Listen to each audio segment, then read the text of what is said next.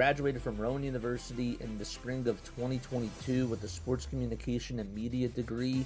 I got to actually call minor league baseball and G League basketball games while I was in school. And then I graduated, and as soon as I graduated, I went to NFL Films in Mount Laurel, New Jersey. And as much as I loved that experience, I miss putting on the headsets. I decided, you know what, talk is cheap. I have a laptop that's in my house, and so 21 months later, here we are, still on YouTube, calling games and building an incredible, loving community on here with the people that I call my Philly freaks with a capital P and a capital H. We go live for every single Phillies, Sixers, and Eagles game, and we do it like old school radio play-by-play style. I'm Jason Joseph, and this is Play-by-Play with JJ. I showed a swung on barrel. Get out to right field. Bye-bye baseball. That baby is long gone.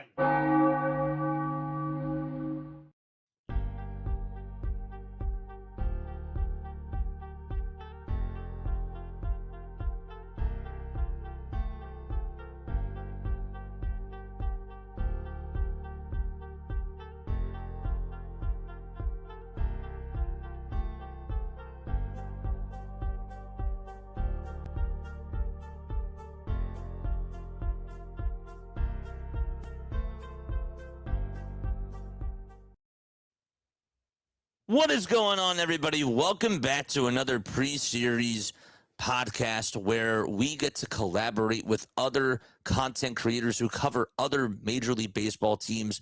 I got New York Minute Sports on here. New York Minute Sports, I've been following your content for over the last 5 months, and I just have to tell you, you are A, very funny, B, you're super creative, and C, I'm just so happy to do this with you. I really appreciate it, bro. And I don't do well with compliments coming from an Irish family, but I really appreciate everybody, you yourself included, man. Everybody watching the show after every single post-game show. And that's the reason I do the show, is because I know a lot of guys are working stiffs, and I have a lot of guys that a lot of friends that are married with kids, and they can't get around to watching the Yankee game every single night like I do. So the reason that I am there every single day is because I come from a blue-collar background, and I got to make a 12-minute YouTube video a day? Oh, man, that's like breaking up rocks at the rock quarry, right? Right. The least I could do is what my whole goal starting this was, and about 2 years ago, I had filmed myself watching the World Series and the playoffs leading up to it. Personally, I've been to 380 Yankee games myself. I've been going since I was 12. And so I recorded myself. My Instagram blew up, got about 36 million views in a year. My dad converted to a Bills fan from a Jet fan. That got 11 million views by itself. But then it just took off. And then I was like, okay, I guess I need more than a minute and 30 seconds to talk, which I can talk.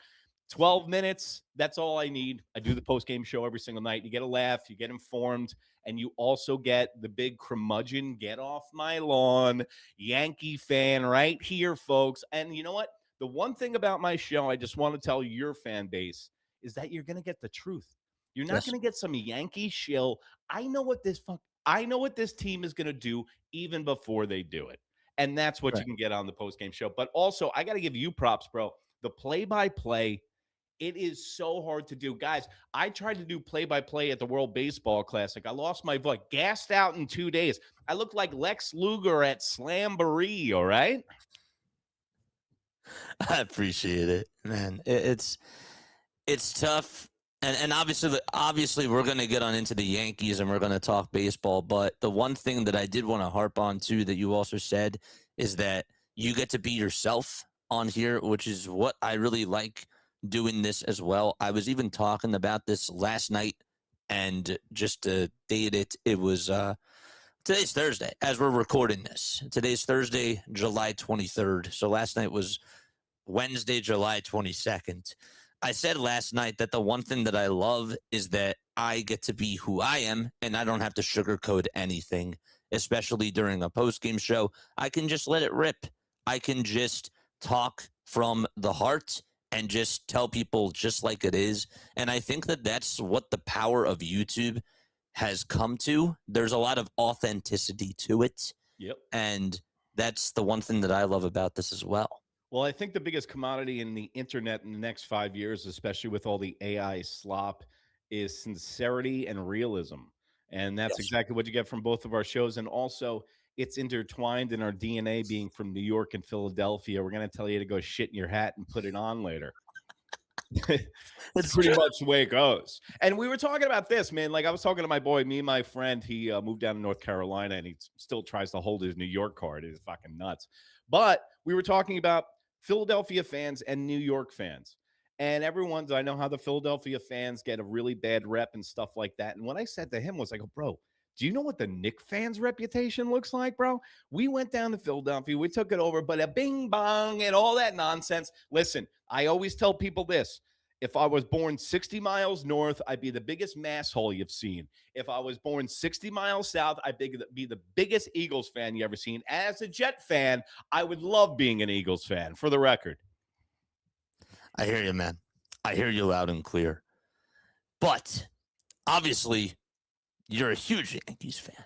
Yeah. And I have to tell you, so the one opposite that you guys have compared to the Philadelphia Phillies is your strength is our biggest weakness. Pitching. And that is your bullpen. Your bullpen is really good, and Blackburn has been fantastic. Bednar has been really good. Cruz has also done a really good job. And it just seems like that you have guys that are just able to step up. And I know that you said this on your podcast as well, that your biggest fear is that because the starters aren't always going that deep, you're taxing your bullpen. When you have And 36 games where none of your starters go more than 5 innings. I believe in that 36 to 40 game stretch, you had Carlos Rodon and Cam Schlittler. Carlos Rodon was 7 innings. Cam Schlittler did an 8 inning. And even if you want to throw Ryan Bad Moon Rising Weathers on top of that, he went 8 in one spectacular. By the way, I'm on the Ryan Weathers rotation at the stadium. I get stuck with one pitcher a year. It's been Carlos, scrambled eggs in my brain, chips in my elbow. Now that he's on the IL, it's a full Western omelet. I drove up 4.5 hours to Fenway in traffic to see him give up 5 runs before I even got in the building. So thanks, Los. Then you have Ryan Weathers. Yes, exactly, bro. This is the reverberations I talk about, and this is what you can get on my show, is that a lot of people, they stare at baseball at game to game to game. No, man. You got to set up your bullpen in game 1 for the next 2 games. Yes. This is a chess match. I even say 2 years ago against the LA Dodgers in LA when Aaron Judge crashed his big toe into the brick. When the LA Dodgers decimated the New York Yankees with 13 runs in 3 straight games and ran through that bullpen, they were suffering for about 2 months after that because all their calibration got moved out of whack. out of whack. And this is why I'm like the old man on the lawn, because I feel like the Russian guy from Rocky IV. It's simple genetics, okay?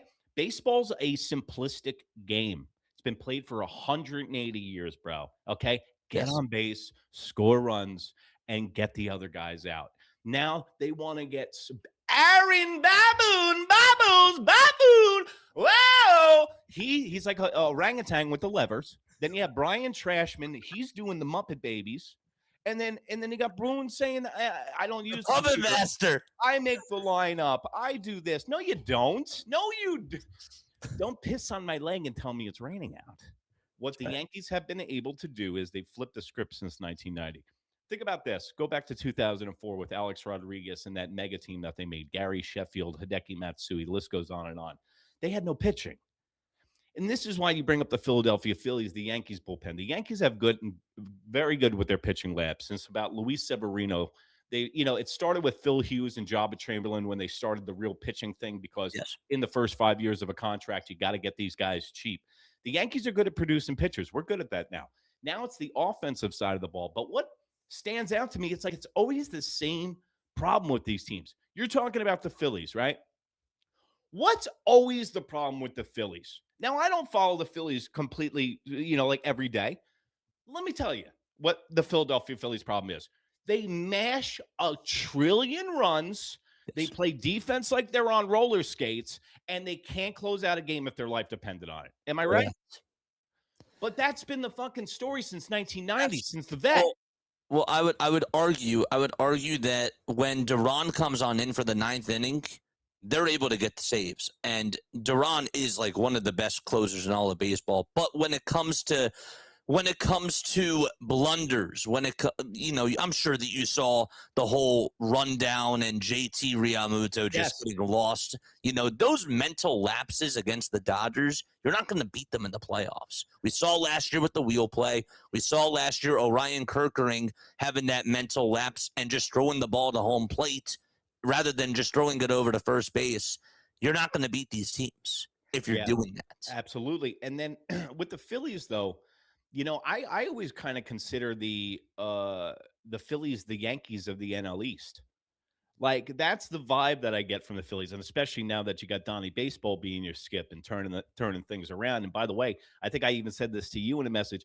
He was the secret sauce against the New York Yankees You last did, year with the you Toronto did Blue say that. Jays as the bench coach.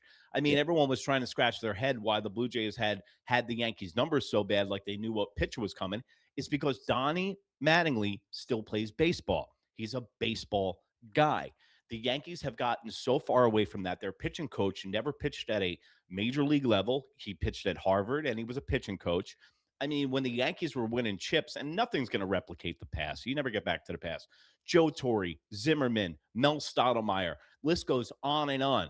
So what the biggest problem with the New York Yankees is that it's always the passing of the torch. Aaron Judge is supposed to hand it to Ben Rice now. Derek Jeter, the list goes on and on, right?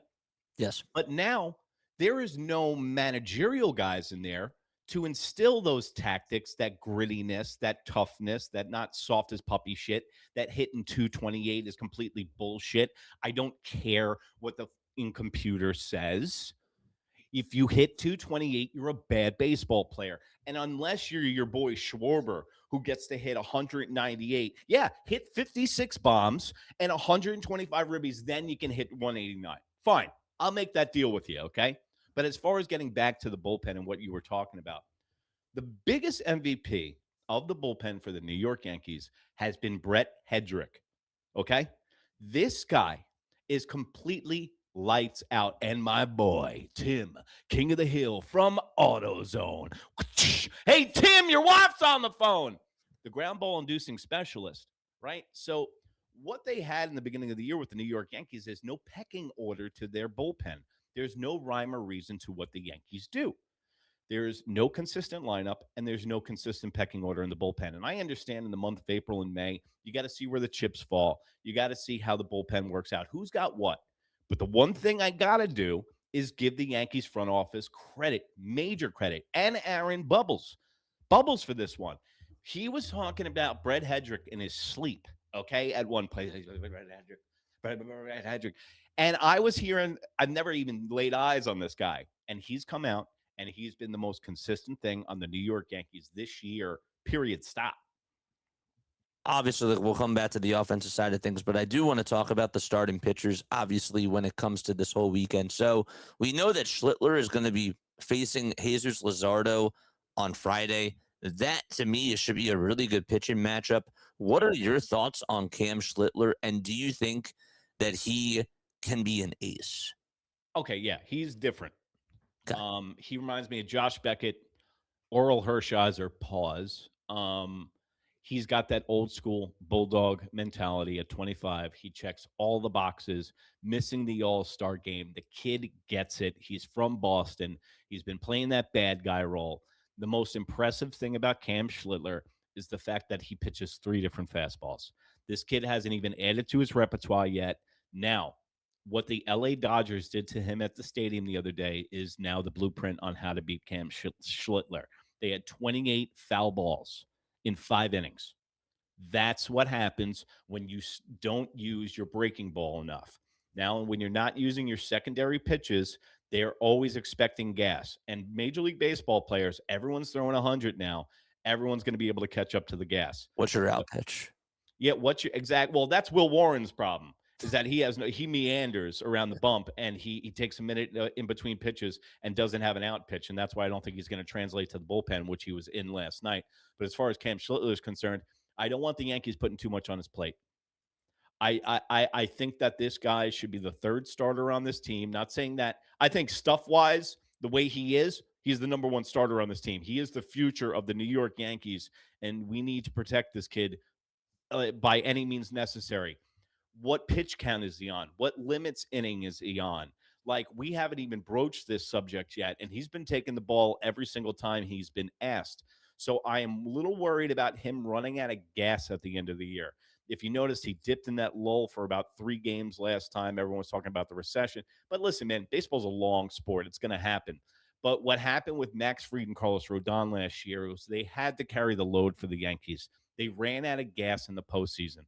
The Yankees' strongest thing, which was their starting pitching, became their weakest point in the playoffs last year because guys ran out of gas. Max Fried, who's got a history of injuries, has a history of having a short gas tank, signed a huge contract, thought he had to do every single thing for the Yankees, pitched the All-Star game, completely ran out of gas. Blister issue, the whole thing. They need to keep Cam where he's at. Stop trying to fast forward this guy into the best pitcher in the league. Is he the Miz? Is he Paul Skeens? Just let him be Cam Schledler. Please. Can we just stop for a second? Can we just enjoy what we have? We have a possible future front-end starter for the next 8 years. And, there will be the surgery eventually because all these dudes go through it. So you have to take that into consideration. You're getting this production at $800,000 a year. That's the number one thing that you should be taking home. I like that. You're paying Carlos Rodon $28 million. We wanted Carlos Rodon. Oh, you can have him. we wanted what? You got a mop and a bucket around? We're good now. Well, actually, we might take him. We might take him because we don't have a fifth starter. They call him Favre from Super Troopers. Okay, what he's gonna bug out at any moment. I saw him gas out against the Kansas City Royals at home in the playoffs. He was pitching lights out in the 3rd inning. He gets out in the 4th inning. He starts going, and I'm like, I go to my boy. I go, what's he doing? Why is he amping himself up? Can't find the strike zone at all, bro. He shoots himself in the foot all the time, and he is a $28 million liability. So yeah, I mean, you got he's Ranger Suarez for you guys, but not as Ranger Suarez. Well, I would actually argue, and I'd say that Ranger Suarez was definitely like he was like a Swiss Army knife for us. Now, obviously, he's with Boston, but like we will definitely take Ranger back for sure because he was giving you some like really, really good production. But speaking of production, somebody that obviously has not given you a lot of production is Ryan Weathers, and he is going to be pitching on Saturday. What should Phillies fans expect from Ryan Weathers? Doom and gloom. Ryan Weathers is, listen, man, he's like the Pineda, the Jordan Montgomery. The Yankees always have one pet project on the year. He's making the right money. He's making $1.2 million. And now he's just going to be a body in there. Okay. So he's the 5th starter. He's trash time. Like, bro, this guy is such a liability. He doesn't start games well. If he does, he winds up blowing it in the 3rd inning. It's the 5-5-5 deal. That's 5 innings and 5 runs and 5 hits if he's lucky. And I've been in the building for 4 of his blow-ups. I was at the Anaheim Angels game where he gave up 3 home runs in the 1st inning. And I'm like, my boy's just like, you want to go home? I'm on the, like I said before, I'm on the Weathers rotation. And expect to tee off on this guy. And also, you have a history with him on the Marlins. How's his history pitching against the Phillies? Bet you it's not good. No. Yeah. And he was also with the Padres too. See, now the big topic on New York Minute Sports is that Will Warren and Weathers are going to have to go to the bullpen. Now, yes. Remember back to 2009 with Phil Hughes, the bottle rocket, he was suffering. He got hurt, and then they couldn't build him back up, so they made him into a middle relief guy. He literally contributed big time to the Yankees postseason. Yeah, he was doing 2 innings. And that's another thing is that the Yankees never figured this out right. They're misusing Ryan Yarbrough all year long. Like, we used to have a guy in the Yankees called Ramiro Mendoza back in the day. If a guy did go 5 innings, now your middle relief guy comes in and he bridges you to the 7th inning. You let him cook for 2 innings, bro. Then you bring your 7, 8, 9 guys in. It's simple, man. And these guys just want to screw with it. And Boone loves taking guys out after 8 pitches. It's all analytics. It's all analytics. Insane. It's That's all it insane. is. It's insane. If a guy crazy. is striking everyone out and he's dealing, you let him go until he puts a man on, and then you get another guy. Yep. And I don't want to hear about the 3-batter bullshit. Yep. Listen, You got to watch his pitch count. You got to, as soon as they get to 100, that's it. That's it. yeah. Max Fried looked good last night, though, which was very good. He didn't look tentative. His arm looked strong. They let him go 57 pitches. He was supposed to have a rehab start down in AAA. Did it on the major league level. Looked very good. That's good. And we're not going to have to face him in this series, which I'm kind of looking forward to. But then again, we didn't have to face Yamamoto, Glasnow, Ohtani, or even Blake Snell in the last series against the Dodgers, and we lost 2 out of 3. Nobody's It's beating just brutal. Nobody's beating those guys, man. It's- They got a 90s Yankees vibe going on. Like And- Robleski, when he's healthy, when everybody's healthy, he's their number 5 guy, and he was an all-star this year. You're in for a world of hurt. The only way that the Yankees or the Phillies, I think, can win the World Series if somebody bumps out the Dodgers in the first round. I always still think that can happen. You can catch lightning in a bottle. I've seen it happen in sports. That's the only, and I was hoping that was going to be the Padres this year because, they played them tough no matter what the records are in division games and stuff like that. I think if they got into the Padres could have upset them, but I don't see anyone stopping them unless they stop themselves with injuries. I hear you. I hear you loud and clear. But and then of course on Sunday it's Will Warren. We talked about Will Warren. So you're pretty much expecting that Saturday and Sunday night are going to just be bullpen days. Every game that the Yankees do is a bullpen game, bro. They only go to the 5th inning and they wind up using 9 pitchers in the game. So it's like all hands on deck every single game, and like that's going to catch up to you. Also, speaking on the Will Warren thing, did you see that they brought him in the 9th inning last night? I did not see that. So we were talking about, was Will Warren going to go to the bullpen? So Max Fried comes back, which was kind of weird. If you remember during the rain delay, they completely skipped Ryan Weathers and brought up Elmer Rodriguez Cruz. And then they had Yarborough start a game. So they're trying what they tried to do, dude. They tried to separate Weathers and Warren from going back to back. That was killing them because think about this. You have 2 guys back to back that give up 6 runs a game. Then your bullpen has to cover that thing, and then you're done. You're shot for the next series, and this is what I was talking about, the reverberations. But Will Warren, they start warming him up into the 7th inning. Now I'm like, oh, cool. They're going to bring him in Phil Hughes, bottle rocket style, let him pitch the 8th and 9th. No. They bring him in the 9th. Comes in, first pitch, single. Strikes the next guy out, can't find the plate. Very indicative of his starts. It was like a microcosm of his starts in 2 batters. Then they took him out, and then Tim Hill came in. So he did not look impressive in relief. And this is what drives me nuts. You're going to have a starter who doesn't start a game well, but now he's going to come out of the bullpen in the middle of the game and start well? Yeah, that doesn't make sense. Doesn't make any sense. No, that doesn't line up at all whatsoever. Can we talk about Paul Goldschmidt? Absolutely. Because he was on such a tear after Aaron Judge got hurt. And now, for some reason, from what I've been checking on, he hasn't necessarily been as good. So he's been platooning over at first. Okay, this is the problem. Okay. We saw this coming, JJ. This is the problem. I think I should have a crystal ball and be like Mrs. Cleo and be like, call me now. Call New York Minute now. Last year, Paul Goldschmidt, hot start, 3 months, lights out, fell off an absolute cliff. You got to remember, in baseball years, Paul Goldschmidt's 111. Okay? What happened to this was injuries.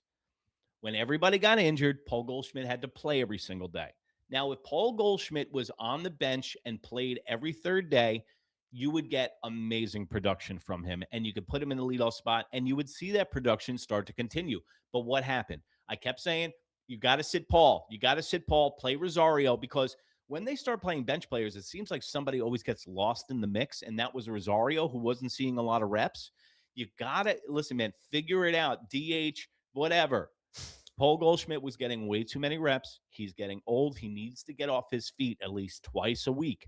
They didn't have that luxury. That's why you saw him go 1 for 31. Because if you don't have your legs under you, you can't hit the ball, dude. He's an old car.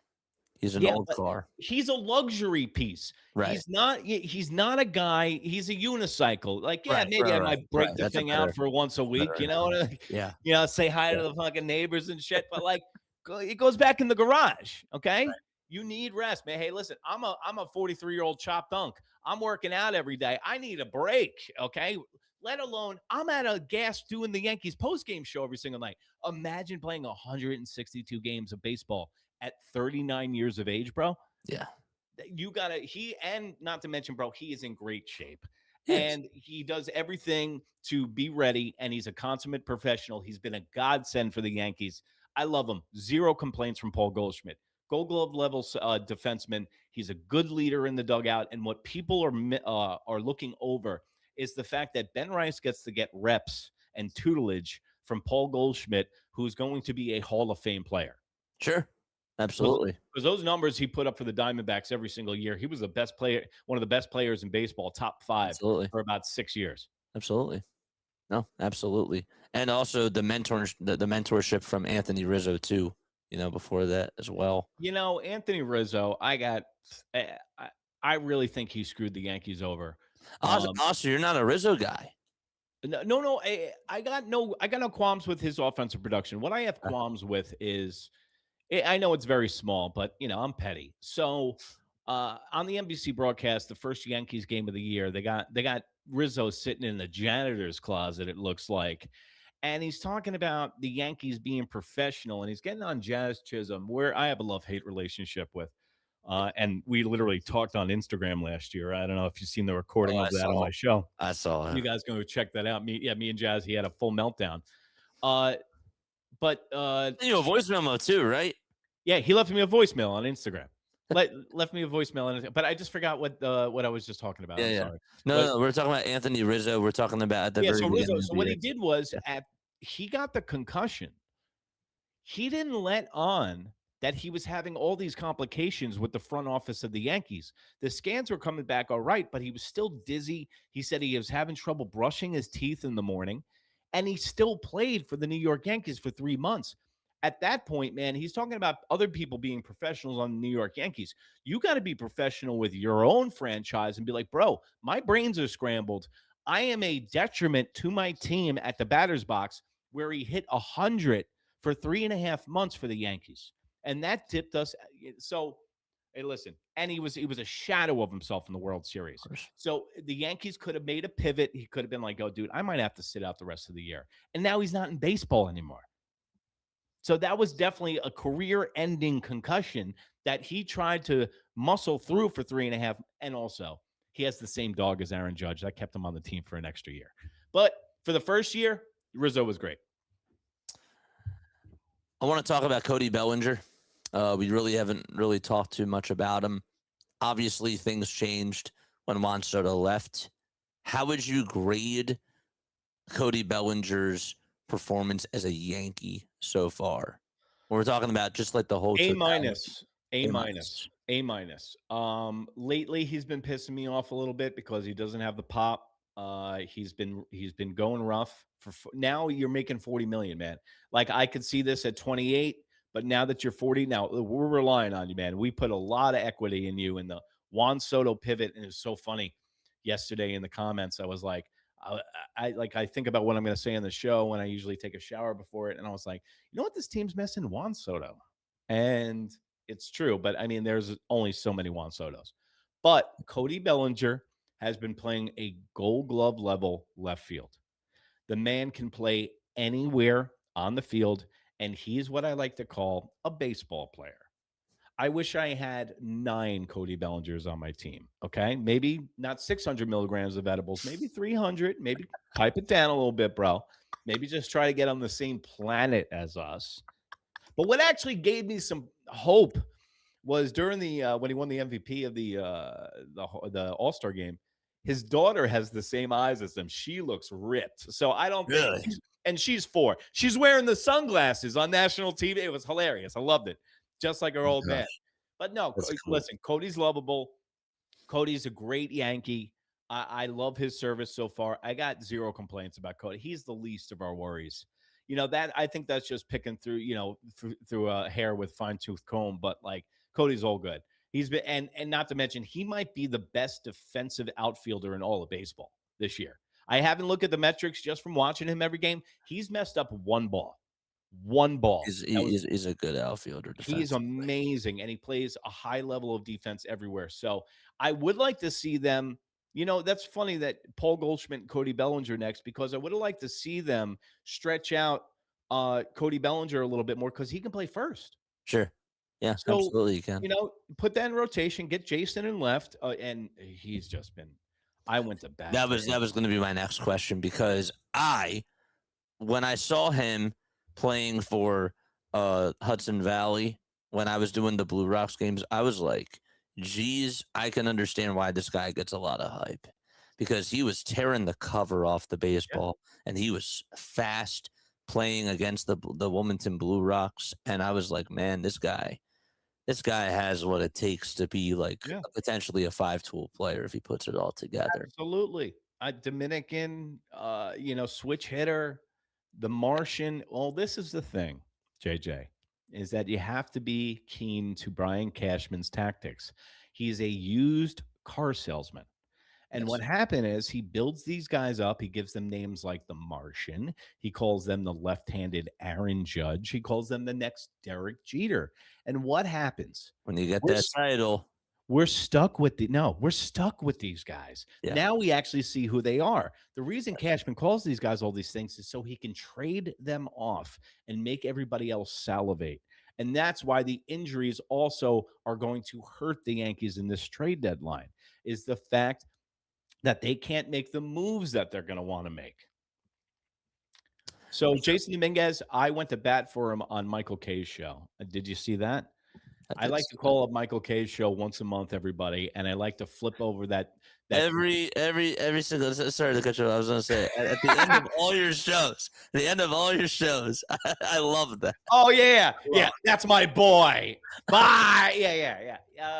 Yeah. So I like to call up Mr. Potato Head, and I like to flip over that craft service tables in his old folks' home, and I like to rattle his cage. So I called him, dude, 11 games in. And I was like, where's Trent Grisham's power numbers? And he's like, it's 15 games in. I'm like, he's not going to do it. And this is the whole crux of the fucking thorn in my side with the Yankees this year, is the running back Yankees, the Toronto Blue Jays and the New York Yankees last year wrung out every ounce of offensive production that they absolutely could. Everybody had career years across the table. Baseball is the great equalizer, bro. If you think that guys are going to come back and have the same exact year that they had last year, you're going to be sorely mistaken. And look at the batting averages now. Look at the numbers on the New York Yankees. They are down across the board. And it works in the other way. If you have a team that's been shitty all year, like look at the Boston Red Sox now. They couldn't hit water if they fell out of a boat. Now they're starting to put it together. So what goes up must come down in baseball. And listen, man, the Yankees are going to, the problem is that the Yankees aren't a good team and they're a game and a half out of first place. I know it sounds crazy. I know when I say this, it sounds counterproductive, but it's not. I hear you. They're just good enough. They haven't had a losing season in 35 years. Okay. That's impossible in baseball. Above 500 since 1994, dude. So that being said, sometimes I waver between, if the Yankees lose Brian Cashman, we're just another franchise now. Like, you might be upset with the neighbors that you have living next door to you right now, but wait until the next neighbors move in. How much is this? How much is this on Hal?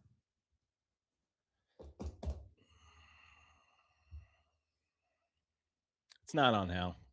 I mean, if I'm going to be honest with you, it's low-hanging fruit to get clicks and shit like that. But Hal spends the money. Hal's got a $300 million payroll right now. It's not like he's not spending any money, and it could be worse. You could be over in Queens with a higher payroll and have that kind of season. So what a lot of people miss is the genesis of Hal becoming owner of the New York Yankees. When George passed away, Hal's brother was supposed to take over. Yep. He was like George. He was the baseball guy. He was the Yankees guy. He dies, and now Hal's left there. Now, Brian Cashman started in the mailroom at the Yankees. So he sees this guy, Brian Cashman, who worked under Bob Watson and Gene Stick Michaels, and he goes, "Hey, man, this guy's a superstar, right?" So he goes, "It's just like your dad passes away and you own a mechanic shop and you don't know how to rotate tires. You see the guy that runs the shop and you go over to him and go, 'Yo, man, do you know how all this works?' He goes, 'Yeah, I do it every day.' How about I just sign the checks and you take care of the day to day? What do you think?" Yeah, sounds good. So Cashman is the sixth Beatle. He is the sixth Steinbrenner. Right. He's not going anywhere. And then that also plays into I'm one of them that says fire Aaron Boone because you have the June swoon. And if you have an employee of your company where you go, "Hey, man, every June you almost run us out of business. Can you not do that this summer?"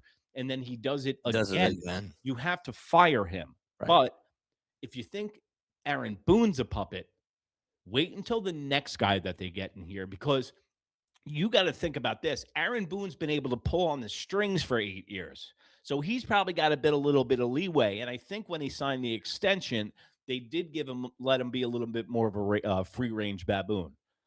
But like, be careful what you wish for, man. At the end of the day, Aaron Boone does have about 720 wins in 8 years, 9 years, or whatever it is. He's almost averaging 96 wins a year. And I don't agree with his coaching style. I think he's too soft on the players. I think that they need a disciplinarian. I played a lot of sports in my life.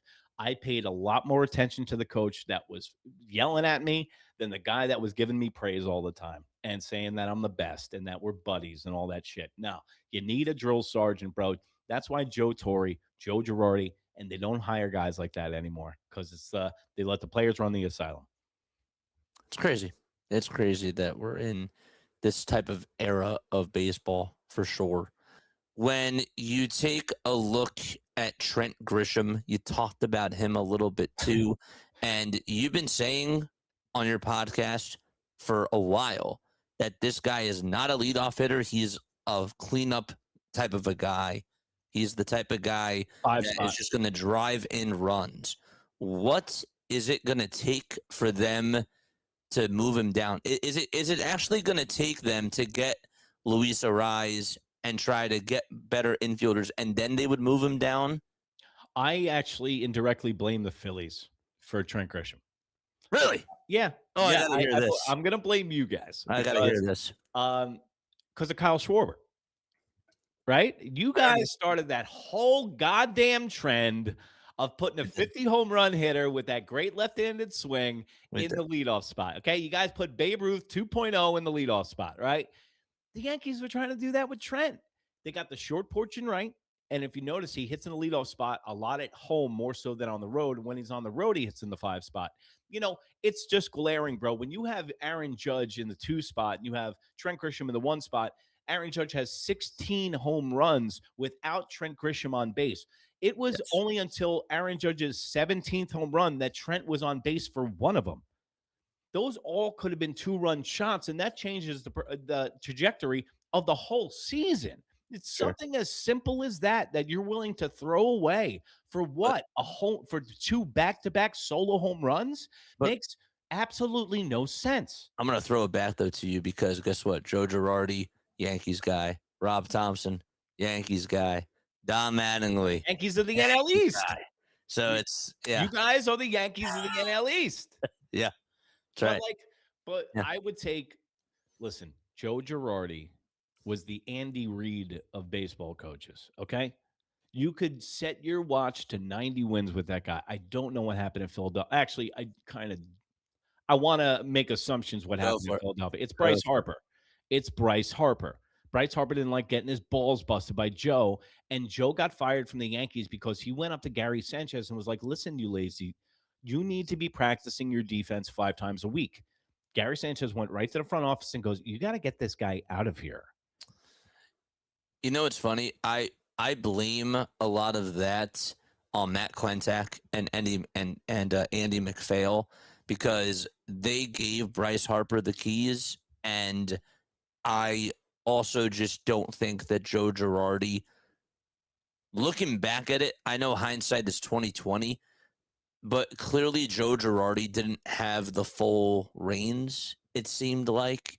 And I think that when we take a look at the front office, Mac Lentak and Andy McPhail were very much analytics heavy when it came to just the way that they were able to like manage in the front office, if that makes sense. And No, I hear you. it seems like I have to give Dave a little bit of credit. I do think that Dave Dombrowski, as much as I've criticized him, I do feel like that he is actually allowing the managers to coach. You know, I if that feel makes that the sense. Phillies play more a style of baseball than the Yankees do. And that's why I kind of like, that's why I kind of like the Phil. I don't even want to. I kind of like the Phillies is Yeah, because they do play a style of baseball that's around. It's in the they're same. more aggressive on the Yeah, bases it's compared to it's the Yankees. well, I mean, but the Yankees are second in all Major League Baseball in stolen bases this year, bro. I mean, that's Sure. that's the one thing. See, but and I know I get off topic and I jump Yeah. around, but it's just I pick between other things that I'm angry about. Is that when you have these guys struggling on the offensive side of the ball, look at what the Tampa Bay Rays do, and they're the island of misfit toys. Okay, that when you have Mullins hitting in your cleanup spot, you're really not blowing people away. What do? They work counts, they draw walks, they get on base, they steal bases, sack flies, move runners over. You can manufacture runs. The New York Yankees still think that Aaron Judge and Giancarlo Stanton are sitting in that locker room. And guess what? You're a bunch of journeyman bench players who are hitting 228. Wake up, and start playing baseball. And it's unbelievable. And this just ties it all back in to the farm system. Is that the fact that they're not teaching these guys? They said 2 years ago that they weren't teaching fundamentals in AAA. So reverberations, right? That will be the theme of today's show. Reverberations.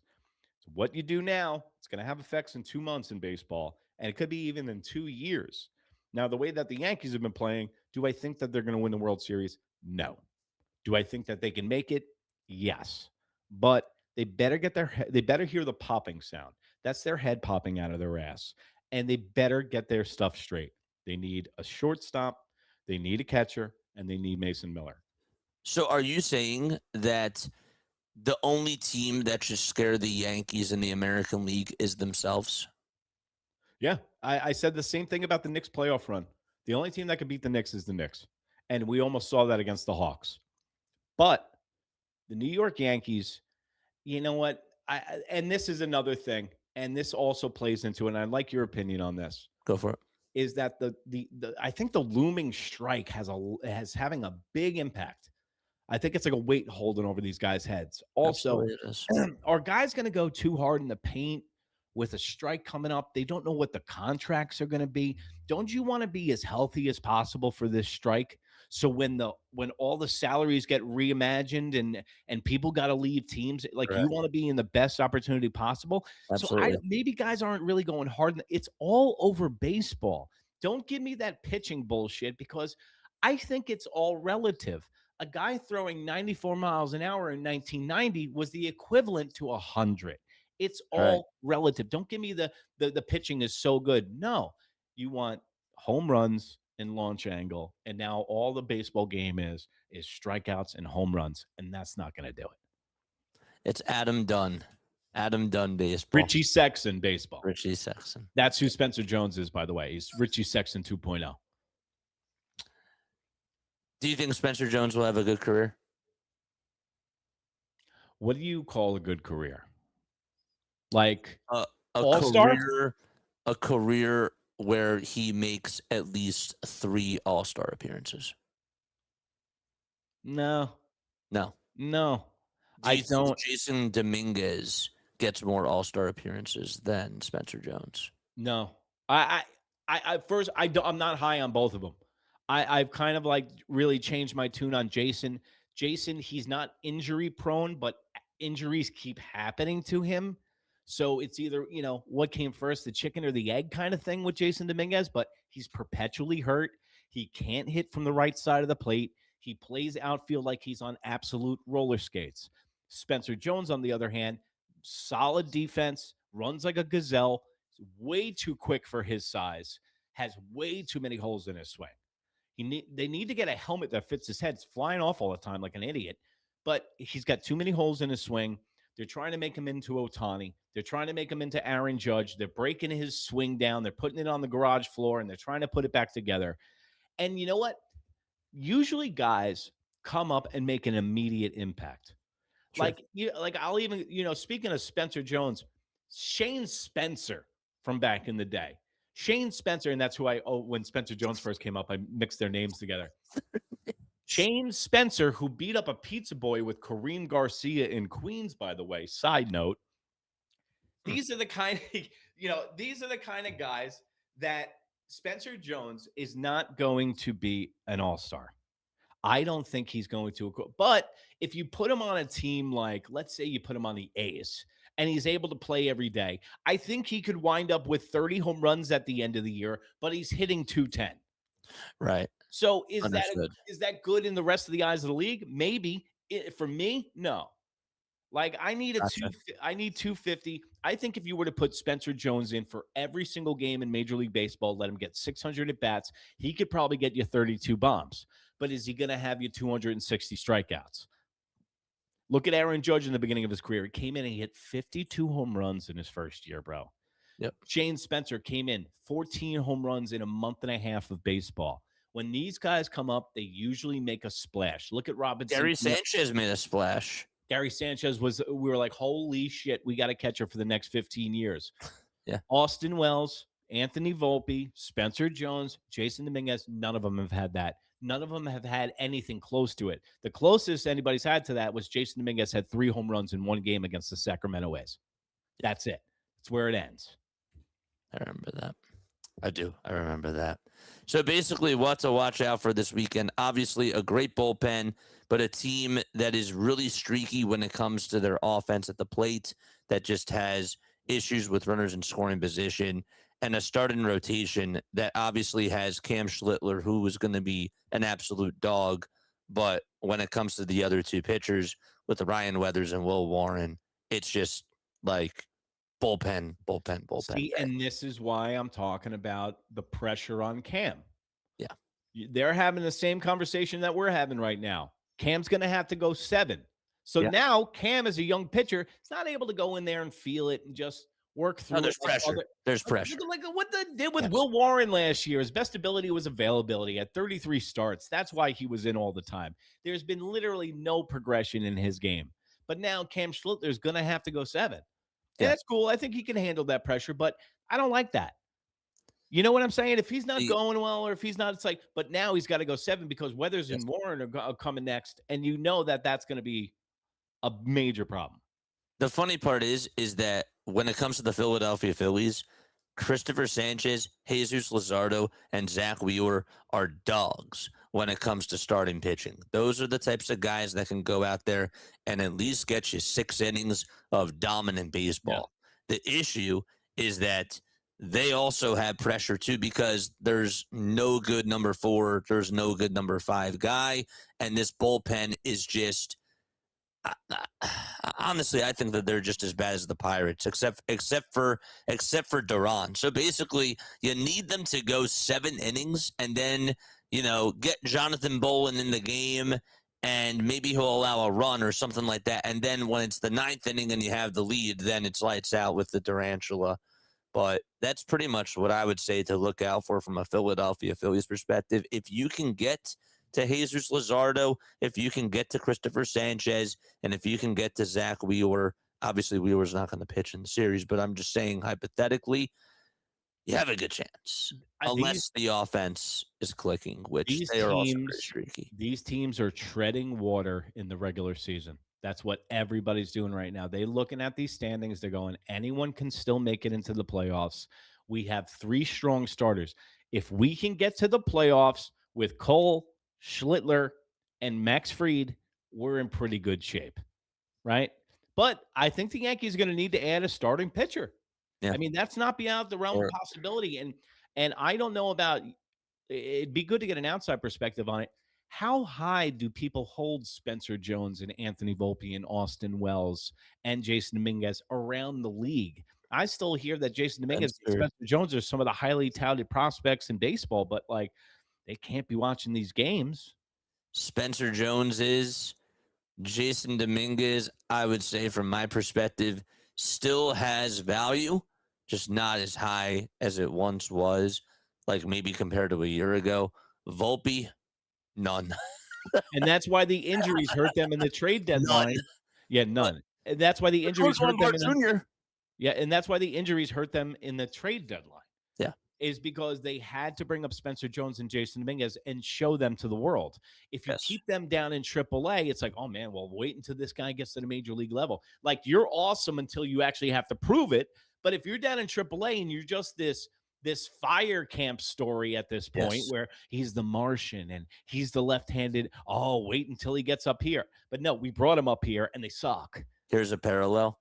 Ranger there's a lot- Suarez was let go because the Phillies didn't pay him, and they extended Christopher Sanchez early. They got him locked in, and then we all pretty much knew that Ranger Suarez was going to leave. And Andrew Painter, who was your number one top tier prospect, has never been the same since the Tommy John surgery. He had over a 4 ERA in AAA last year, and he got the number 5 starter by default. And he goes 1-6 for you. He has pretty much a 6 ERA when he is here. And obviously then you had to let him go. But they knew heading on into this year that the number 5 starter was going to be an issue. They also let go of Taijuan Walker. He was having his problems too. He wasn't getting the job done. And so pretty much the number 5 starter is a bullpen game. Then you put Alan Ronhell in this spot, and you call him up, and now he has to come on into a pressured situation. And then with the bullpen being the domino effect that they've been without Brad Keller and just with nobody else that's out there, they had to call up a guy, and Alex McFarland, who didn't even go to AAA. And he just got called right up to the big leagues. Like, that's how much they are scrambling, and that is what you call a panic move. Who was the left-hander you had in 09? Was it Cliff Lee? Cliff Lee. You guys need a nice little Cliff Lee. Yes. Nice little Cliff Lee. And you know who that is? You know who that is? Who is it? Scooble. Now, do the Phillies. We're not going to have enough. Why not? Dodgers can still get them. There might not even be baseball next year. In fact, there's not going to be baseball next year, which is I great. agree. I want them to go all in, but I'm afraid that the Dodgers have a better package, and that I'm afraid that you guys have a better package to go get them. Pause. You got to say pause after that one. Yeah. No, listen. I think the Yankees have had a bigger package than the rest of the Major League Baseball for a long time. But yeah, I mean, that's what I don't see. It's different when you're in it as a fan. You don't think you have anything. And then, like, so for instance, like when I see your team from an outside perspective, I'm like, oh, pretty good. You know, they're a solid team. And you're like, no, they got this wrong. They got this wrong. And they got this wrong. And it's like, well, the Yankees win all the time. It's like, nope, they're not. They're 1.5 games out of first place and they're not good. So I think when you're a fan of the team, you're like, oh, we got nothing. And because we see these guys on a regular basis. A lot of people all over the country don't see it. They just still know Jason Dominguez and Spencer Jones in their head are really good players. Yes. Right? So I don't teams are going to take on like bad players. Like, you're absolutely right about that. So, dude, why not just – I mean, because if you were to talk about the Phillies getting Scooble, now you're talking about a rotation I do not want to face in the postseason. In a short series, bro? Yeah. Forget it. Rotation. And that's why the Yankees are dangerous. The Yankees have the best. Well, the Boston Red Sox might have as good or better pitching when Crochet comes back. And Sonny Gray. Crochet, Gray, Ranger Suarez. Yeah. Reset. And, you know, Ranger Suarez, we do not do well against. a breaking ball left-handed pitcher, we do not. And by the way, I shouldn't say this publicly, but I'll just tell you.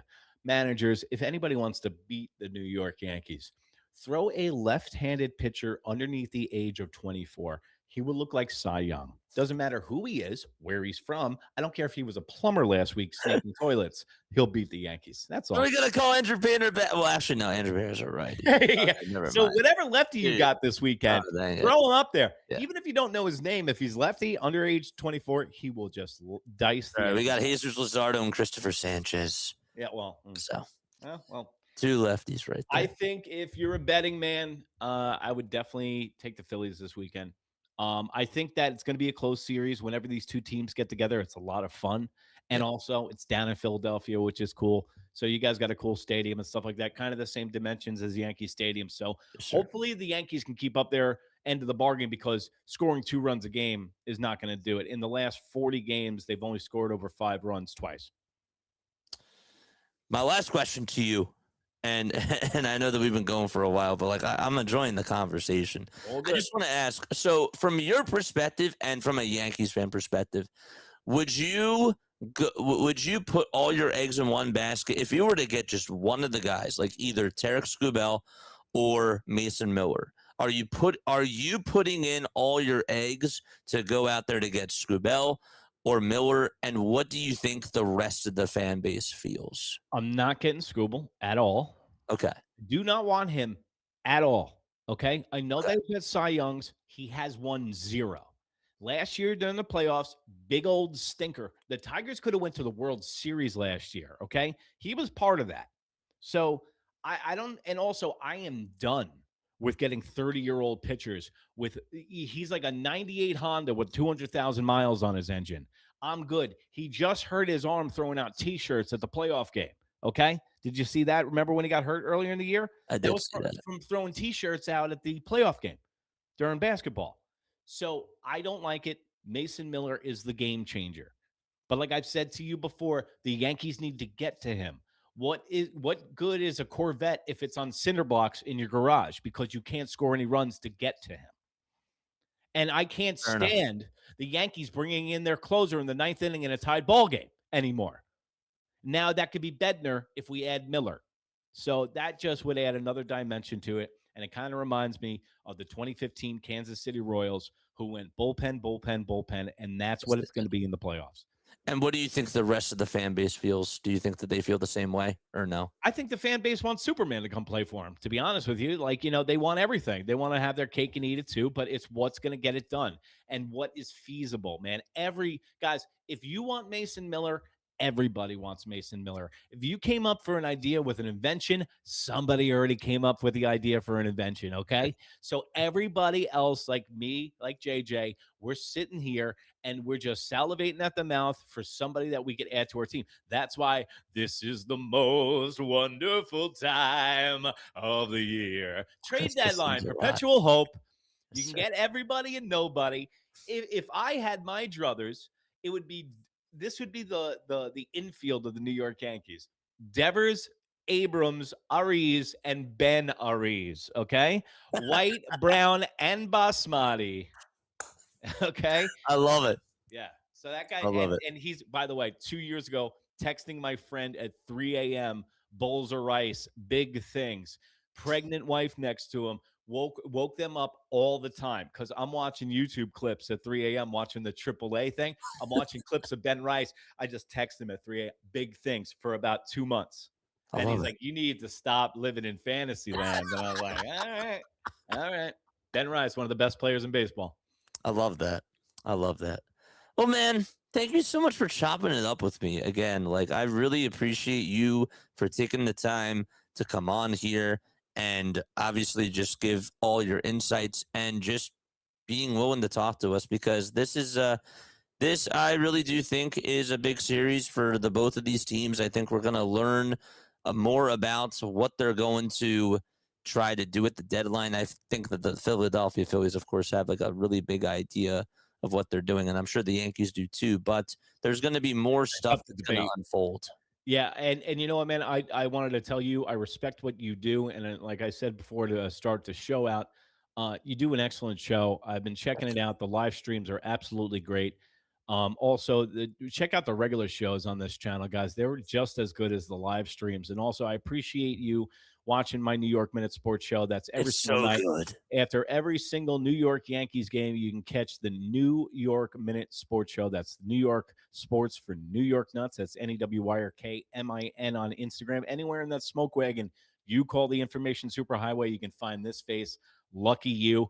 Don't forget to like. Don't forget to subscribe. And I am definitely going to be doing more shows with JJ as far as this one went. But that's the thing. I always think somebody wants to do a show with me until we leave. Yes, But sir. hey, I really appreciate it, bro. You do a great job, even though you're a Phillies fan, even though you're a Philly guy, which, like I said before, man, I got an affinity for the Phillies Sure. fans because the passion's there, man. And that's all that. And I was there in 09 at the World Series, every single game. I cried at the Matsui game. Like, I give you guys mad props. And Philly fans are great fans. And if you want to come over and catch a Philly kind of vibe up here in New York, check out the New York Minute Sports Show. Yes, sir. Yes, sir. You're the man. All right, guys, that's going to wrap things up here for this pre-series show. I will see you all in just a little bit. All right.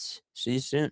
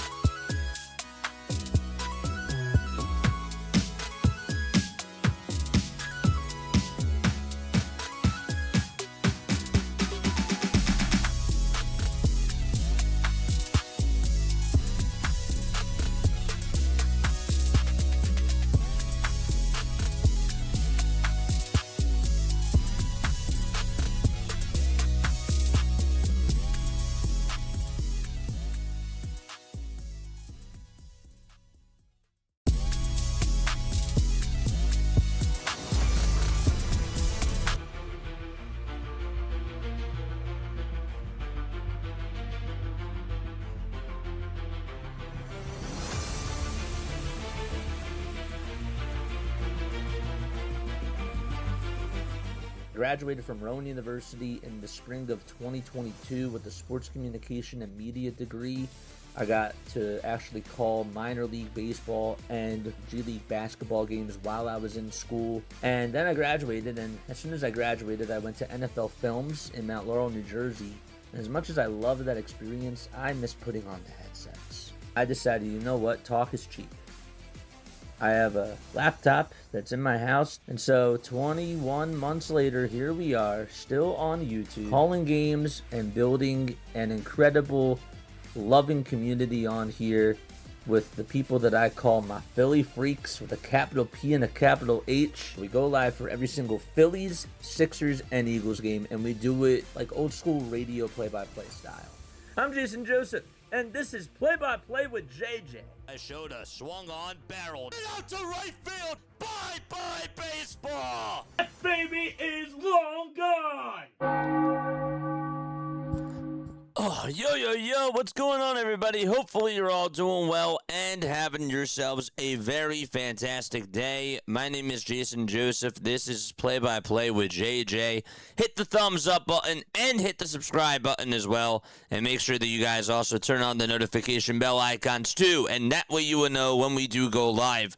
We got a Phillies game tonight. The Philadelphia Phillies are taking on the New York Yankees and starting off a 3-game set against the Yankees. It'll be Cam Schlittler pitching for New York and Jesus Luzardo pitching, of course, for Philadelphia. Yes. Okay. People are going to be asking me about today. Unfortunately, I could not go live. I could not go live earlier today. I have stuff going on. I had stuff going on that I had to take care of. Everything is good. But maybe later tonight, we'll do a live stream talking about LeBron coming on over to Philadelphia. I'm so excited. I'm very hyped. And honestly, the vibes feel a lot better heading on into this game because of it. It really does. Now that LeBron is here, maybe Dave Dombrowski can just knock on the door and talk to the Detroit Tigers and go out there and get a guy like Tarek Skubal. I don't know. Maybe this wakes him up a little bit more. I don't know. Maybe I'm just reaching. But at this point in time, I just wanted to let you guys know that obviously I did post a YouTube short about it, but I just could not go live. I could not go live because I had stuff to do. And obviously I had to get ready for this game. So it's really important that I did that. But we are here. We are here, and we are ready to talk about Philadelphia Phillies baseball. Because tonight is Jesus Luzardo night. Jesus Luzardo, in his last outing for the Philadelphia Phillies, he went 5 innings. He also ended up striking out a total of 7 batters and also gave up 1 earned run and 2 hits as well. I think that he has been... overall, he's just been a really solid pitcher for the Philadelphia Phillies over the last couple of months. You take a look at his last 48 innings of work, really 47 innings of work, he has only given up 16 runs. Just 16 runs, 12 earned runs, and he has struck out a total of 66 batters. He's been, on such a tear right now, chat. He's been phenomenal. And tonight, the Philadelphia Phillies, I think, have a really good chance. Cam Schlittler is not an easy person to face. I don't expect this offense to light up Cam Schlittler at all because of how great of a pitcher he's been. But I do expect that the Philadelphia Phillies are going to keep this close. And if Zeus does go 7 innings, I have a good feeling about the Philadelphia Phillies winning this game. So my final score prediction that I'm going to go with, I got the Philadelphia Phillies winning by a final score of 4-1. That's my final score prediction. 4-1 is my final score prediction for this game. Cam is going to do a really good job, and then the Philadelphia Phillies are going to have 1 inning where they do take him deep, and that's really going to be all the damage that they do, and their bats are going to go silent throughout the rest of the way. But I just think that getting that lead early is going to help out Philadelphia, and that's going to be the big difference maker of this game. So I got the Phillies winning 4-1. That's my final score prediction. Just a little bit numerically when it comes to his stats. Cam Schlittler this year, Does have a 9-6 record. He also has a 2.2 ERA, I should say, and a .96 WHIP, 123 strikeouts and 123 innings and 145 strikeouts on the season as well. So that is what the Philadelphia Phillies are going to be facing up against. I do also want to say thank you so much to New York Minute Sports for coming on and for talking Yankees baseball with me. I've been following New York Minute Sports for a little bit of time, and he has really good post-game shows. He really does. He's very energetic. He's very creative, and I also just really like his vibe. You know, he brings so much passion to the game, and I was really happy to be able to do that collab with him because he is absolutely awesome. You guys know me. I like to collaborate with people. I like to reach out to people, and I like to be able to do collaborations and just get new voices on here. That's something that I'm trying to do a little bit more of, and I was really happy that I did that with him. So that was a lot of fun. But yes, it is time for Phillies baseball. We still got another 15 minutes or so for Philadelphia Phillies baseball. Again, don't forget to like, don't forget to subscribe to the channel as well. We will go over starting lineups in just a little bit. The one thing that I do want to say, and New York Minute Sports did talk about, he did talk a little bit about the offense when it comes to the New York Yankees. This team that the Yankees have, they are very long ball heavy. They are long ball reliant. They can play small ball, but when it comes to driving in runs with runners in scoring position, that is where they fail. That is where they fold. And they really struggle against left-handed pitching. You even heard it during the pregame show from New York Minute Sports. And I think that that's why the Philadelphia Phillies have the advantage again today. I'm not expecting the Phillies to be able to rock Cam Schlittler's world. I'm not. I'm not expecting that at all whatsoever. But what I am expecting is for Jesus Luzardo to keep the Philadelphia Phillies in this game and get them out on top. And that's why Zeus is my...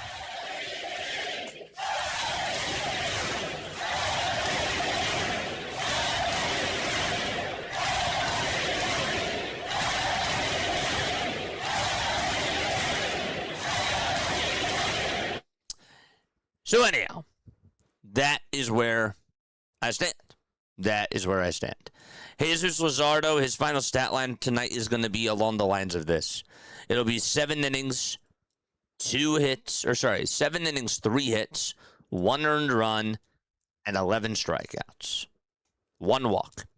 That's it. 7 innings, 3 hits, 1 earned run, 1 walk, and 11 strikeouts. What are your final stat line predictions for Jesus Luzardo in tonight's game? We are going to be in for a pitching duel.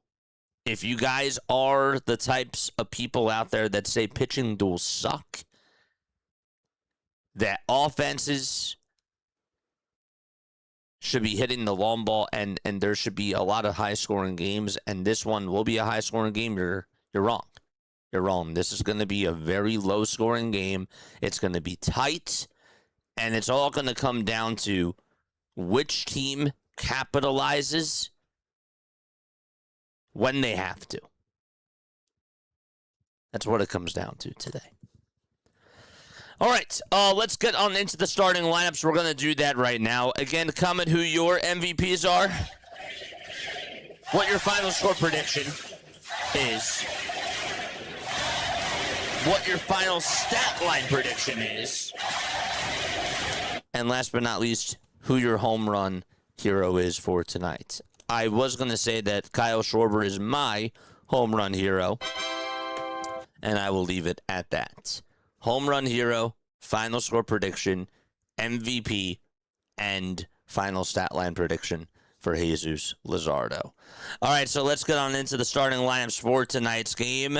After we say hello to everybody that is here in the chat, Joanne is here. Ray is here. What's up, Ray? How you doing, buddy? Good to see you. We got Luzardo on the bump. Yes, sir. Yes, sir. Absolutely. Why is this game on Apple TV? I can't answer that question, my friend.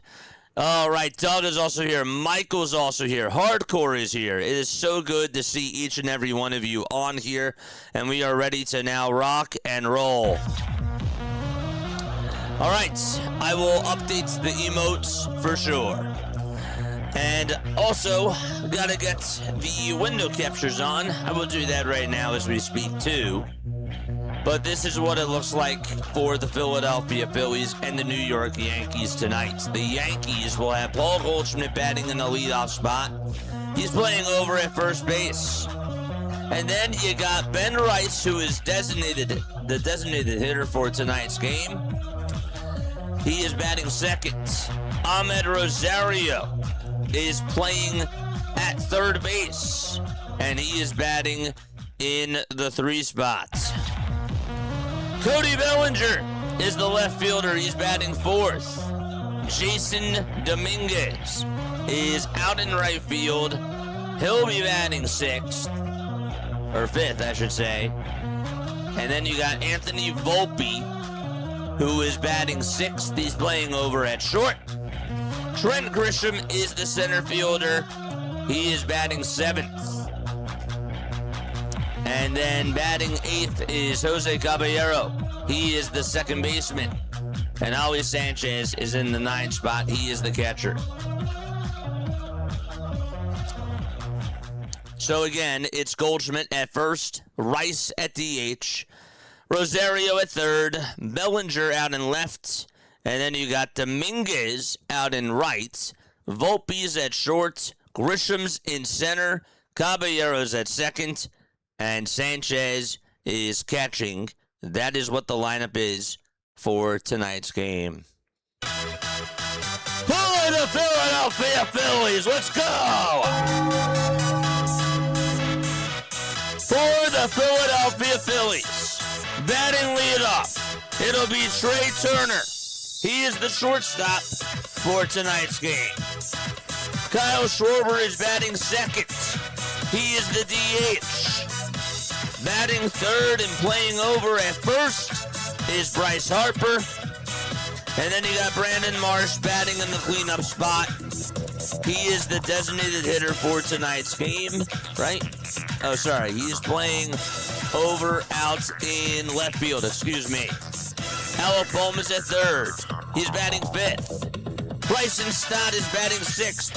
He is the second baseman. Eighth. Seventh is going to be JT Realmuto. He's the catcher. Eighth is Gabriel Rincones Jr. He's out in right field. And Justin Crawford, of course, is playing out in center field for tonight's game. All right. Once again for the Philadelphia Phillies, their starting lineup will look just like this. It'll be Trey Turner, Kyle Schwarber, Bryce Harper, Brandon Marsh, Alec Bohm, Bryson Stott, JT Realmuto, Gabriel Rincones Jr., and Justin Crawford, all batting from 1 through 9 for the Philadelphia Phillies. I am going to update the emotes right now. I forgot to do that earlier today, so we're going to get that up and running. This is what the emotes will look like for Jesus Luzardo. You should see it in just a few moments as we get it up and running. The Jesus Luzardo emoji. I got Zeus as my most valuable player.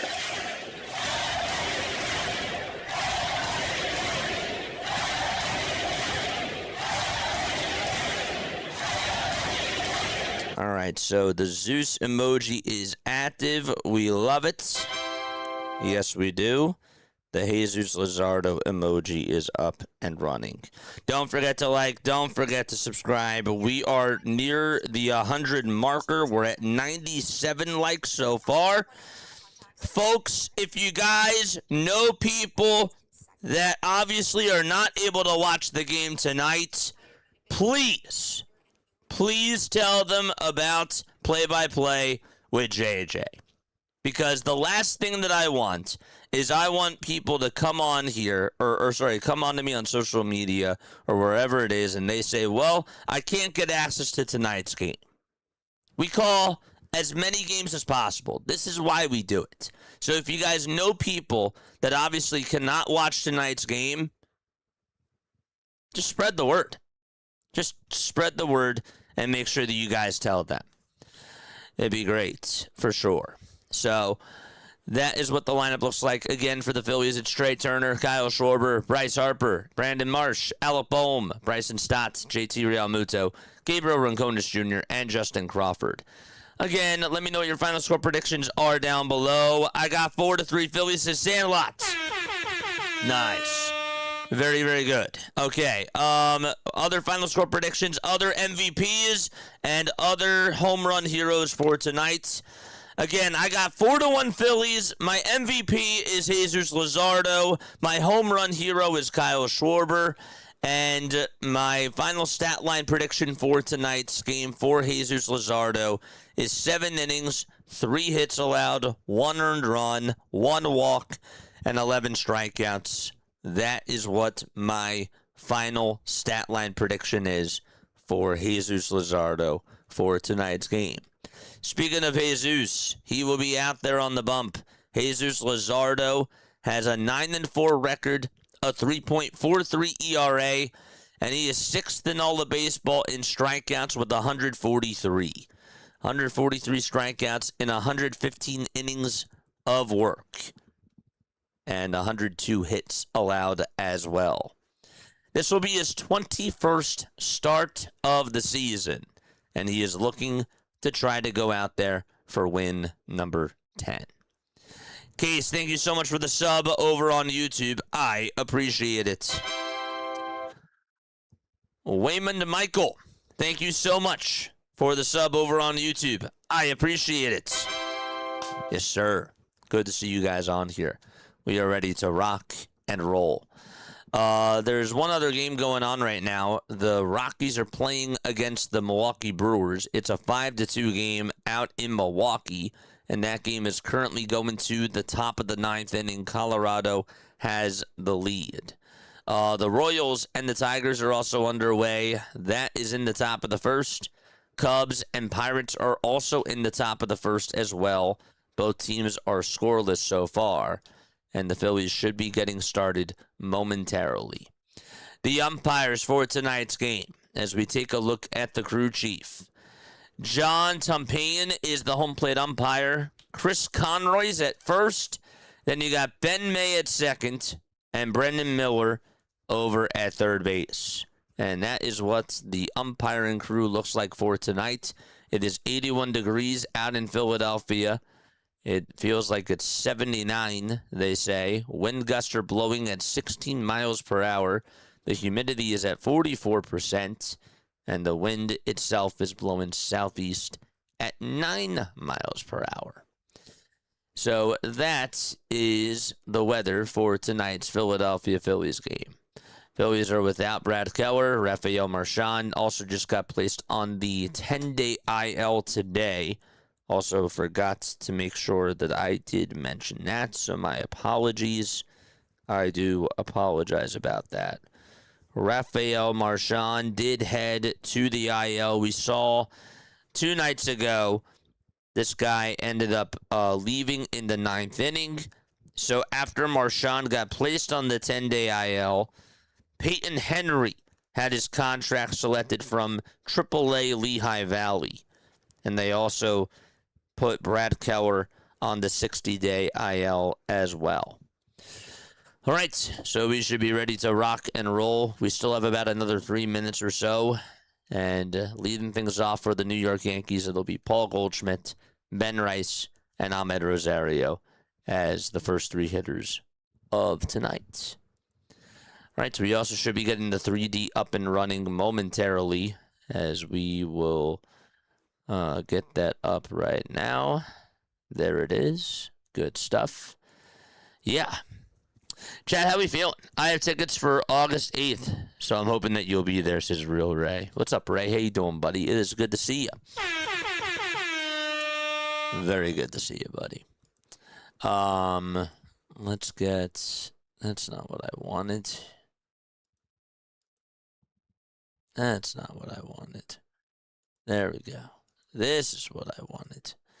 So again, if you guys know people that obviously cannot watch the game tonight, make sure that you guys tell them about Play-by-Play with JJ, and spread that word. Spread that word. I would say great minds think alike, but the so do weak ones. But so do the weak ones. Yes, sir. Charlie, what's up, Charlie? How you doing? Charlie Mulrooney. Thank you so much for coming on here, my friend. I appreciate you very, very much. I'm at Lancaster's Stormers game right now, getting ready for the anthem. Oh, you're at the Stormers game? You're at the Stormers game, dude. Spell check is annoying on here. I totally feel you on that. I got 5-3 Phillies, MVPs and co-MVPs, LeBron James and Mike Anzi. That's funny. That's really funny. All right, so the Phillies are taking the field right now. They're in their City Connect uniforms, and they are out there ready to rock and roll. Yes. Good stuff. Okay, time for us to start with some baseball.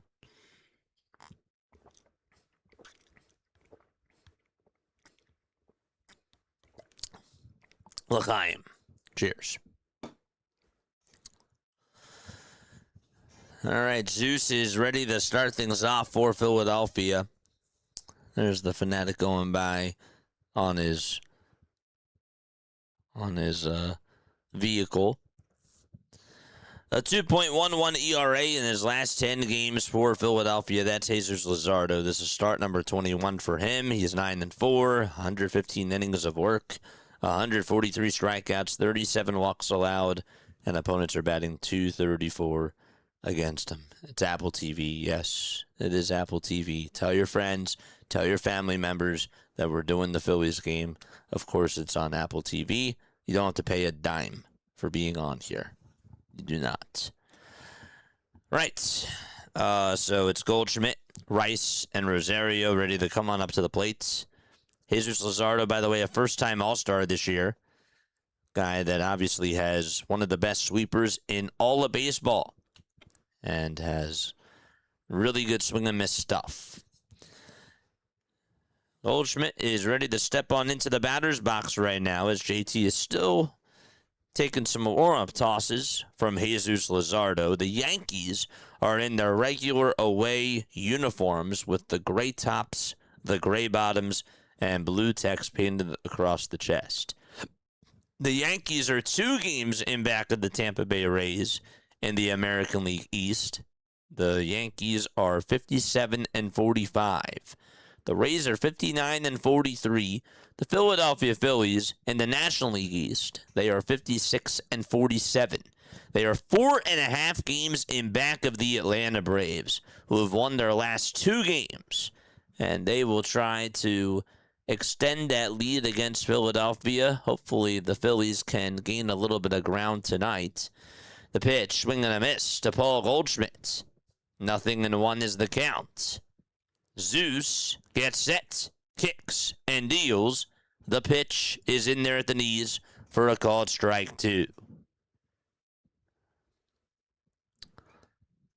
We're going to be even further behind on the 3D. Nothing I can do there. The 0-2 pitch. It's down for a ball. And it's 1 ball and 2 strikes to Paul Goldschmidt. Luzardo gets set at the Phillies letters, gets the signs, kicks, and fires. And a called strike 3 on the outside edge at the knees. Drop those Zeus emojis! Where are my members at? Let's go. Awesome stuff. Goldschmidt strikes out looking, and Ben Rice is up to bat next. So Rice is up, and the pitch. And he takes a pitch that's in there for a called strike on the outside edge. It was a sweeper. A 277 average and a 956 OPS for Ben Rice, whose next pitch is inside and low for a ball. The 956 OPS is second best in all of baseball.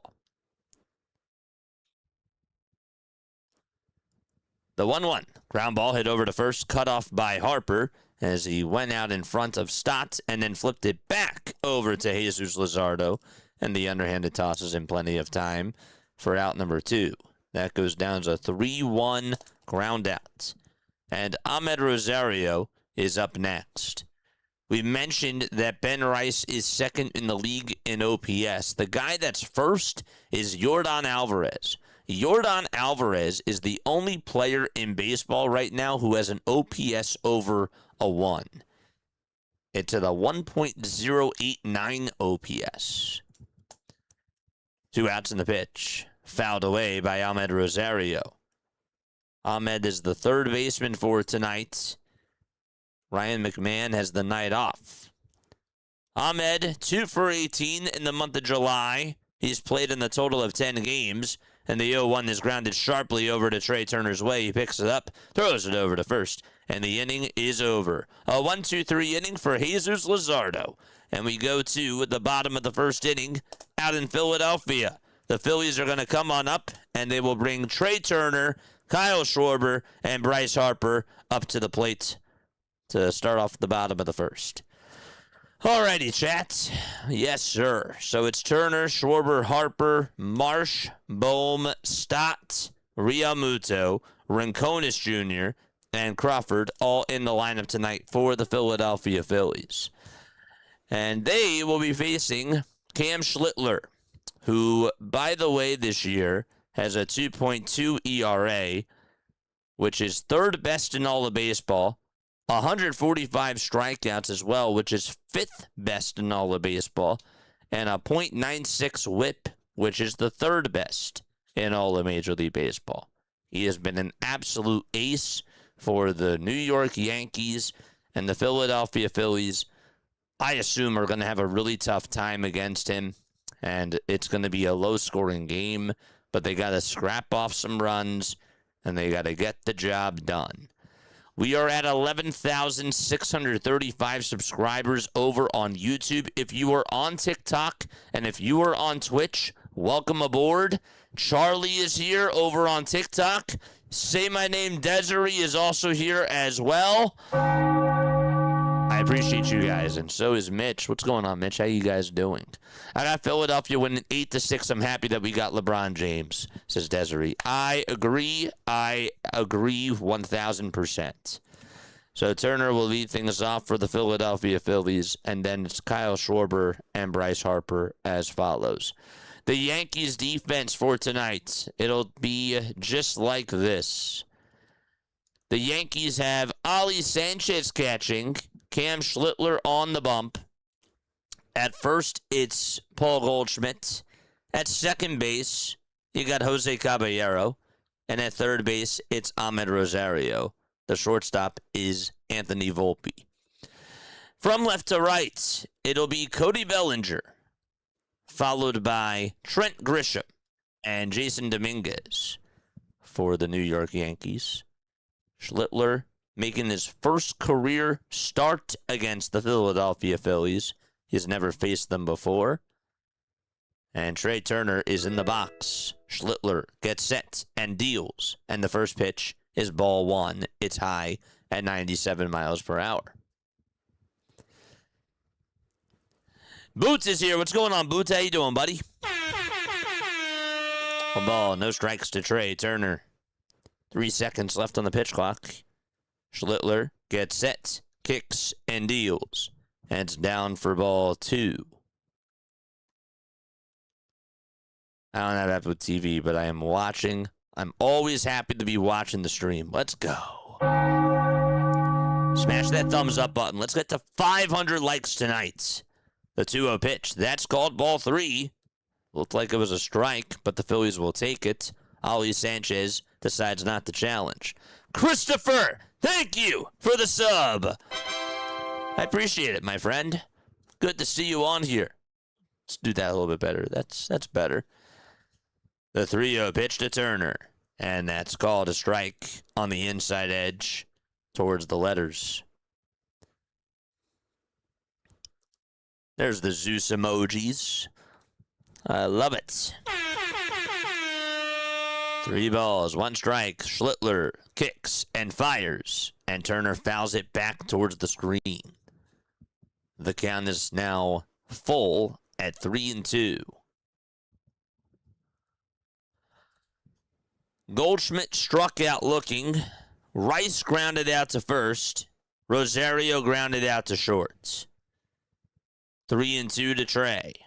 The payoff pitch. Here it comes. And Turner strikes out on a fastball at 99 miles per hour towards the upper tier of the zone. He was late, and Turner is down on strikes. 1 away.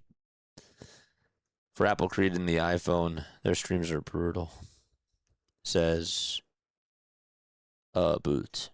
Nice. Your 3D model had the catcher with the bat in his hands. Dude, it's crazy. That's what the 3D stuff does. Kyle Schwarber's pitch, and he pops one up out over towards the left field corner, and Bellinger is there on the line, and he makes the catch for out number 2. That was not an easy play. That was a really good catch. The wind was blowing that thing in circles, and Cody went into foul territory. He caught it, and it was just above his cap. Actually almost went behind him, and he made the catch anyways for out number 2.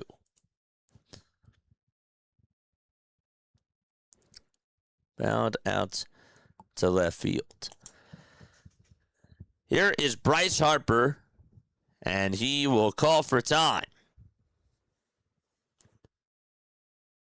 The Phillies defense for tonight, they have JT Realmuto catching, Jesus Luzardo on the bump, and from first to third, as Harper looks at a pitch that's in there for a called strike, that was a curveball. From first to third, it's going to be Paul Goldschmidt, and then you got Jose Caballero and Ahmed Rosario as the 0-1 is in there for strike 2. Another curve. And then at shortstop, it's Anthony Volpe. Out in left field, you got Cody Bellinger. In center field, you got Trent Grisham. And in right, it's Jason Dominguez. The 0-2 pitch, swing and a miss, and the inning is over. Time to go to the bottom of the first, or time to go to the top of the second inning, excuse me. Yankees playing against the Philadelphia Phillies. We'll be right back in just a few moments. Don't go anywhere.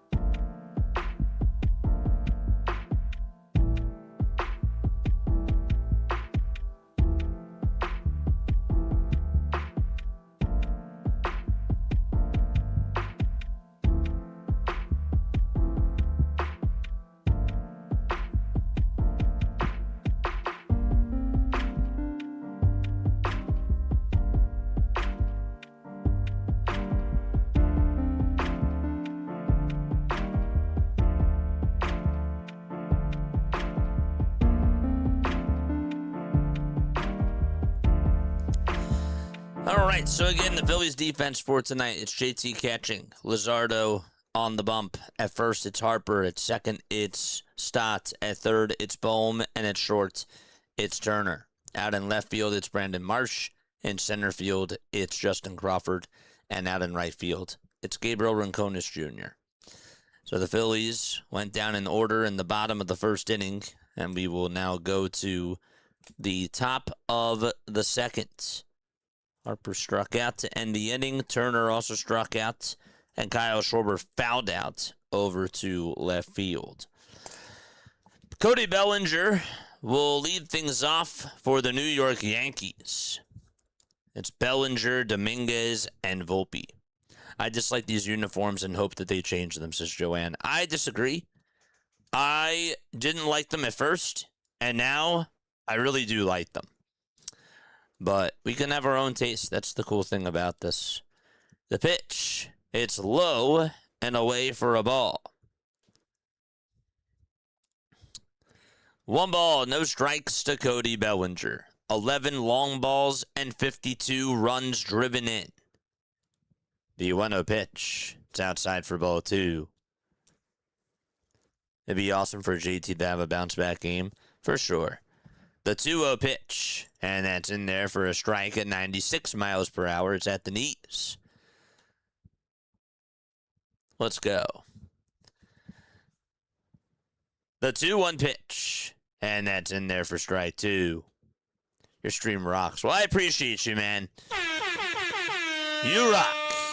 You guys all rock my world. The 2-2 pitch. That's a foul ball once again.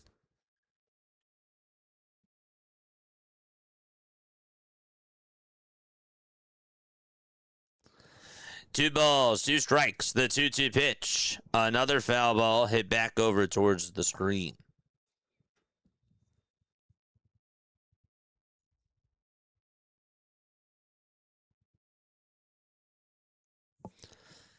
It's 2 balls, 2 strikes to Cody Bellinger.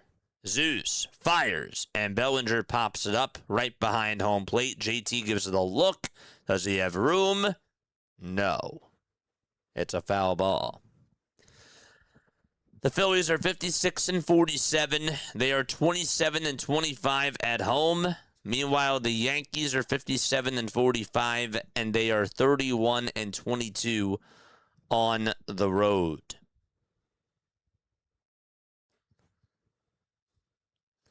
I love my chat. Look at this, man. The 2-2 pitch to Bellinger. That's fouled off over toward the left side. We got 325 people tuning on in. Don't forget to like and don't forget to subscribe as well. The 2-2 pitch. Fouled off.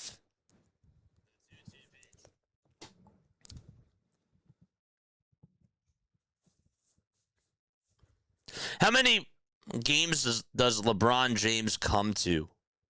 How many Phillies games does he show up to before the end of the season? The 2-2 pitch. Foul ball.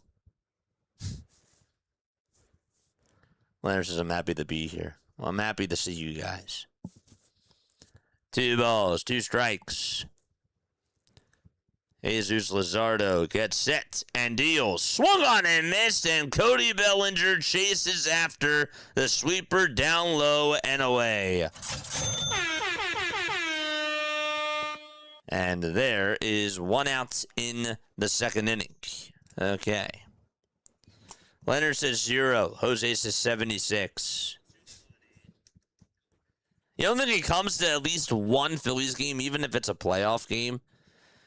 The pitch, and Dominguez fouls one off. No balls and 1 strike to Jason Dominguez. 5 seconds left on the pitch clock, and the 0-1 is tapped foul over towards the third base side. Dominguez has a .232 average, 5 home runs, and 12 RBIs as well. The next pitch is outside for a ball. Brian Keller, a 32-year-old righty who has never pitched in the majors, is here with the Phillies, says Matt Gelb. He's going to be put on the roster Saturday and will be either the starting pitcher or a bulk relief pitcher. The next pitch on the way. Swung on and missed, and Jason Dominguez strikes out. There we go, and there is out number 2. We love to see it. back-to-back Ks for Zeus. The pitch, and Volpe grounds one over towards first, and Harper picks it up, and he'll take it right over to the bag for out number 3. Another 1-2-3 inning for Jesus Luzardo, and we go to the bottom of the second out in Philadelphia. All right, chat, where are we tuning on in from? Let us know down below. Where are we tuning on in from tonight? So good to see you guys on here. Shout outs, here we come. Let's go. I'm ready for this. Let's go, baby. Sick Myth, what's going on, buddy? How you doing? What can he? Hanford, New Jersey, says David. Love it. Atlanta. Scottsdale, Arizona. Kagoshima, Japan. We got you. Atlanta, we got you. South Jersey, we got you. Montgomery County, got you too. Bucks County, Williamstown, Dominican Republic, Reading, Pennsylvania, Nevada, I see you all. Nice. Fenwick Island, Delaware. What's up, JMSG? Good to see you, buddy. Coming from Williamstown, New Jersey, says AJP. Nice. Vegas, says Big Bird. My Big Bird. We got Colorado in the house. Rising Rhino is here. Okeechobee, Florida. We love it. Whisk, what's going on, buddy? Bethlehem, Pennsylvania, Cape Coral, Florida, and the Couch, and Vermont. Nice. Good stuff. Here comes Brandon Marsh to the plate. Hopefully he gives the Phillies good stuff tonight.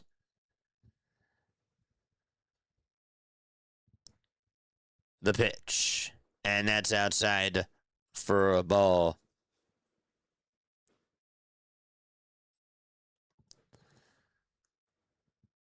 One ball, no strikes to Brandon Marsh. Schlittler kicks and fires. And a check swing foul ball towards the third base side. And the count is even at 1 apiece.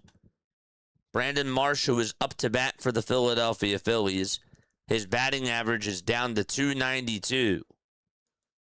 During the month of July, he is just hitting .167. That's it. 10 for his last 60. And the next pitch is taken for ball 2.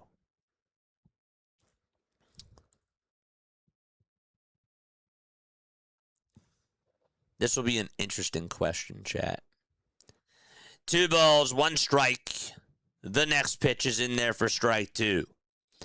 If you own a jersey, okay, what is your favorite jersey that you have? Like, describe it to me. Like, you could say it's a Jim Thome jersey, but, like, is it a white and red pinstripes Jim Thome? Is it a gray jersey? I want to know which types of jerseys that you have that are your favorites. And if you don't own a jersey, which one would you like? The pitch, swing and a miss, and Brandon Marsh is down on strikes. And that is the 3rd strikeout of the day for Cam Schlittler. That's what I want to know. We'll do some more shout-outs in a little bit. 1 out, bottom of the second, and it's Alec Boehm who is up to bat next. I think Cam gets hurt tonight, getting pulled in the 5th. The pitch, ground ball hit over towards the right side. Dive and stop by the second baseman. The throw over to first is in plenty of time. That's just what Jose Caballero does. He is so good on the defensive side of the diamond. And there's out number 2. I have an authentic signed Brian Dawkins jersey that's framed. It's a black one. There's a story behind it, too. Well, I want to hear the story. Story time. He signed it for me. That's so sick. I got a gray jersey with a Phillies blue bell. That's amazing, man. Let's go. 2 outs, bottom of the second. Schlittler is pitching. And it's Bryson Stott who is up next. Schlittler gets set, kicks, and deals. And the first pitch is high at 99 miles per hour.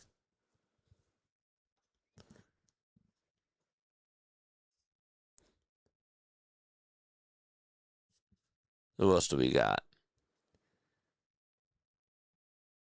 The pitch. And that is inside for a ball. I got a Gray Road Roy Halladay jersey. I wore it to Bedlam at the Bank and several other postseason games. I think that's my lucky charm. Nice. That is sick. That's so cool. The 1-1 pitch, and it's up high for ball 2. So it's 2 balls and 1 strike. Schlittler has the 3rd lowest ERA since July 9th. It's Sale, Yamamoto, and Cam.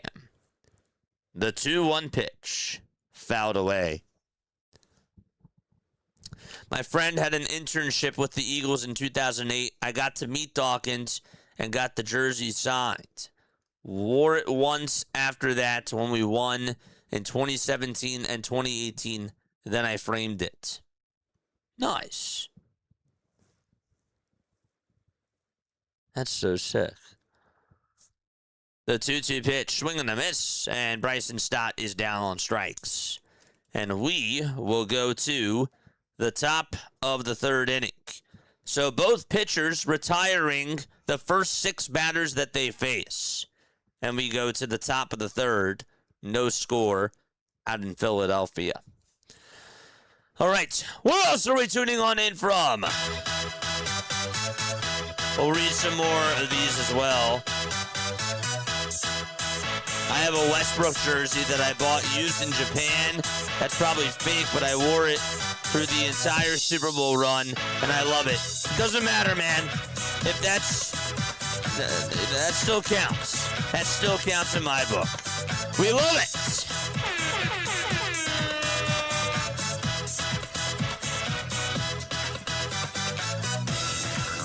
All right. Let's go, baby. Where else are we tuning on in from tonight? Let us know down below.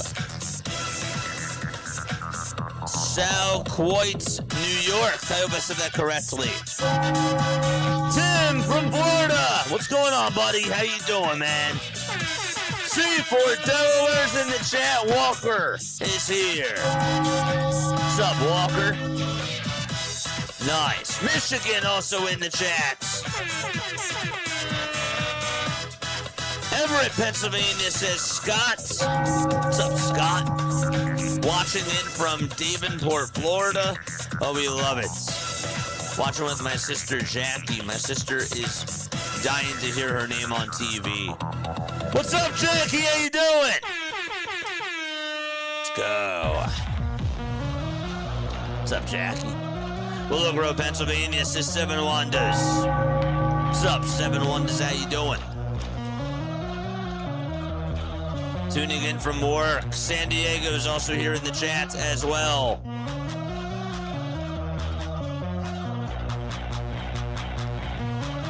Yes, sir. Virginia also here in the chat.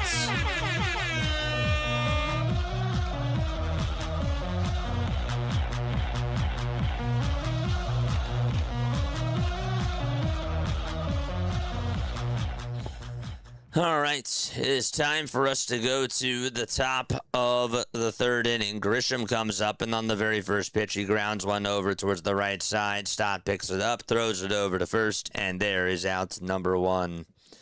Goldschmidt struck out looking. Rice grounded out to first base. Rosario grounded out to short. And then Bellinger struck out. Dominguez struck out. Volpe grounded out to first. And Grisham grounded out to second. And that is how all 7 batters have been retired by Jesus Luzardo. The pitch.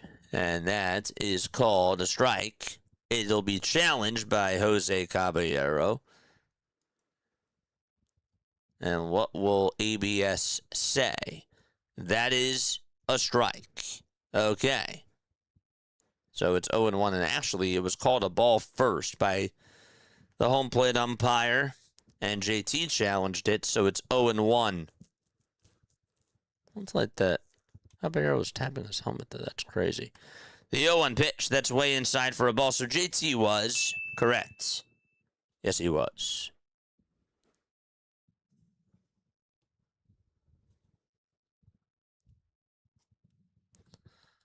One ball, one strike, one out, top of the third. The pitch, and that's in there for a strike. Another really good sweeper thrown by Jesus Luzardo, and it's 1-2. Zeus does have 29 pitches. Caballero in the box. Steps on out of the box. And we'll take a couple of practice swings. Elgin, South Carolina, formerly Glassboro, New Jersey. Awesome.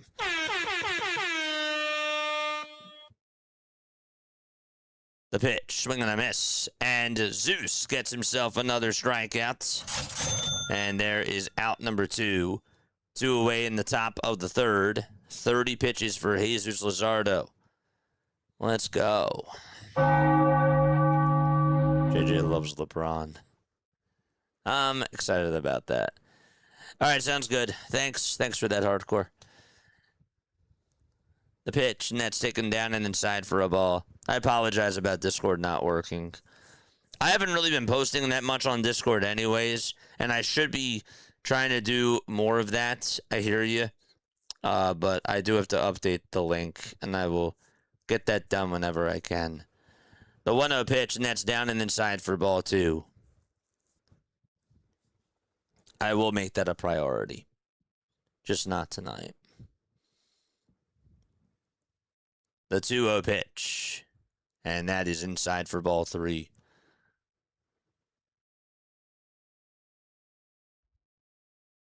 Why do we do chairs? 3-0 pitch, and that's in there for a strike because somebody started it on here. It's like, sit them down. Have a seat. Usually people say after there's a strikeout. So we bring in the chairs. 3-1 pitch, and that's in there for strike 2.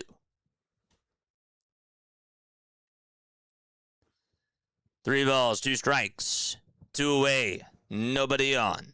Top of the third. Ali Sanchez is in the batter's box. Luzardo gets the signs. Shakes his head a couple of times with JT. And the 3-2 pitch, it's flied out over towards medium depth right field. But the catch will be made by Stott.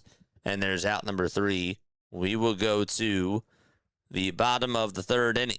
No score out in Philadelphia. JT Realmuto will lead things off. 9 up, 9 down.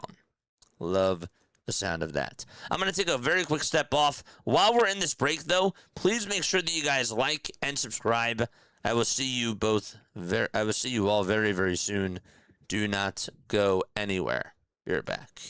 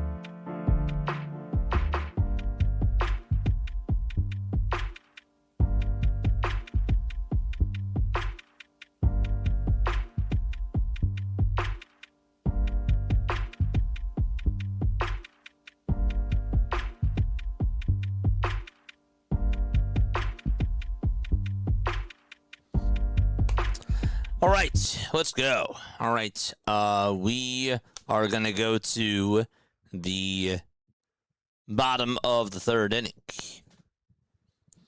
JT Realmuto is up, and the first pitch is in there for a called strike at 94 miles per hour. A 219 average for JT, 7 home runs and 34 RBIs. No balls, 1 strike. The pitch to JT, swing and a miss. Threw that one at 85 miles per hour, Cam Schlittler. Hit that thumbs up button and hit that subscribe button as well. I don't know why I'm getting very tongue-tied tonight. It's all right. It's still really good to see you guys on here. I bought a Jeremy Roenick jersey from the dude under the bridge coming off Platt, thinking that he was going to sell, that he was selling other stuff too. Wow. The 0-2 pitch, swing and a miss. And there is out number 1 in the bottom of the third inning.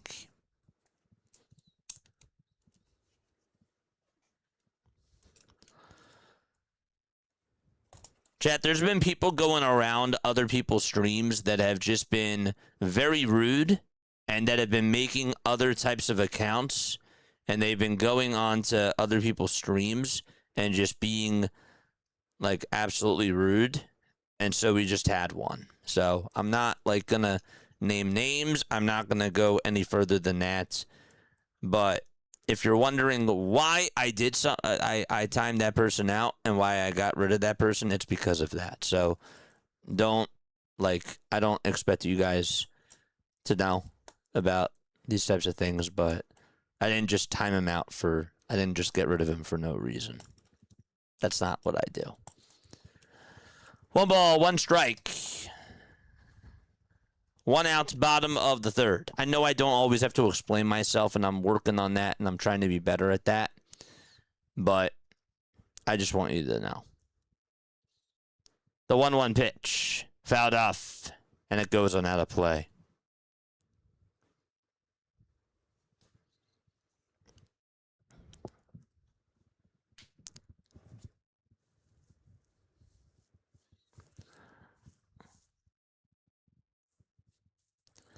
One ball, 2 strikes.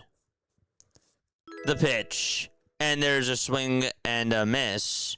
And the toss on over to first is in plenty of time to complete the second out. Schlittler has struck out 5 batters, I should say. And Crawford is next.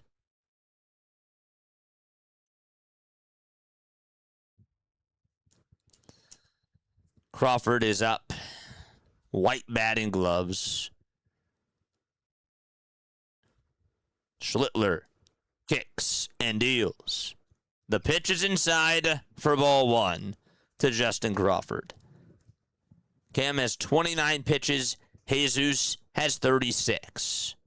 3 innings, 4 strikeouts for Jesus Luzardo, and 2 2/3, 6 strikeouts for Cam Schlittler. The next pitch, it's a foul ball. I love the vibe of the chat here. Try to keep it as positive as we can. That's my goal. The 1-1 pitch. Check swing, ground ball hit over towards Cam Schlittler's way, and the toss on over to first base is in plenty of time for out number 3. All right, we're going to go to the 4th inning. No score, a lot of zeros on the board. 9 up, 9 down for both teams. And now, since we go to the 4th inning, it is time for On This Day in Phillies history. All right, today is July 24th. Today is July 24th. It happened on this day, in Philadelphia Phillies history. In 1897, there was no umpire available for a game between Philadelphia and Cleveland. A substitute player from each team was chosen to officiate the game. And again, there's no replay reviews. There's no sort of technology that we have now. After arguing over the calls of the Cleveland player behind the plate, the Phillies refused to return to their positions in the bottom of the 8th inning and ended up forfeiting the game. It's pretty crazy. A lot of wild stuff happened back then. In 1965, on this day, today is July 24th, Dick Stewart had a 6th-inning home run at Shea Stadium, making him the only active major leaguer to have hit a homer in every major league park, as the Phillies defeated the Mets by a score of 5-1.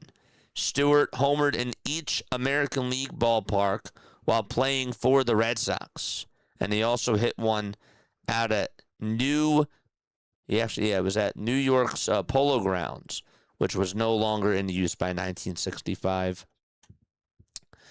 In 1985, on this day, on July 24th of 1985, Phillies were facing Nolan Ryan with 1 out and 1 on in the 8th inning in what was a 1-1 game. Von Hayes hit an inside the park home run to give the Phillies a 3-1 win over Houston at the Vets. Those are some of the things that have happened on this day in Philadelphia Phillies history. We are 59 subscribers away from getting to 11,700 over on YouTube. Appreciate you guys for being on here. Here's the pitch. That's low for a ball. Paul Goldschmidt is up next. The first 9 men have been retired for Jesus Luzardo. And the 1-0 is outside for ball 2.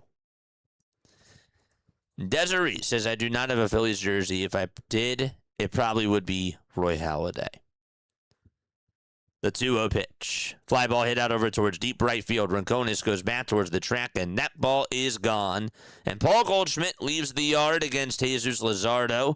That's his 16th long ball of the season. He's had quite a career for the New York Yankees and for the Arizona Diamondbacks and the St. Louis Cardinals, too. So, he gets his 16th long ball of the season and knocks in his 43rd run as well. 1-0 Yankees. That's the first time that he has homered off of Luzardo.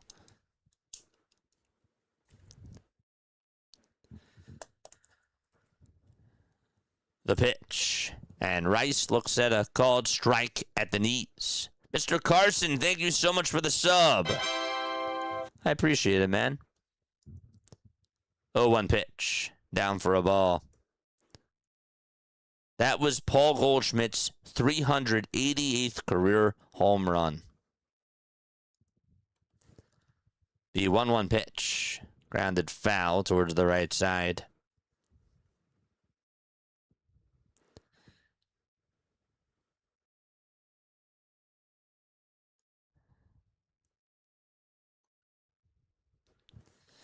The 1-2 delivery, swing and a miss, and there's out number 1 in the top of the 4th inning. And Zeus records himself another strikeout. Phillies got this, JJ. You know that, says Severed. What's going on, Severed One? How you doing? 1-0 Yankees. Top of the 4th. 2 outs. And Caballero takes a called strike.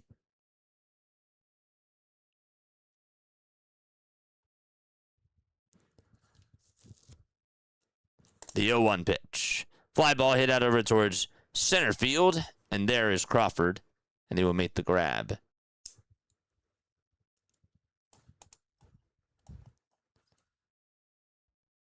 Two outs now in the top of the 4th inning.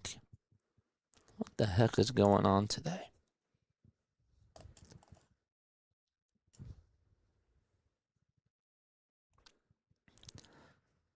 Cody Bellinger is up, and he looks at ball 1.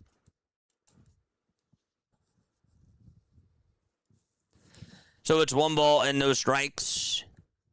Struck out his first time up, and the 1-0 is outside for ball 2.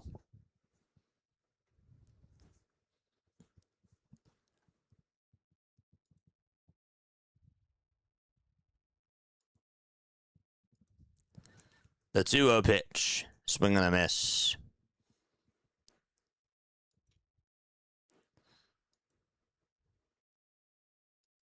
Goldschmidt homered on a four-seamer that was towards the upper third of the zone on the inside corner. The 2-1 delivery, and the sweeper misses down and away for ball 3. 3 balls, 1 strike. Zeus gets set, kicks, and delivers. And it's off the plate for ball 4. And Bellinger gets on with a walk. A 2-out walk.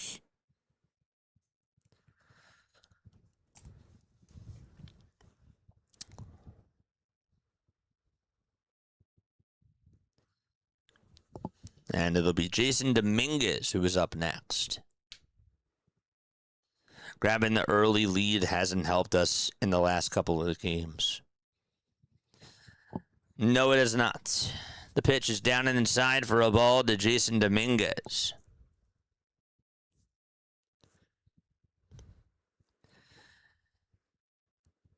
Here's a good one. The 1-0 pitch. It's in there for a strike.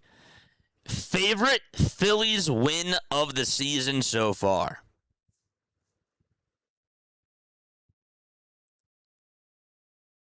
We're in the second half of the season. What was your favorite win of the season so far? Be honest with me. The 1-1 pitch. And Dominguez flies one foul towards the left side. We've had some really good wins this season. The highs have been really high. The lows have not been so good. But we've had a lot of good wins, I feel. The 1-2 pitch. It's inside for ball 2. The 9th inning comeback. Which one? Which one against the Nats? Because they came back in all 3 of those games. Well, actually, they came back in 2 of those games, and then they took the lead in all 3. 2 balls, 2 strikes. But which one was your favorite? The 2-2 is inside for ball 3. The throw to second base, and Bellinger is out at second base. And Cody's staying there. Boone says, hold up a second. Let's look again to see if JT gunned him out. Well, it's pretty close. Stotts. I think he just got him right on the left ankle. But they are challenging this.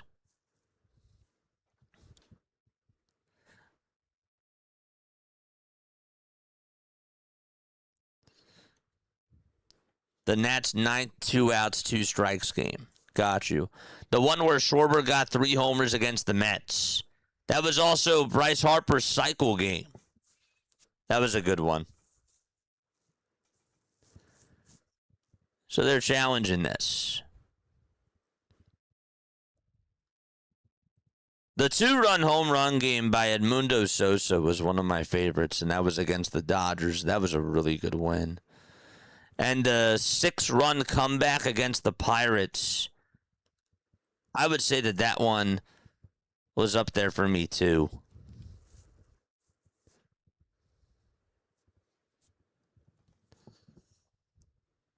Let's look again. That was awesome. That was a really good throw by JT. They're still looking at this to see if he is out at second base. I liked Christopher Sanchez's complete game shutout. That was a shutout, right? Or yeah, the complete game that he had. That one was good.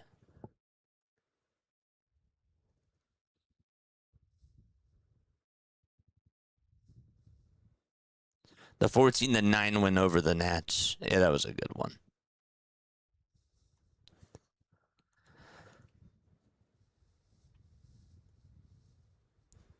The Mets game I was at, the Phillies hammered them. It was a Saturday night. I forget the score.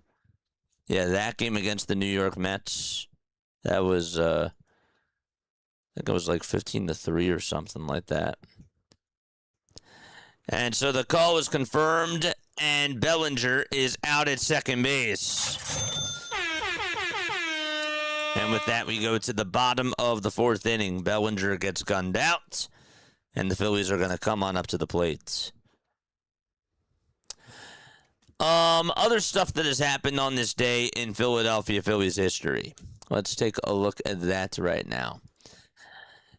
In 1985 on this day, we talked about that. 1998 on this day, in the second game of a doubleheader at the Vets, the Phillies scored 2 runs in the bottom of the ninth to tie up the game. They allowed a run in each of the next 3 innings, but kept the game alive by scoring in the home half of each frame. The game finally ended when the Phillies scored 2 runs in the bottom of the 12th on a Rico Brogna single. In 2002 on this day, Brett Myers made his major league debut, starting the Phillies' 4-2 win over Chicago. He was the team's first player born in the 1980s. First player ever born in the 1980s. Bobby Abreu ties a team record with 5 RBIs on this day, and he did it in a single inning. It was really 5 RBIs in a single inning that he tied a team record for on this day. He had a grand slam after the first 4 batters reached, then had a sac fly after the team batted around. So 5 runs batted in during 1 inning. Phillies were tied at 4 in the bottom of the 16th inning. In 2018, LA sent out Kike Hernandez to the mound. Kike walked 2 batters before allowing a homer to Trevor Plouffe. It was the first ever walk-off home run given up by a position player ever. That never happened before. Cam Schlittler is back out there on the bump. We knew that this was going to be a pitching duel, and so far it has. Just a solo home run by Paul Goldschmidt, and we'll see if the Phillies can respond.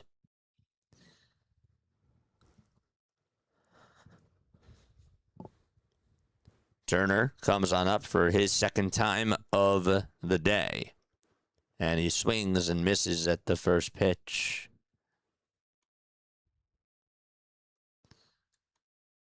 Unless the Phillies come to Japan, Phillies should give me season tickets. Dude, that'd be cool.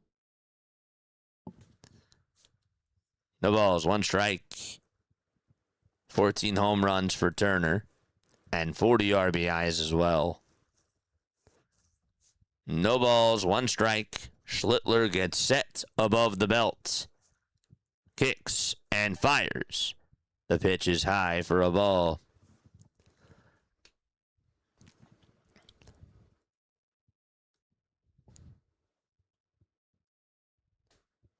One ball, 1 strike to Trey Turner. And the 1-1 pitch, swing and a miss.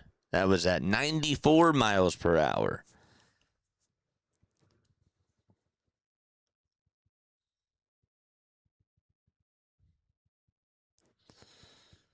Cam is 25 years old. He's a right-handed pitcher for the New York Yankees from Walpole, Massachusetts. Next pitch, fouled away by Trey Turner. It's a 1-0 lead for the New York Yankees. Jesus Luzardo gave up a solo home run in the top of the 4th to Paul Goldschmidt after he retired the first 9 men in a row. The 1-2 pitch, grounded, hit over toward shortstop. Volpe has it, throws it over to first, and out number 1 is recorded.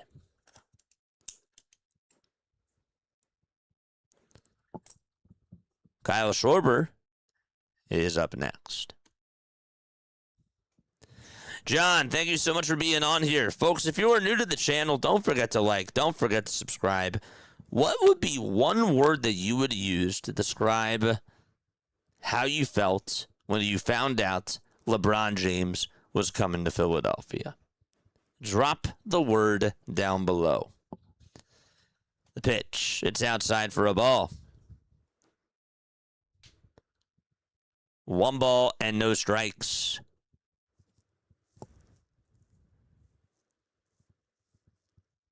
Schlittler fires. It's down for ball 2.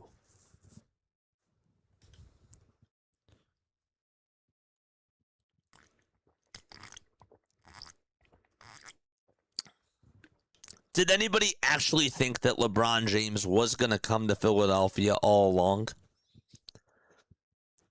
The 2-0 pitch. It's up high for ball 3. Jaw dropped, shocked, surprised, happy. Those are the types of words that I would expect. 3 balls, no strikes. Kyle in the box. Schlittler kicks and deals. And the pitch is in there for a called strike.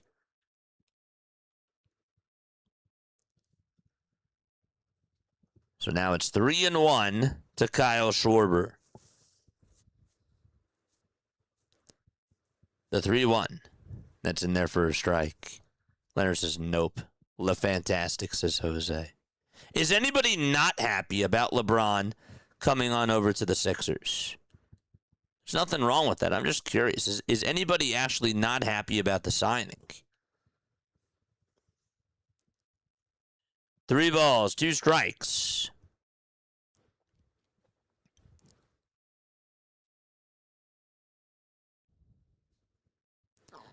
Three balls and 2 strikes to Kyle Schwarber in the 3-2 pitch. Line drive, base it out to right center field. Schwarber is going to round first, and he's going to get on over to second base. Kyle Schwarber gets a double here in the bottom of the 4th.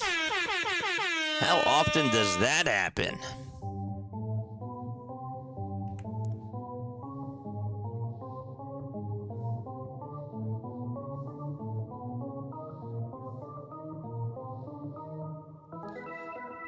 George!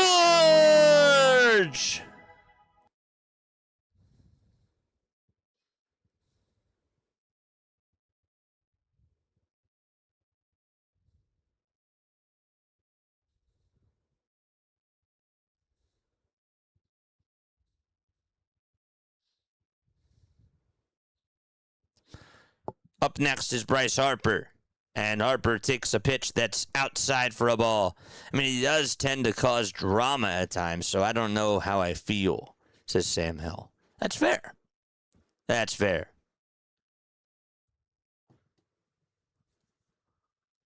Doom and gloom and horror is how I felt. No, I want you to be honest. The 1-0 pitch grounded over towards first, and Goldschmidt takes it over to the bag for out number 2, and Schwarber goes over to third. The funny part is, want me to be honest, JJ? Well, you were honest, so you didn't. So you literally just called it like it was. But yes, I'm happy that you were honest, though. I value honesty. I do.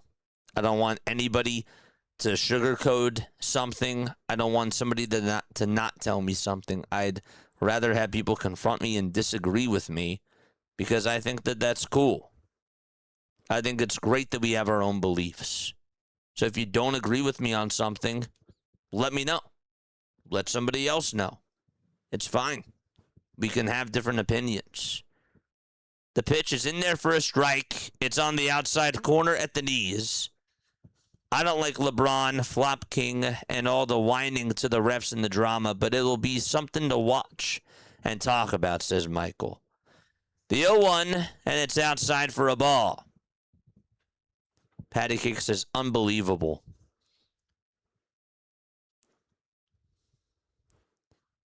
It will be interesting. It sounds like you didn't want LeBron, though.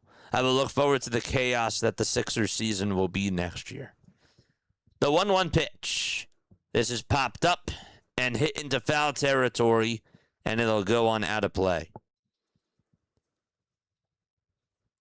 I actually like it. I'll be honest with you. And I don't know if you know this about me, but I actually like it when people disagree with me. I don't like it when so many people agree with me, because I feel like that we can learn from each other and we can actually have more conversation when there comes to disagreements. The 1-2 pitch. Swing and a miss. And there's out number 3.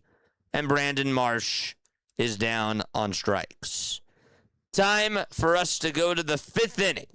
It's a 1-0 lead for the New York Yankees. I was crushed the first the Phils lost a game I was at. I literally thought it couldn't happen, says Larry. You were crushed? I don't think I ever cried after a loss at a game in person. Have I cried after a loss? Of course I have. Of course I have.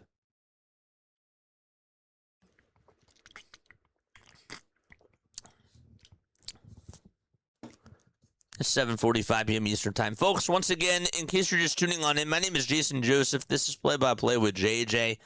Make sure that you guys hit the thumbs up button and hit that subscribe button as well. Follow me on all the social media platforms. Make sure that you guys go follow us on our link tree, and that'll give you access to all of our socials. And also, just wanted to make sure that I told you guys this as well. If you guys want to become a member, people are like, well, how can I become a member, JJ?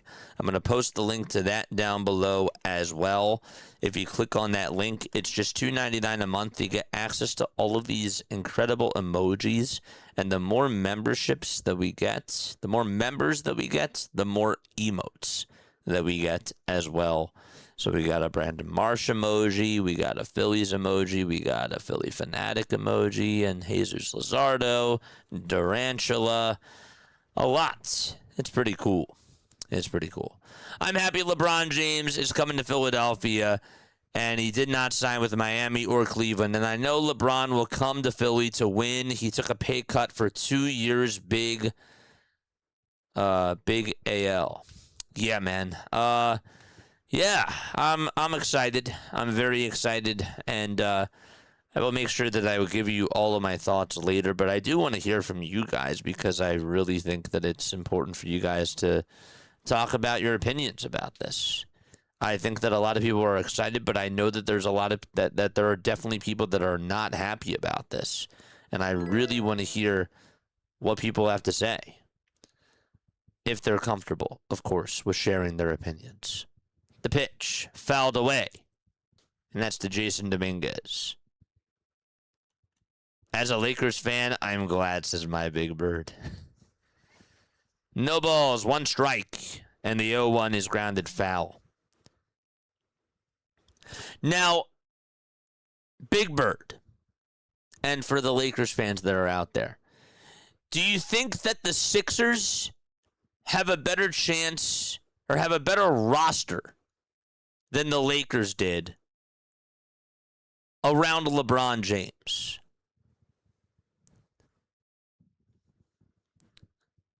One ball, 2 strikes. The 1-2 pitch. And a ground ball hit back up the middle for a base hit. And there is a leadoff single. It might sound like a dumb question, but I would like to know what your honest thoughts are about that. Dominguez gets on with a single. And that's how he gets aboard. All I know is that LeBron wants to win. That's good enough for me, says Steven. The pitch. Down for a ball.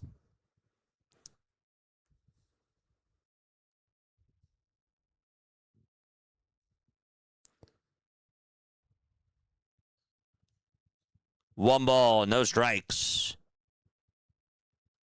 Zeus gets set, kicks, and deals. The pitch is down for ball 2.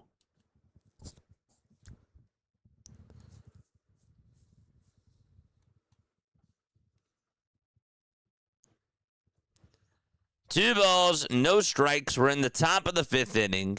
It's a 1-0 lead for the New York Yankees. The 2-0 delivery. And that's up high and away for ball 3.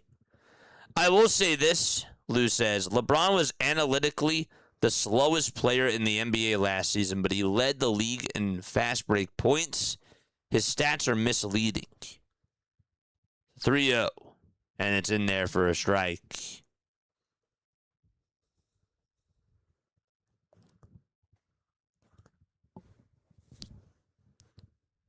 The toss back over to first, and the throw is not in time.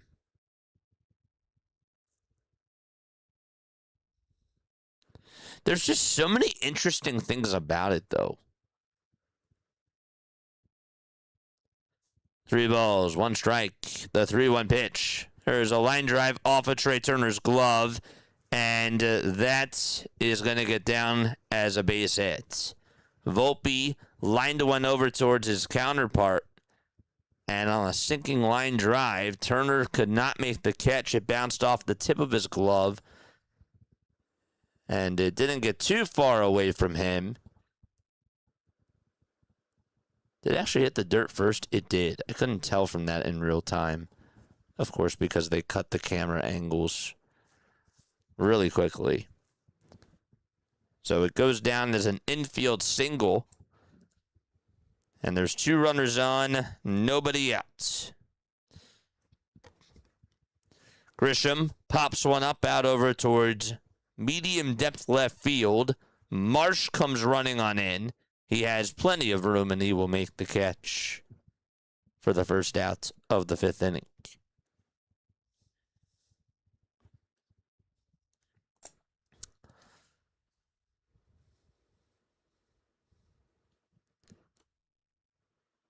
I disagree with you, JJ. I just want to be liked.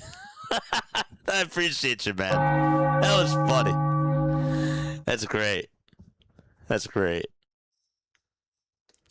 Jose Caballero is up. He's 0 for 1. He struck out the pitch. And that's up high and away for a ball. I heard a lot of national reporters who say LeBron is just chasing rings. Jason Whitlock, for example. Reeves with Luka and LeBron was not mixing well, but 76ers looks more fitted for him. And I agree. I agree with that. The 1-0 pitch is in there for a strike. I think that specifically on paper, the Philadelphia 76ers have the best starting 5 in all of basketball. And I'm saying on paper. The next pitch, and that's outside for ball 2. Doesn't mean that they will have the best starting 5. But on paper, they're good.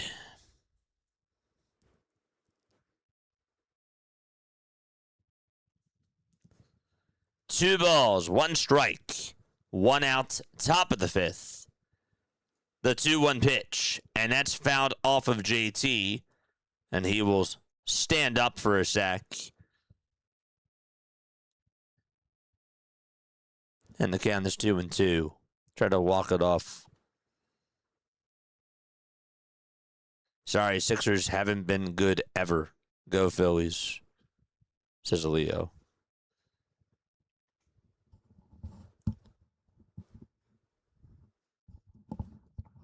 Well, the Phillies have also had... The Phillies, you know what's funny? The Phillies franchise has not even been as successful as the Sixers have. Even though the Phillies more recently have been better. I'm just saying, like, historically, the Sixers have technically had a better franchise than the Phillies have. The 2-2 pitch, swing and a miss. And Zeus gets another strikeout. Jesus Luzardo has 6 strikeouts in 4 2/3 of an inning. And that was another big one. Jose Caballero is down on strikes. And Ali Sanchez is up next.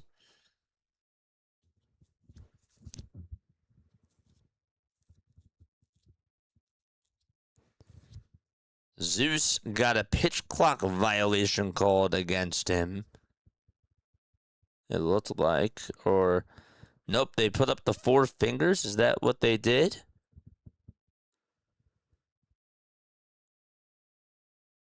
Oh, it hit him on the foot. It hit him right on the back foot. Ali Sanchez. Didn't even show the pitch. What the heck? They did not even show the pitch. And they just said, go on over to first base. At first, I thought it was a pitch clock violation or something. And it wasn't. They hit the batter on the foot. And the bases are loaded. And Paul Goldschmidt is up next. Good job by them. Not our fault. Here's Paul Goldschmidt with the bases loaded. 2 outs, top of the 5th. 71 pitches for Jesus Luzardo. The Phillies got to get out of this jam here. Goldschmidt homered his last time up, and he looks at the called strike of the knees. Another good sweeper. I think if LeBron comes in and plays a role, it could really work. It's the if in that sentence. We will see, though. JJ, you are 100% correct, though. That's what makes it interesting. And we're also factoring in the big fella as well. The 0-1, and that's up high for a ball. Whose team is it, though? Is it still Maxi's team? Or is it LeBron's team now? The 1-1 pitch, grounded over towards shortstop. Turner picks it up, throws it over to first. And there's out number 3. Luzardo gets out of a bases-loaded jam, and it's time for us to go to the bottom of the 5th inning. Bohm, Stott, and Realmuto are going to come on up to the plate for the Philadelphia Phillies. Hit that thumbs up button and subscribe. Let's go. Let's get out of this. I swear, if Luzardo gives up a grand slam, well, he did not. He did not do that.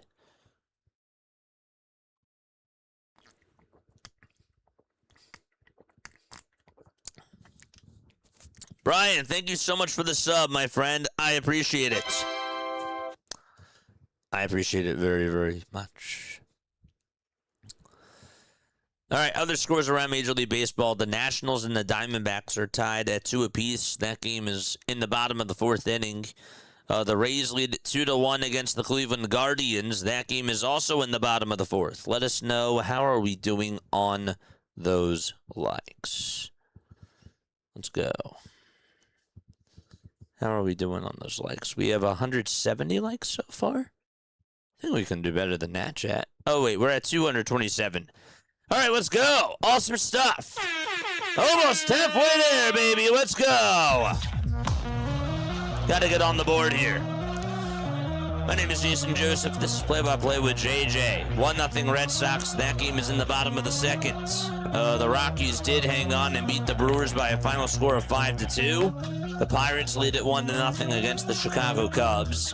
The Tigers have a 2-1 advantage against the Kansas City Royals. And then you got the Braves down 2-0 against Baltimore.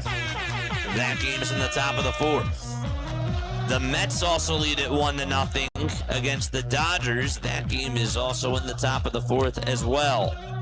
Marlins lead at 1-0 in the bottom of the 3rd against San Diego. And Chicago, the White Sox that is, are shutting out the Astros so far. 2-0 is the score there. It is time for us to go to the bottom of the 5th inning. Cam Schlittler today, 4 innings, 1 hit, and 7 strikeouts. That's been his line so far today. No walks. He has just continued to look like an ace out there on the bump for the New York Yankees. He is fantastic. Maxi's team or LeBron's team? Whose team is this? Whose team is this? JJ, what do you think about this one? First game of the NBA season, 76ers versus the Brooklyn Nets. A, that's probably not going to happen. B, I think it'd be great for the 76ers to show off their firepower that they have. But against the Nets, that's not going to happen. It's going to be, first game of the season is going to be Sixers versus Celtics or Sixers versus Knicks. And it's going to be on ESPN. That's what it's going to look like. But hypothetically, I would do it. The pitch to Bohm, grounded sharply over towards second. And Caballero plays it on a hop, throws it over to first. And Schlittler records the first out of the 5th inning.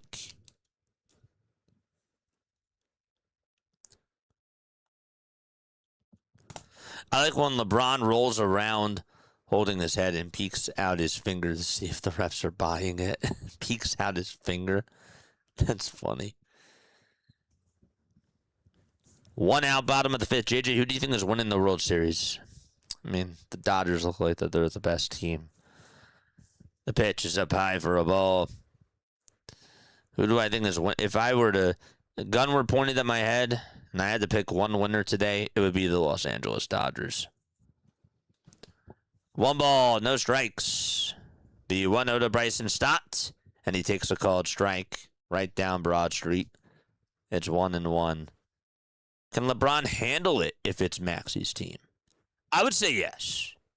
I would say yes. It's still Maxey's team. LeBron has never built anything. That's why he chases championships as boot. The pitch, foul ball.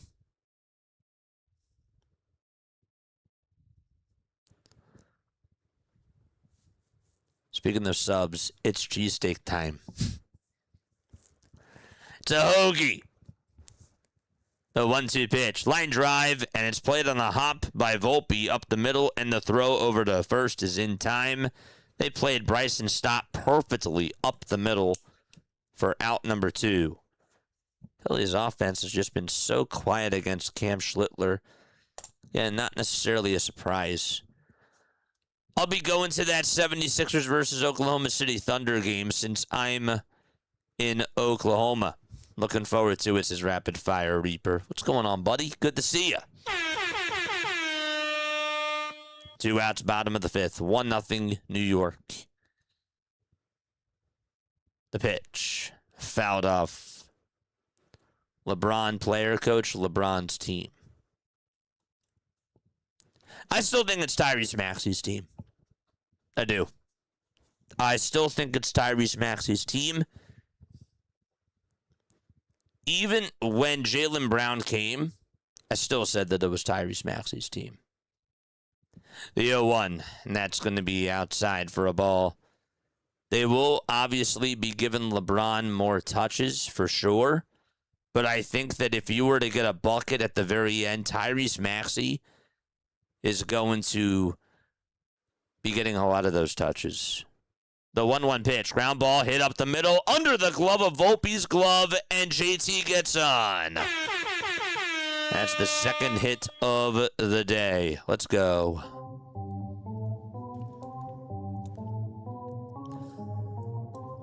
The funny part about it, though, now, is that Maxey might be more of a scapegoat, too. George! If the 76ers lose, they're not going to blame things on LeBron. It's going to be, oh, that was Maxey's fault. That was Edgecombe's fault. That was Jaylen Brown's fault, you know? They're all going to become more scapegoats, I feel like. The pitch, and it's fouled away. If the going is going, though, like, it's going to be fun. But I could also see this go the other way, too. Tarek Skubal just got his 10th strikeout of the night for the Tigers. 0-1 pitch. Fouled off. That Tigers game right now is in the bottom of the 6th inning. 6 innings, 10 strikeouts for Skubal. No balls and 2 strikes to Gabriel Rincones Jr. A runner at first. 2 outs. 1-0 Yankees. Schlittler fires, and it's high for a ball. Also outside, 2. The pitch was thrown at 97 miles per hour.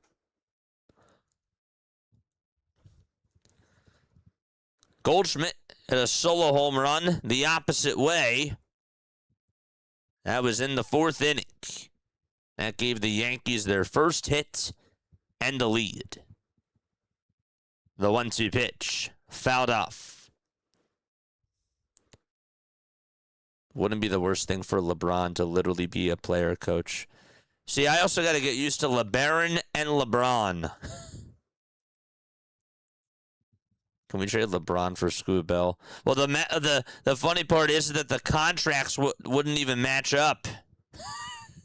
The 1-2 pitch, and that's low for ball 2. LeBron's locked in for 2 years. Yeah, so he has a player option after this year's over. He has a player option.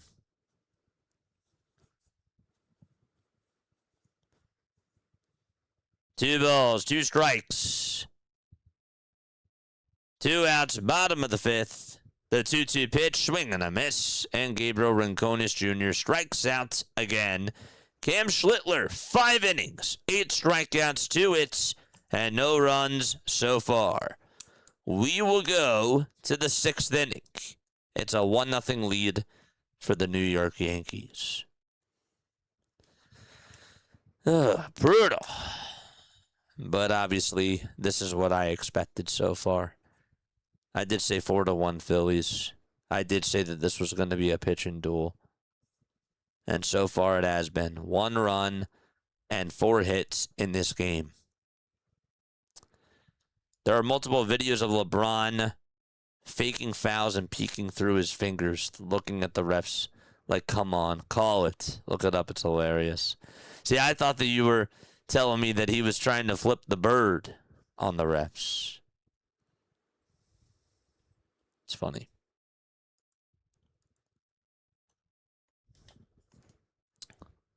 This offense, man. It's Cam Schlittler. It's Cam Schlittler. The Fanatic just did the LeBron James chalk toss.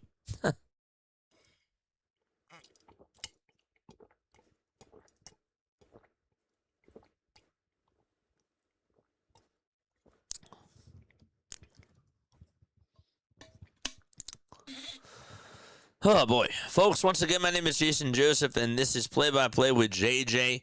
Make sure that you guys continue to hit the thumbs up button and subscribe to the channel. If you're tuning in over on TikTok, if you are over on X, if you are over on Twitch. Hello, everybody. And by the way, we're not on X right now.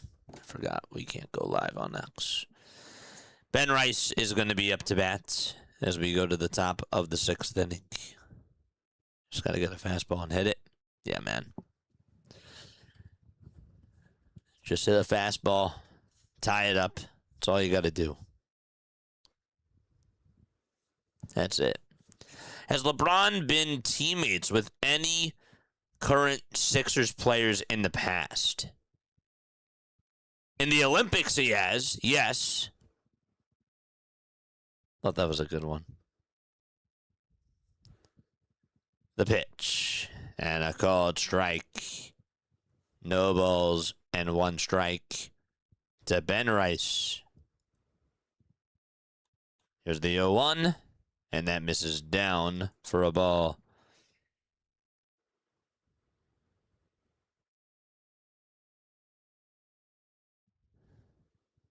The 1-1.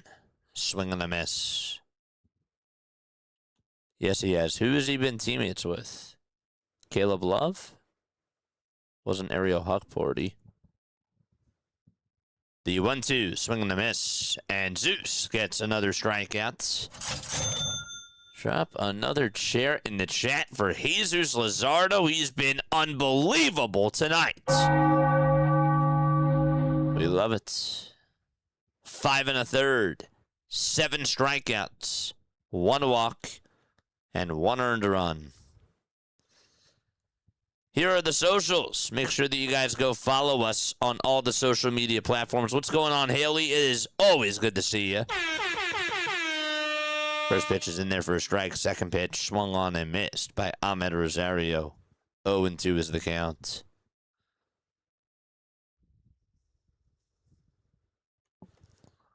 No balls, 2 strikes. The 0-2 delivery, swing and a miss. And another strikeout for Jesus Luzardo. He drops another one. LeBron and Joel Embiid won a gold medal in the 2024 Olympics. Yeah, but besides the Olympics, he has not been teammates with anybody else on the 76ers. The pitch. That's in there for a strike. No balls, 1 strike. Top of the 6th, 2 outs. The pitch to Cody Bellinger. And it's fouled away, 0-2.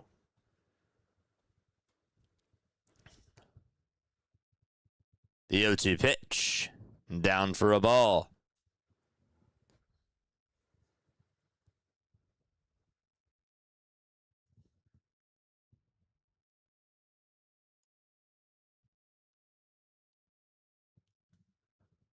The 1-2 delivery. Check swing. Did he go? They say no, he did not. And it's 2-2. The 2-2 pitch. Another foul ball. Bellinger got a piece of the sweeper. Who's a better power hitter, Kyle Schwarber or Max Muncy? Kyle Schwarber. The 2-2 pitch. Fouled away. Kyle Schwarber for sure.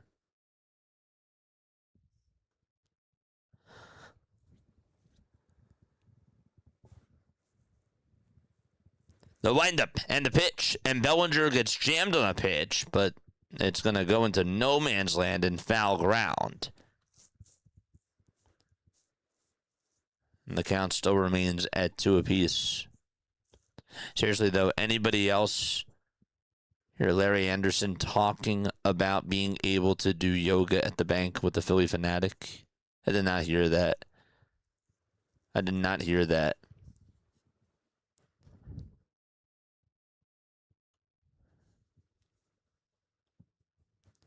Two balls, 2 strikes.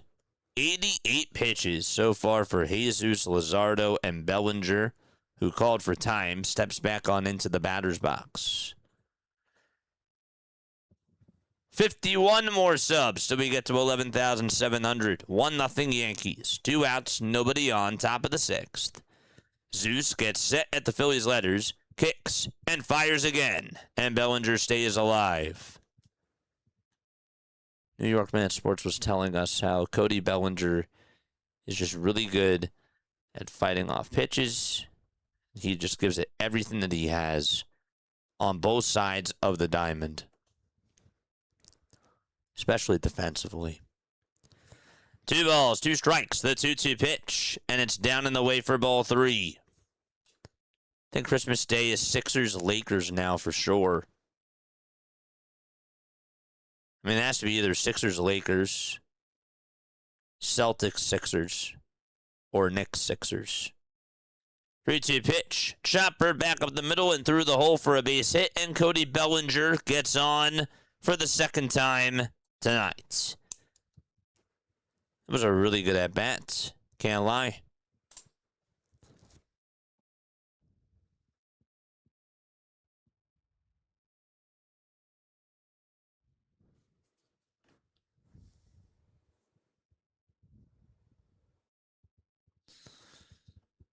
David, with the heart, thank you so much. Appreciate you, man.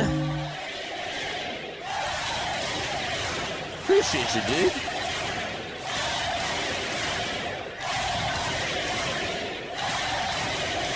The pitch. Fouled off.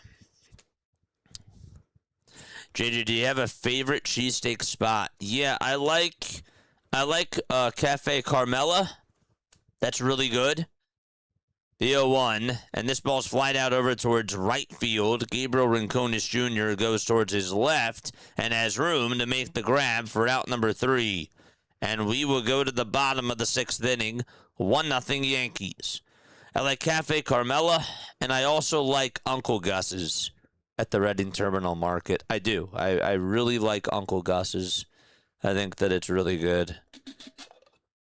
Somebody told me that they use Angelo's recipe when it comes to like the roll. It's really good.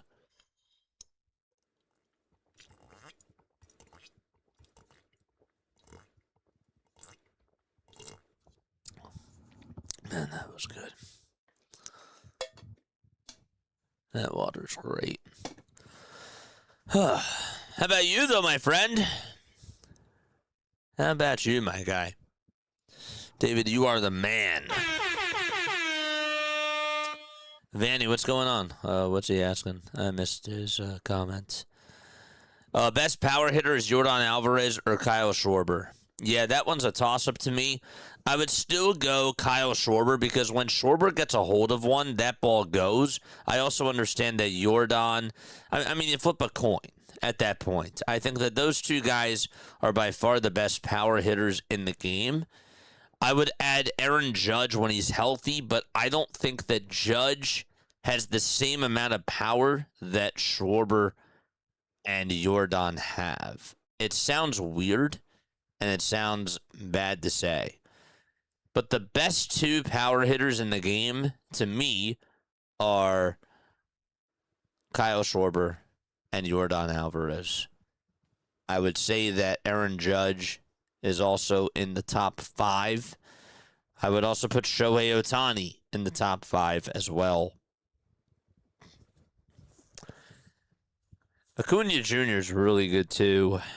I know that there's a lot of people that I'm not thinking of, but those ones are the ones that stand out to me when I think about power hitters.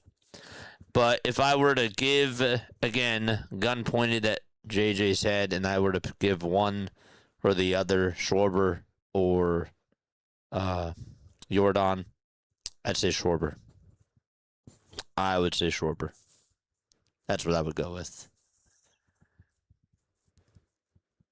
Justin Crawford is up to bat. 1-0 Yankees.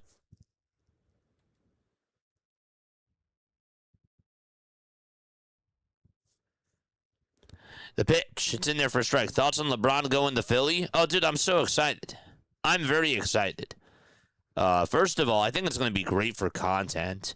I think it's going to be an incredible year for just the vibes. I think that also the Philadelphia fan base gets to have a lot more conversations about what goes on in the basketball world. So I think that from a basketball perspective, that's cool, as the 0-1 is fouled away.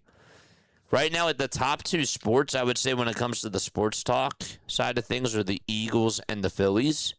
But I think that the Sixers are now like coming back on into the mix. The 0-2 pitch, and a called strike 3 to Justin Crawford. Cam Schlittler has just been locating his pitches very well. The sequence that just happened right there, a four-seamer, and a sinker. And they were all towards the upper tier of the zone.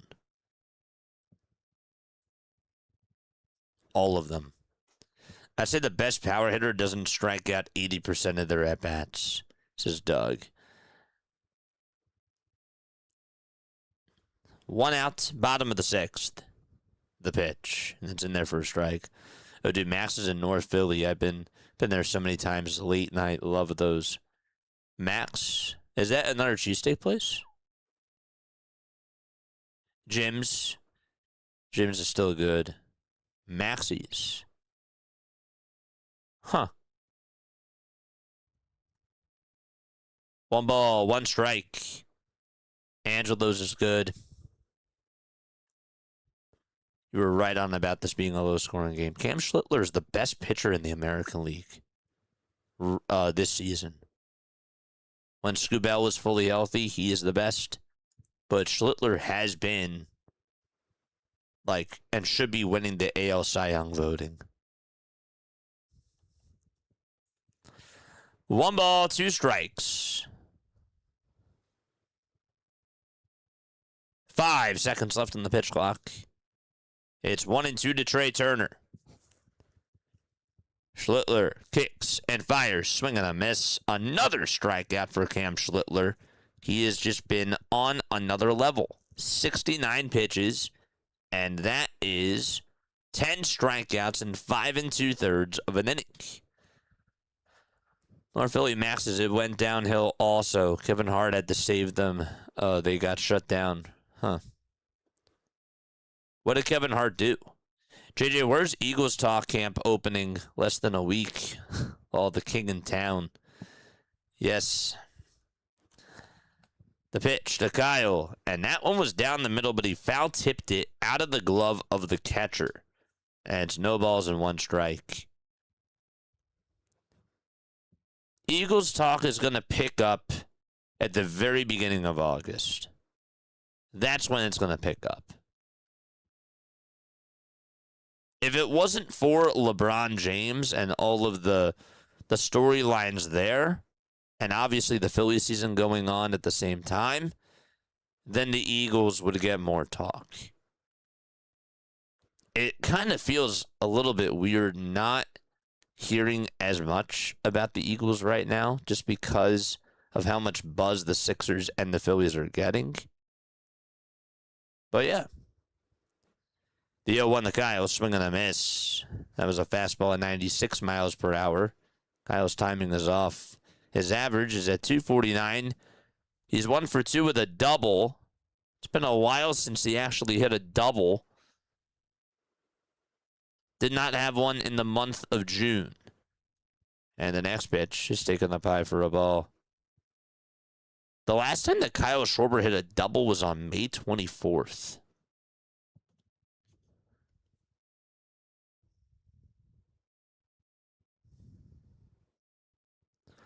The 1-2 pitch. And that is in the dirt for ball 2.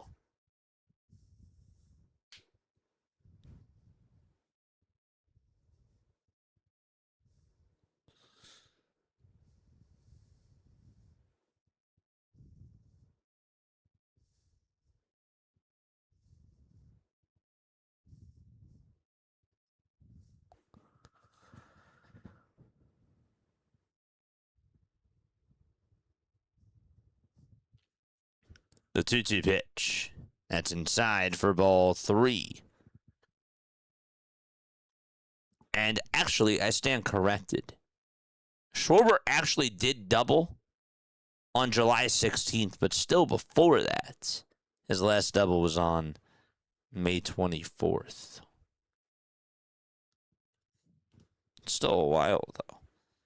3-2 pitch. Popped up over towards shallow left field. Who's going to get that? It'll be the left fielder, Bellinger, and the inning is done. We will go to the top of the 7th inning. We'll be right back in just a few moments. Hit that thumbs up button and hit that subscribe button as well.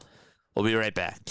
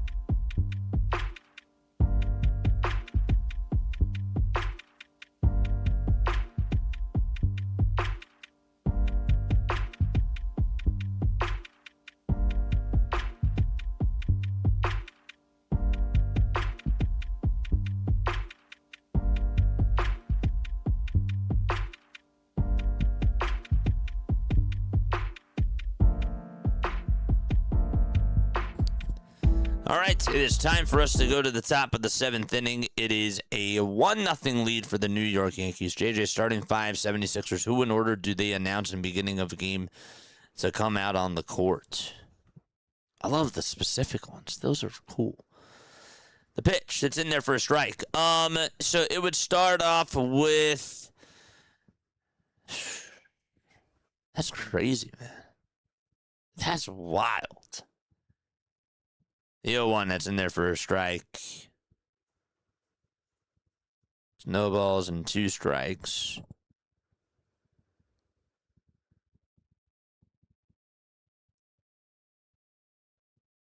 And the Yankees challenged this, and it's going to be overturned to a ball.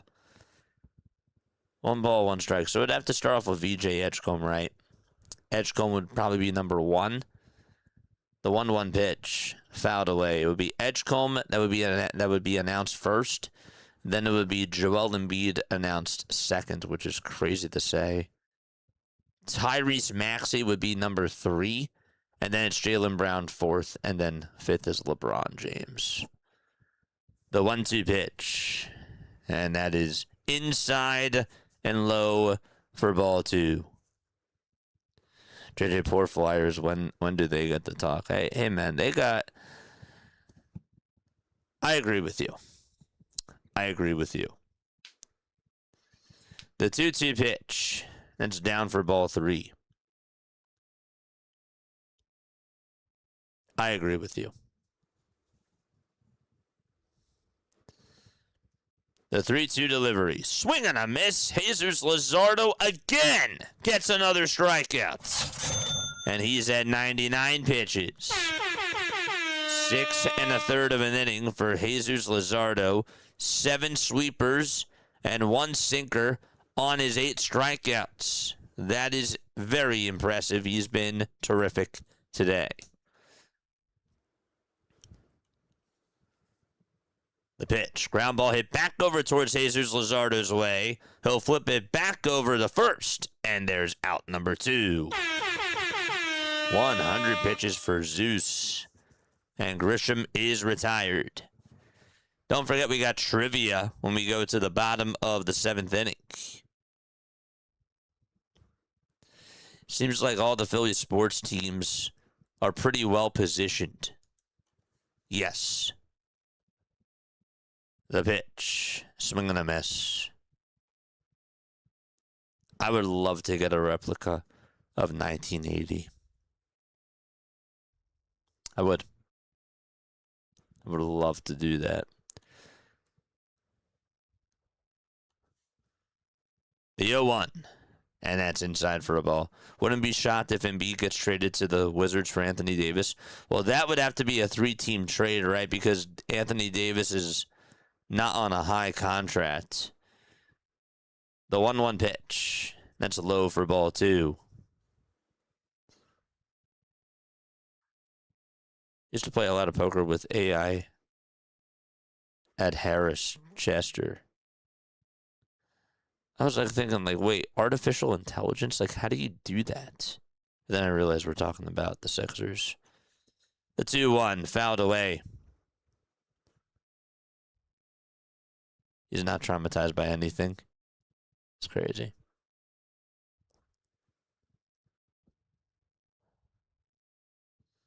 Two balls, 2 strikes. Top of the 7th, 1-0 Yankees. Continue to smash that thumbs up button and subscribe to the channel as well.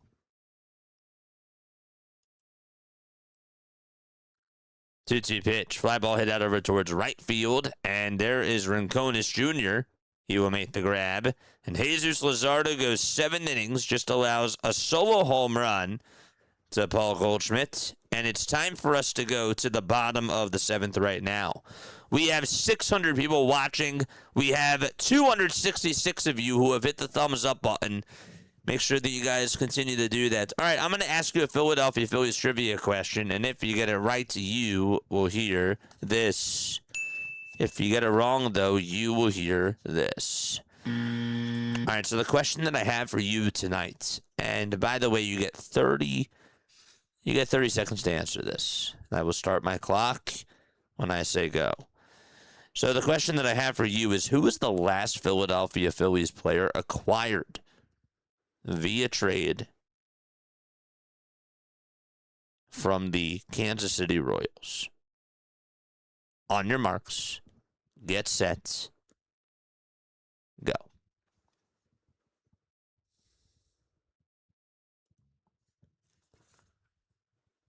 The most recent trade with the Kansas City Royals.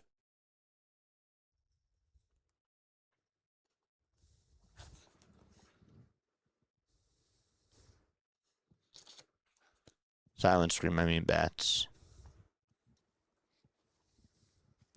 Jonathan Bolin. Correct. That is correct, David. That is correct. Good stuff. Jose says Brad Keller. Brad Keller was a pickup from the Chicago Cubs. Jonathan Bolin is correct. That is correct. Nice. Went a little bit easy on you tonight. I was actually going to ask, who was the last player acquired from the Angels? That was originally going to be my question, but I screwed up. But I made it easy.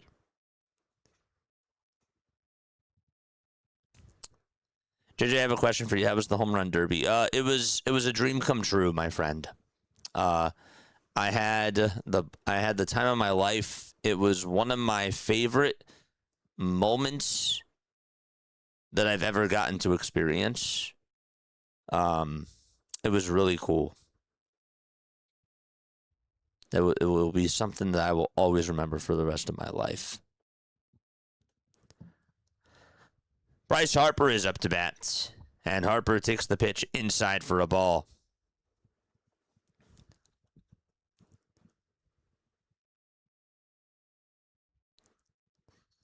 Marsh, no. Marsh was not the last player acquired from the Angels. The pitch is fouled off.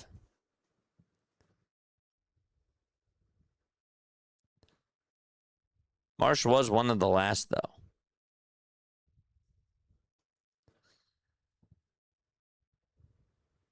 One ball, one strike to Bryce Harper. The 1-1 pitch, up high for ball two.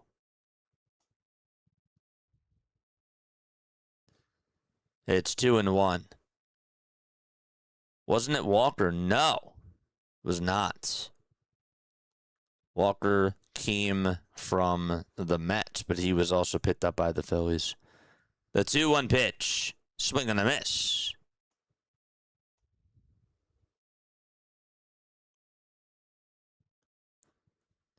Noah, no. The last player acquired from the Angels. The 2-2 pitch, and a foul ball towards the left side.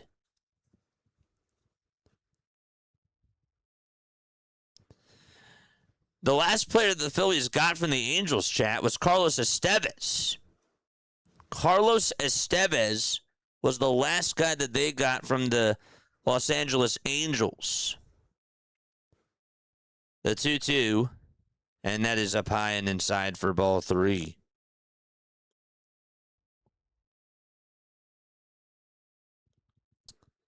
So it's 3-2.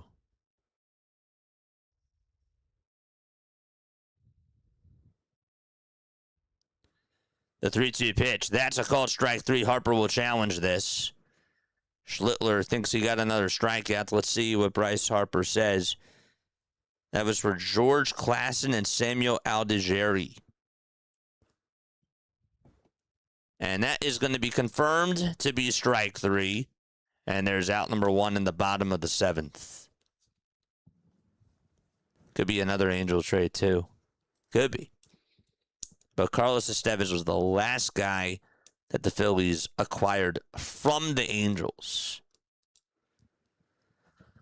One out, bottom of the seventh. Marsh is up.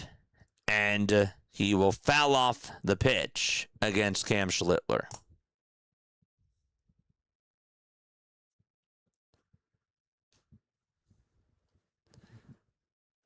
The Phillies tonight are getting shut out 1-0 against the New York Yankees.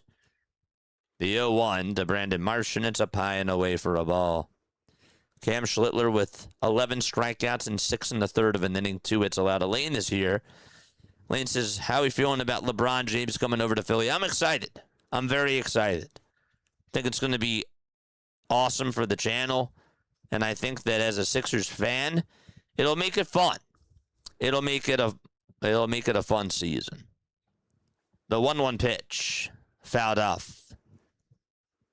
And it's 1 ball and 2 strikes.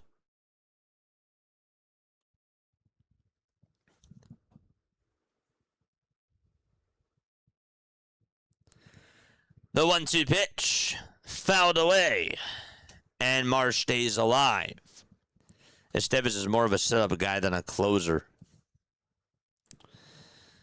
I hear you. I agree. The 1-2 delivery checks Wayne. Did Marsh go? They say no. He just held up. And it's 2 balls and 2 strikes. JJ, do you remember me? Dude, I love your content. Of course, how can I forget about you, DJ?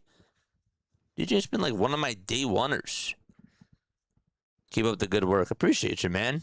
It's always good to see you. 2 balls, 2 strikes.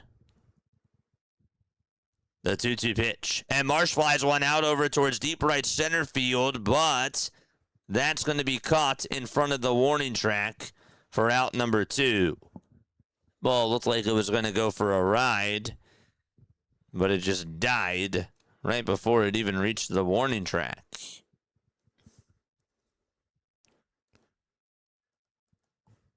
Two up and 2 down in the bottom of the 7th.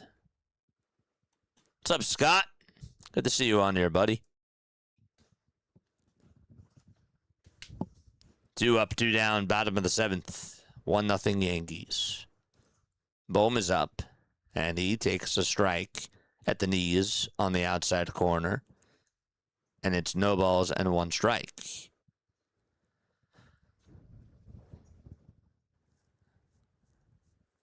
Five seconds left on the pitch clock. The 0-1 pitch. Outside for a ball.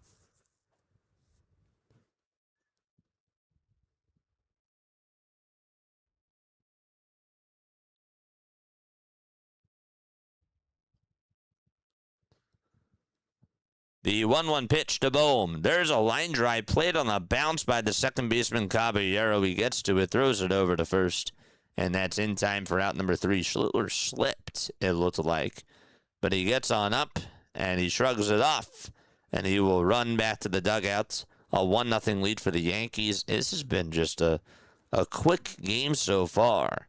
It got started at 6:45. We're not even 2 hours into this, chat. We're not even 2 hours into this. And yet, it's 8:38, and we're going to the 8th inning. Pretty crazy. Pretty wild stuff. All right, chat, where are we tuning on in from tonight? Gotta get the vibes up. Where are we tuning on in from tonight? Let us know down below. Let us know, baby. Then Marsh is better at his golf game than he is on the baseball field. I think Marsh is a very good baseball player. I've been wrong about Brandon Marsh. I know he's been struggling, but I love Brandon Marsh. Let's go. Phillies better pull through. How we doing? Where are we tapping on in from? We got Fishtown in the house. Fishtown, Philadelphia. Scootin' with Scoobs. Spring Hill, Tennessee, says Leonard. Stone Harbor, New Jersey, says DJ. What's going on, buddy? Ducktown. We got Ducktown and Fishtown. What's next? Goosetown, Pennsylvania. What's next, man? Sydney, Australia. North Carolina in the chats. New Cumberland, Pennsylvania. Old City, Philadelphia. Another North Carolina member. Let's go. Good stuff. Jupiter, Florida. We are here in a big storm. Wilkes-Barre, Pennsylvania, says Steven. What's up, Steven? What's up, our hitting? Can you explain? Cam Schlittler's one of the best pitchers in the American League, if not the best. He's the front runner for the Cy Young. California! What's up, Banker Brandon? Phillies just have not been able to hit off of him. I'm not shocked, chat. Let's go. Where else? Where else are we tapping in from? Where else are we tapping on in from? Jonathan Bolin is ready to pitch. Albuquerque, New Mexico, says Dev. What's up, Dev? Go. First pitch, foul ball towards the third base side. And the count is 0-1.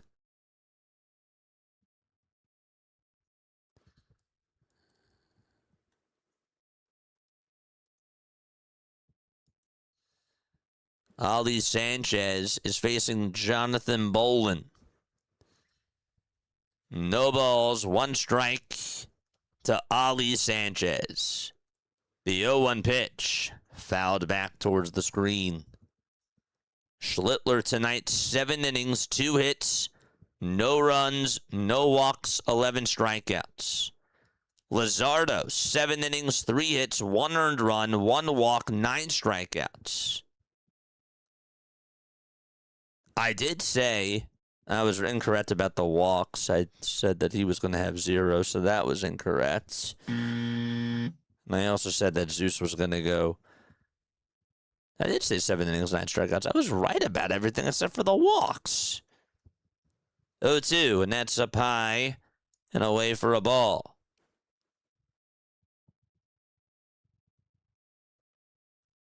Bolin will get you his numbers in just a few moments. With the 1-2 pitch, and it's foul tipped back over towards the screen.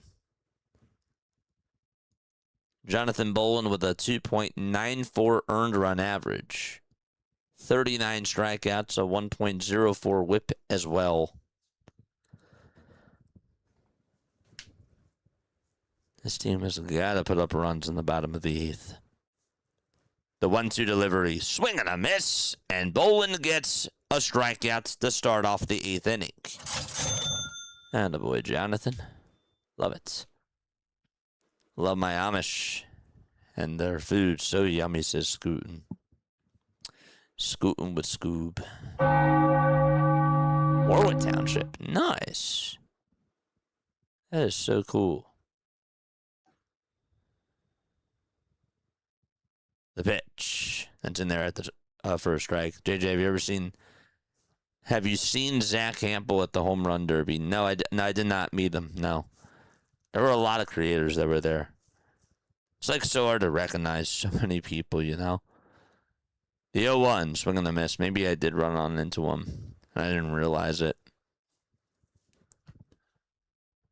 No balls, 2 strikes. 1 out, top of the 8th.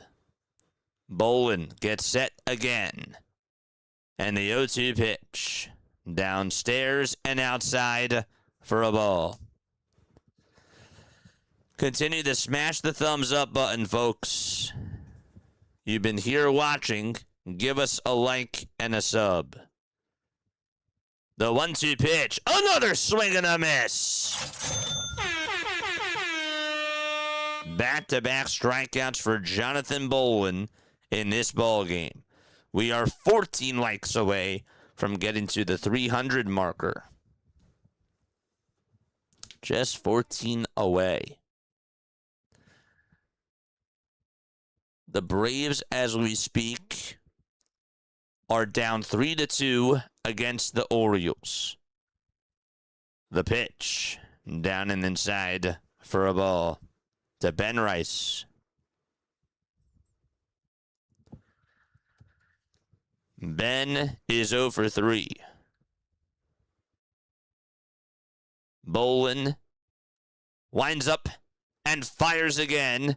The pitch is a strike, and it's on the outside corner to make it a 1-1 count.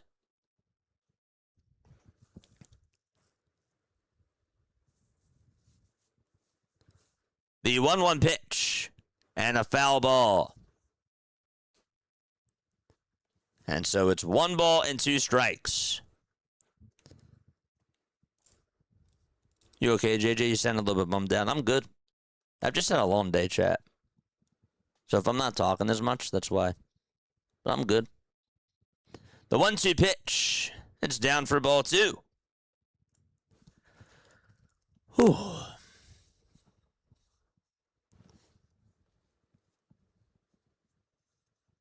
2 balls, 2 strikes, 2 outs, top of the 8th inning. 1-0 Yankees. Bolin trying to strike out the side. The 2-2 pitch. And it's a foul ball.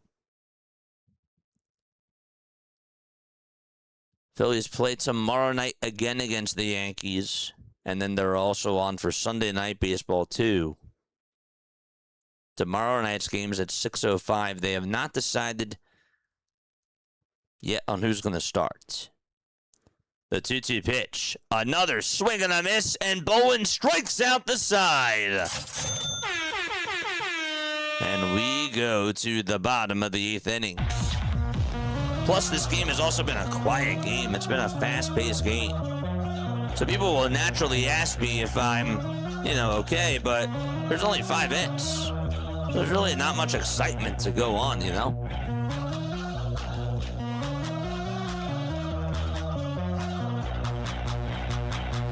Jamie PSG. Who's Jamie PSG? I don't know, Jamie. Let's go! Let's go, baby. Come on, let's tie this game up. We got some work to do.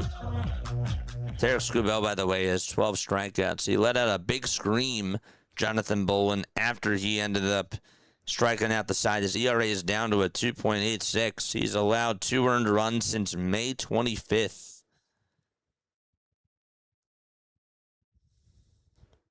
Bolin has continued to look better and better.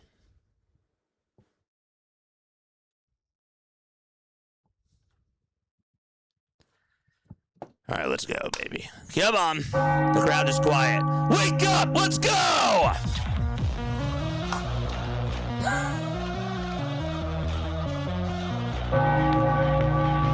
Let's go, baby. Come on. Bryson Stott, JT Realmuto, and Gabriel Ronconis Jr. are up to bat.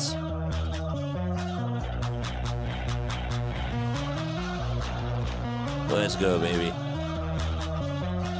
Can't go out on the 0. Well, you can, but it wouldn't be fun if you did.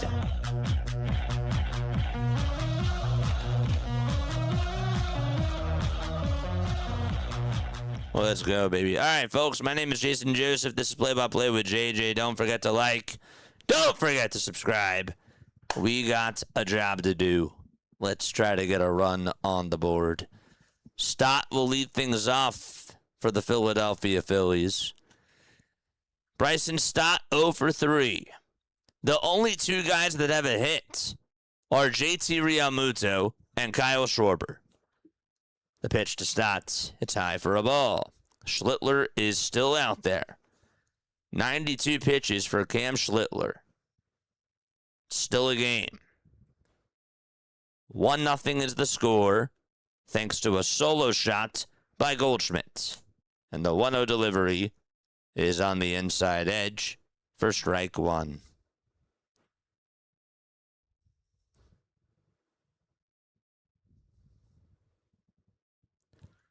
The pitch to Stott, swing and a miss. That was a half swing there by Bryson.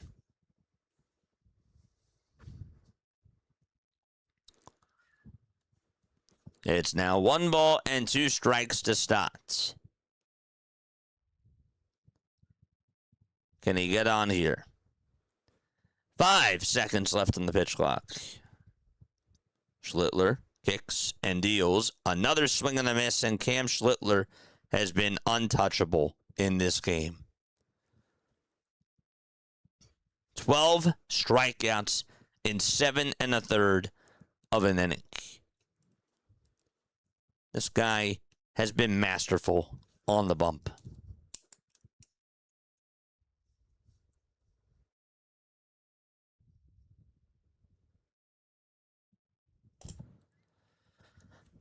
One down, bottom of the eighth, and JT is up next. And JT looks at strike one at the knees at 98 miles per hour. No balls and one strike. Realmuto 1 for 2 with a single. The 0-1 to JT. Line drive, foul ball towards the right side, and it's 0-2.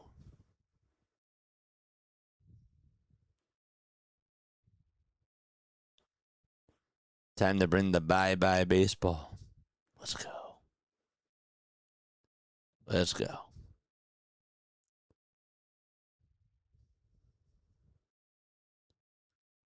The 0-2 pitch. Ground ball, base it out to left field. The tying runs aboard.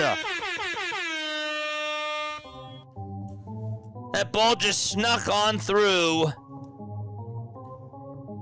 And JT gets on.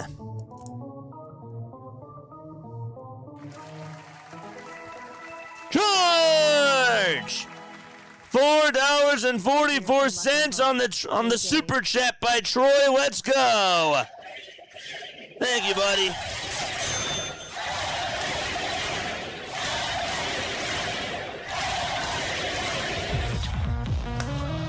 Let's go. Timeout called. The pitching coach is going to have a word with Cam Schlittler. Brent Hedrick is warming up in the bullpen for the New York Yankees. This Yankees bullpen, I will tell you, they are really good. Take advantage of Cam right now, please. How old are you? Did you ever get to see the 93 team? No, I did not. I did not. I started watching the Phillies in 06 closely. The pitch, and that is inside to the hit for Rincones. Oh, it got him on the jersey. Boone says, wait a minute, not so fast. Will he challenge? Can't tell. They're showing the replay of him getting hit. I think it hit him. I think it just got him on the knee, part of the jersey. And that puts runners at first and second, and we will have a pitching change right now. The Phillies have just put 2 men on base. Brent Hedrick will come on in, and the next batter that he'll face is the 9-hole hitter. It's listed for now as Justin Crawford. Let's go. We're getting on the tying runs at second. This is the inning chat. Thank you again for the $4.44 on YouTube. Troy, you are the man. All right, let's go. Come on, man. Gotta get some runs. Gotta at least tie the game up here. Crawford is up, and then after him, it's Trey Turner. Brent Hedrick, his stats this year, he has a 1.4 ERA. Again, this Yankees bullpen, I have to tell you, they're really good. Hedrick has only allowed 1 run, really 2 runs, over the last 2 months. That's how great he's been.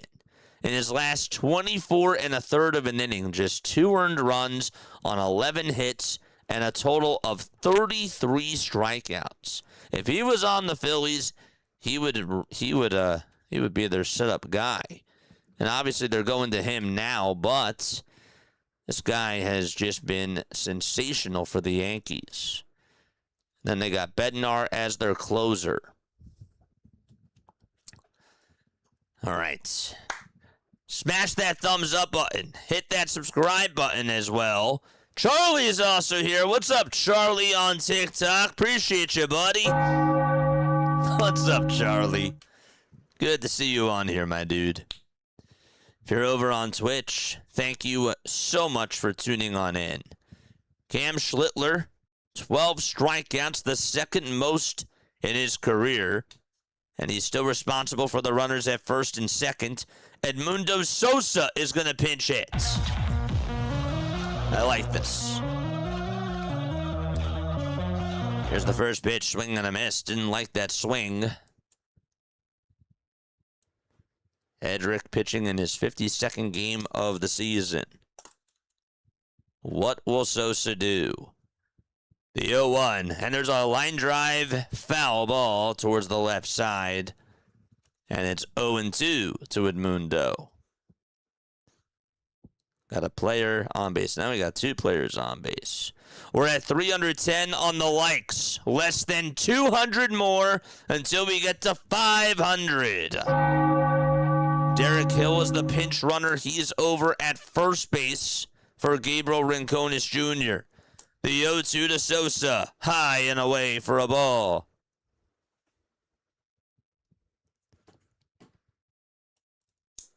So you got Derek Hill as the pinch runner for Rincones and Sosa as the pinch hitter for Crawford.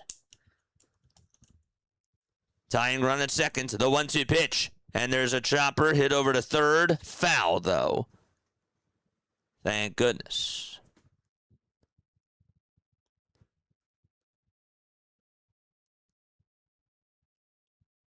Tim Hill, Brent Hedrick, and Fernando Cruz have had the lowest inherited runner scores percentage in all of baseball since 2025. The 1-2 pitch, line drive, base hit out to right field. JT holds up over at third, and the bases are loaded. He would have been gunned out at the plate, so it was smart that he did stay over at third, but Edmundo Sosa loads the bases. A 2-strike hit by Edmundo, and a sac fly ties this baby up. JT would not have made it home. You got Hill at second, and Sosa over at first. And Trey Turner is up next.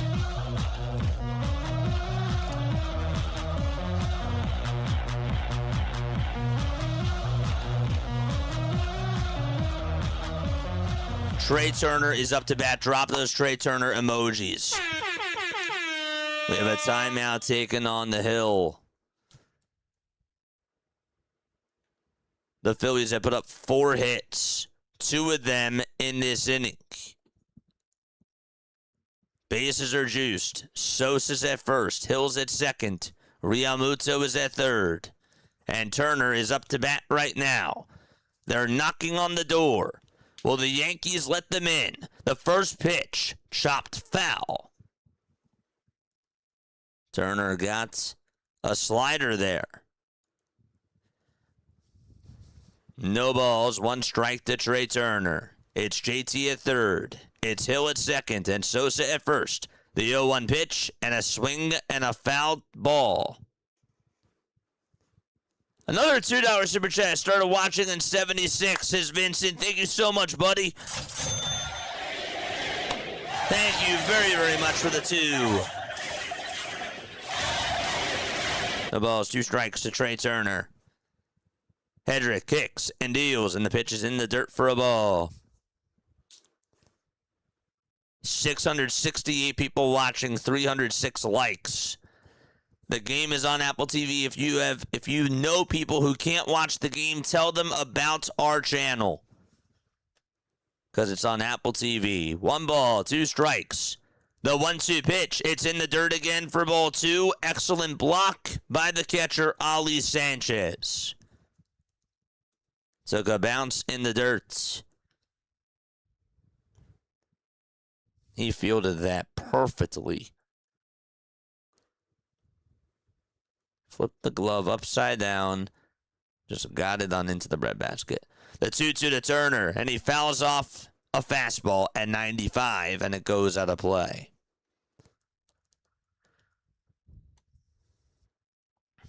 Jackson Jr. on TikTok. How you doing, buddy? 2 balls, 2 strikes. Hedrick gets set above the belt. Kicks and deals again, and Turner fouls off another one. Trey Turner is battling a 6-pitch at-bat so far. 4 sliders and 2 fastballs. What's he going to throw here? Hedrick kicks and fires, and Turner flies one out over towards the left field side. It's slicing foul, and it goes out of play again. Crowd started to rise, and then they sat back down. He just got out in front of it. Schwarber's up next. 2-2 to Trey Turner. The 2-2 pitch, and Turner fouls off another one. He is making Hedrick work. 13 pitches so far for Hedrick. Turner has had 6 career grand slams. The 2-2 pitch, and Turner flies one out over towards left. It's caught by Bellinger. JT holds up over at third, and there's 2 outs. He smoked it out to left field, but Bellinger was able to make the catch. And Bellinger has a gun out in left field, so JT again had to hold up there. He hesitated a little bit, and he stopped, but it was the right decision. I don't think he would have made it, honestly.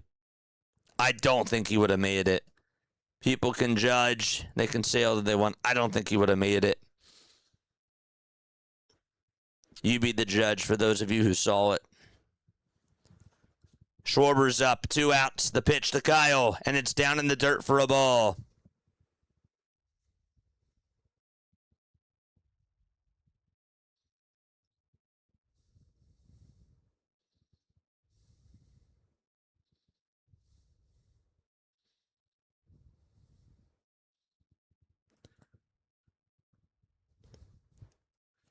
The 1-0 to Kyle. And a check swing foul ball off of the catcher, Ali Sanchez. And it's 1-1. Smash that thumbs up button. And hit that subscribe button as well. 47 more subs till we get to 11,700. The 1-1 pitch to Kyle. It's down again for ball 2. Another slider in the dirt. 2 outs, bottom of the 8th inning. A base hit gives the Phillies the lead pretty much. Base is still loaded. 2 balls, 1 strike. 2 outs, bottom of the 8th. The Phillies trail 1-0 against the New York Yankees. The 2-1 pitch to Schwarber. Fouled away. That time he did get a fastball, and he fouled it back towards the screen. No spoilers in the chat. 2 balls, 2 strikes. The 2-2 pitch, and Schwarber takes it down for ball 3. There's nowhere to put Kyle. The pitch of the ball game coming on up right now. Lock in. 3 balls, 2 strikes. 2 outs. Hedrick fires, and it's chopped over towards the right side. Second baseman has it, throws it over to first, and the inning is over. And we go to the 9th inning. It got dicey. Hedrick comes in, gets the job done, and we go to the 9th inning. It's a 1-0 lead for the New York Yankees. And the Philadelphia Phillies had a golden opportunity to tie the game up and take the lead right there. And they come up empty in the gas tank and get a donut on the scoreboard. All right, time for us to go to the 9th inning. Let's go. Typical Phillies fashion. Darn it.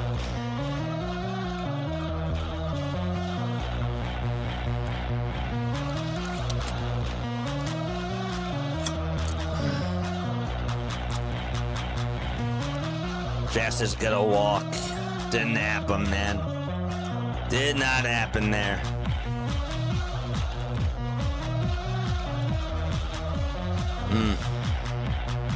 Cam Schlittler tonight, 7 1/3, no runs. And he was just an absolute monster out there for the New York Yankees. Crazy. After the game is done, by the way, chat, we will have a post-game show. We will. We will break this down. We will talk more about this Philadelphia Phillies team. And make sure that you guys calling in. I would love to hear your thoughts on the Philadelphia Phillies and where they are right now. But yeah, still another inning left to go. Obviously, we have our own thoughts. Jose Alvarado is going to pitch the top of the 9th inning, so brace yourselves here as Alvarado steps on the mound. His ERA is down to a 6.25. At one point, it was at a 7.03. That was back in the earlier part of July. But over his last 4 outings, he has gone 4 innings, has not given up a run, and he has struck out 5 batters. He will pitch right now for the Phils. 50 strikeouts in 2026 for the 31-year-old Jose Alvarado. In 36 innings, he has surrendered 14 walks, 44 hits, and 25 earned runs. Bednar will close the 9th inning, you would assume, for the New York Yankees. But first, we're in the top of the 9th. The first pitch is way up high for a ball.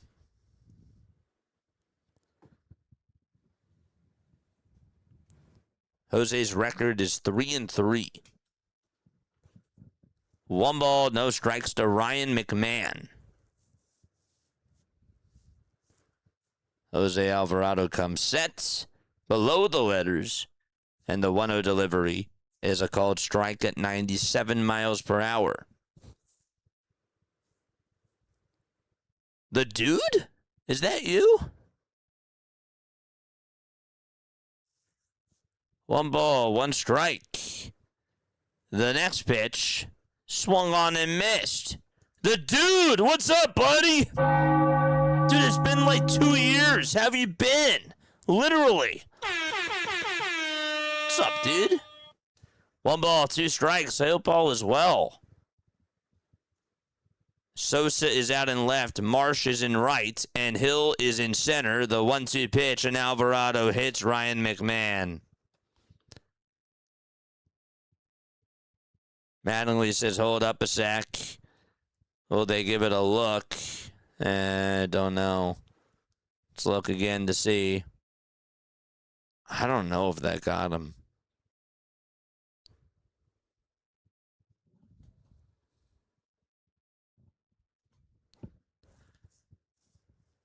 Phillies are going to challenge this. The Phillies are going to challenge this.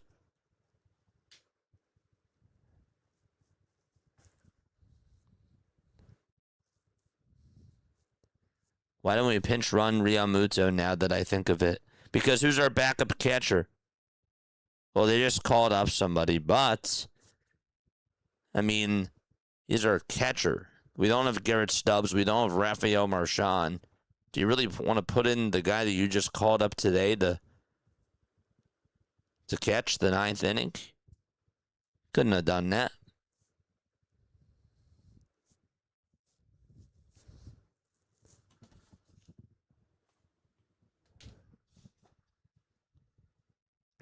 This is going to be close. It's either going to be 2-2 or it's going to be a hit by pitch.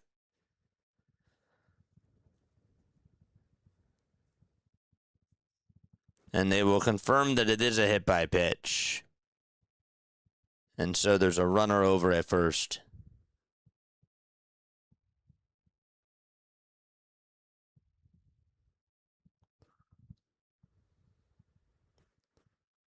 The pitch. It's outside for a ball. What happened to Stubbs? He was placed on the IL the day of Rafael Marchand getting hurt. The 1-0 pitch. That's in there for a strike. That's because the Phillies called up another pitcher, Alex McFarland.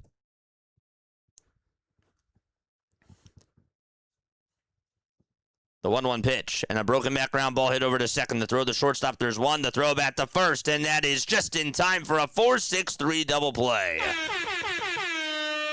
Nice. 2 away in the top of the 9th inning.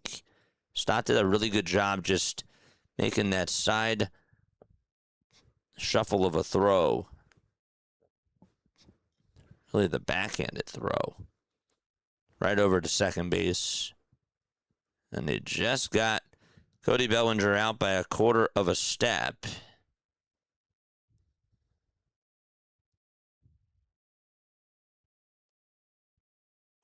Two gone, and Jason Dominguez is up.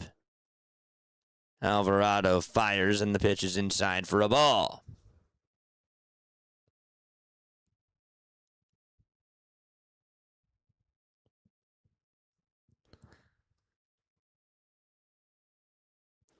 The 1-0 pitch. Fly ball hit out over towards left field, and the catch is made by Sosa for out number 3. Bednar will come on in for the bottom of the 9th inning, and he will face Bryce Harper, Brandon Marsh, and Alec Boehm. Time to go to the bottom of the 9th.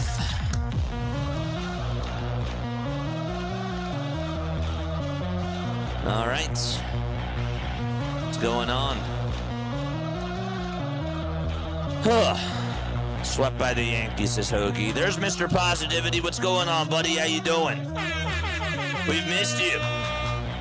What's up, dude? Hope you're doing well. Shout out to my new nephew, to my nephew, Bubba JJ. What's up, Moose Knuckles? How you doing? Nice.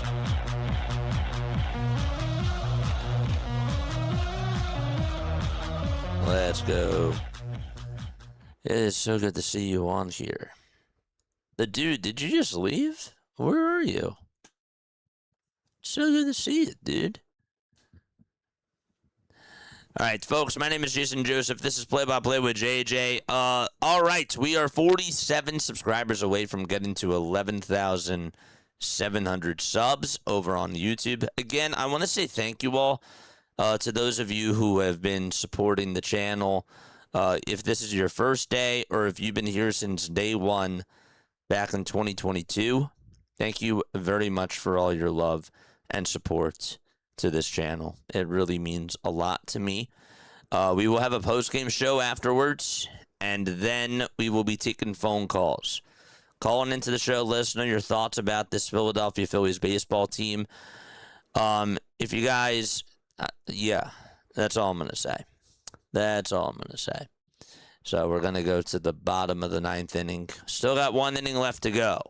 And if you did subscribe to the channel, obviously shout yourselves out down below too. Make sure that you guys do that as well. Tomorrow, the first pitch will be at 6:05. David Bednar, by the way, has not allowed an earned run since May 18th, and that is the pitcher that the Phillies have to face here as they go to the bottom of the 9th. We will have some YouTube shorts posted later, of course, about this game and just about my thoughts on this game. If you guys want to hear more analysis from me, that's what the post-game show is for. That's what I do during the post-game show.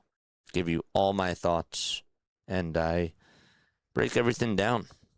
39 games for Bednar, 18 for 20 in save opportunities, and he will face Bryce Harper here, and the first pitch is outside for a ball. 1 ball and no strikes to Bryce as we start off the bottom of the 9th.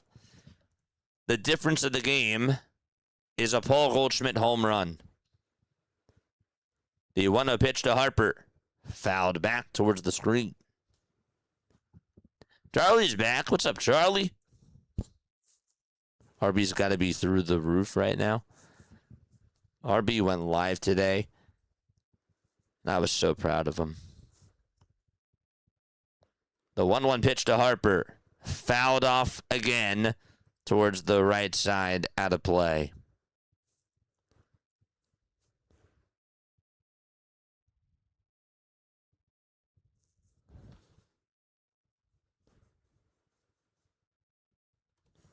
The 1-2 to Harper. And that's a called strike 3. Harper will challenge. It looked a little bit outside. It looked a little bit outside according to pitch tracks, and it was. It was outside by about half an inch.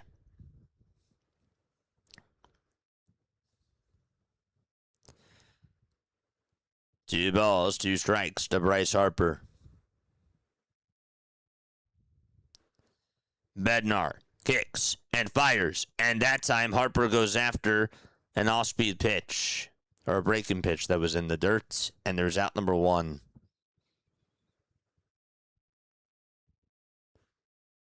Got him to swing right over top of that pitch. Ugh.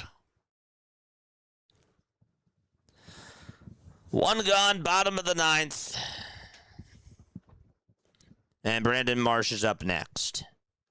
The pitch to Marsh. Fly ball hit out over towards left field. That ball's going back, and making the catch is Bellinger right in front of the wall for out number 2. And the Phillies are down to their final out. Bellinger made a leaping catch and slammed into the wall. And there's 2 away. Marsh hit it very well, but Bellinger catches it, and he hung on as well. And the Phillies are down to their final outs.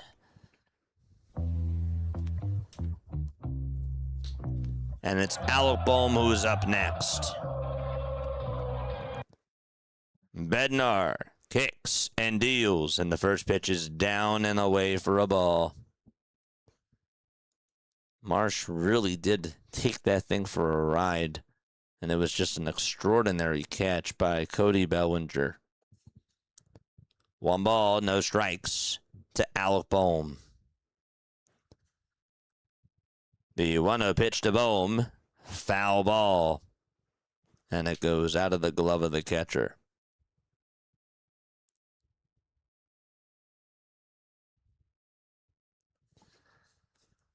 One ball, 1 strike. 1-0 lead for the Yankees. Bottom of the 9th. Nobody on. And 2 outs. The 1-1 to Bohm. Swing on a ground ball hit over towards the left side. Third baseman has it and throws it over to first. And the ball game is over. The Philadelphia Phillies get shut out by Cam Schlittler and the New York Yankees by a final score of 1-0. And the Yankees are able to hang on and beat the Philadelphia Phillies. The offense goes silent again, and they are 56-48 on the season. The Yankees are now 58-45. And it was the Cam Schlittler show out in Philadelphia. And so Cam is able to get win number 10 on the season, and just continues to dominate in the American League. He is the front runner for the Cy Young in the American League. Jesus Luzardo didn't pitch bad, but gave up the lone run of the game, and he gets credited with the loss. He's now 9-5. And David Bednar gets save number 19 on the season. Okay, so here's what's going to happen. I'm going to take a 5-minute break. I will be back. We will be talking more about this game. Just going over what went wrong. I will give you my thoughts. And I want to hear from you. I do, because this one does not sit well with me. I know that Cam Schlittler is fantastic. I know that he's a great pitcher, and he was on tonight. But there's some things that I'm really not happy about with this Philadelphia Phillies team, and I would like to hear your thoughts about what I have to say, and I want to hear what you guys have to say. So with that, let's take 5, let's come back, and let's talk more about this game, and let's have a discussion, you and I. Let's have a heart-to-heart talking about the Philadelphia Phillies. All right, be right back. Don't go anywhere. See you soon.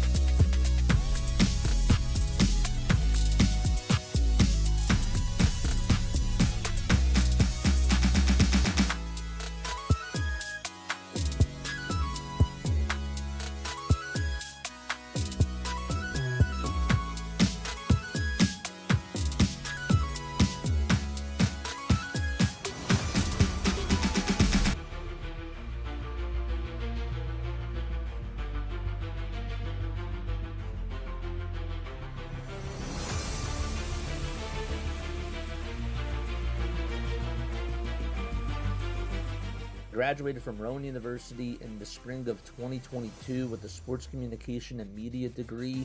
I got to actually call minor league baseball and G League basketball games while I was in school. And then I graduated, and as soon as I graduated, I went to NFL Films in Mount Laurel, New Jersey. And as much as I loved that experience, I miss putting on the headsets. I decided, you know what, talk is cheap.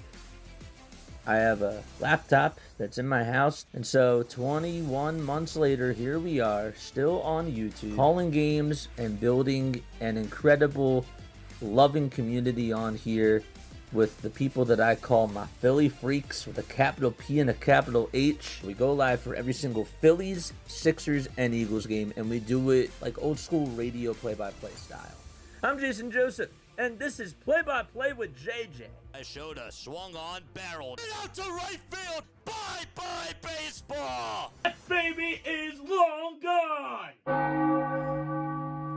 It has just not been a good start to the second half for the Philadelphia Phillies as they lose game one of this 3-game set against the New York Yankees. And not only did they lose, but they get shut out by Cam Schlittler and the New York Yankees by a final score of 1-0. I will tell you all my thoughts on this game. But first, I do have to say to myself that this team in the bottom of the 8th inning should have found a way to scratch off a run there. That is where I sort of want to begin. This team did not put up a run in the bottom of the 8th inning, and they had a golden opportunity with the bases loaded. That was right there at the game. We all knew it. We all felt it. And we just felt really sick to our stomachs after that team just could not produce. Trey Turner lined one really sharply out to left field, and Bellinger made the catch. JT holds up over at third. Would not have made it, in my opinion. Did he hesitate a little bit? He did, but I still think he would have been out at the plate. Edmundo Sosa also had a hit right before JT went over to third base. And JT also was not able to score on that play either. Ultimately, at the end of the day, the bats are getting tight. Cam Schlittler has been fantastic for the New York Yankees. He was on tonight. He was. But you got to him in that 8th inning after you get a single and then a hit by pitch. And you just could not scratch off any more runs. I give the Yankees bullpen credit. But as a Phillies fan, and from watching this team and how they've been able to hit offensively, they got to be better. They got to be better. And they just were not in tonight's game. I don't know about you, but the offense to me tonight looked like that it was tired at the end. In the 8th inning I'm talking about. They looked overmatched by Cam Schlittler overall. They did. Like, they could not get anything going. A little bit disappointing that after Kyle Schwarber gets on with that double, that they weren't able to drive him on in. But I just think that tonight, the only thing that you were going to have to get going was you were just going to have to score in one inning against Cam Schlittler. I said that. And this inning was the 8th inning, and you just couldn't get anything. You could not get anything. And it was just disappointing. It was just disappointing, for sure. Tomorrow, they're probably going to hit. Tomorrow, they're probably going to put up a lot of runs. I can see it right now. And Sunday, they're probably going to put up a lot of runs, too. Tonight, I figured it was going to be the night where they didn't put up many runs against Cam Schlittler. But I had them winning this game by a score of 4-1. And I'm not angry about this game. I'm not upset about this game. But I will tell you that the losses are adding up. And it's not a good start to the second half. I was disappointed in the Dodgers game because they shot themselves in the foot. In this game, you could argue and you could say that, yes, they did shoot themselves in the foot, especially in the 8th inning. But I just thought that overall that they were overmatched by Cam Schlittler. I don't know. Maybe I'm just not seeing things clearly right now. But in my head, they looked overmatched. Jesus Luzardo got the loss tonight. Zeus did good. Unfortunately, didn't get the win. He had some great swing and miss stuff.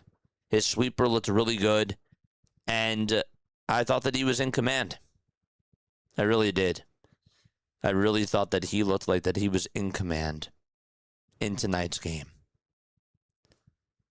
The Yankees only had 3 hits. You had 4 hits. That was pretty much it. Again, it was just the Goldschmidt home run.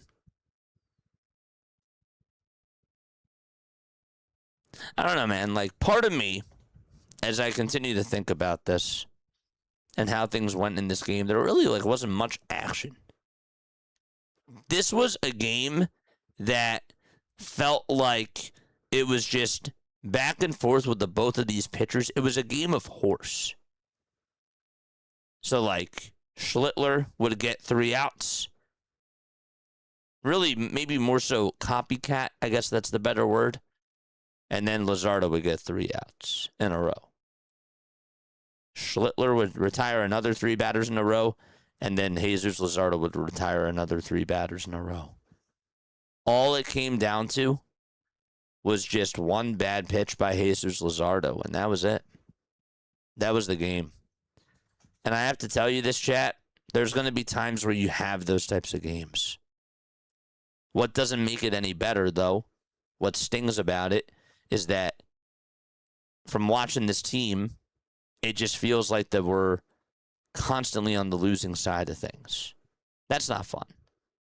That's not fun. And when Zeus is pitching, and when Sanchez is pitching, and when Wheeler is pitching, and they're on, and you don't have anything offensively to back them up with, it's not good. It's not good. What's also disappointing tonight is this.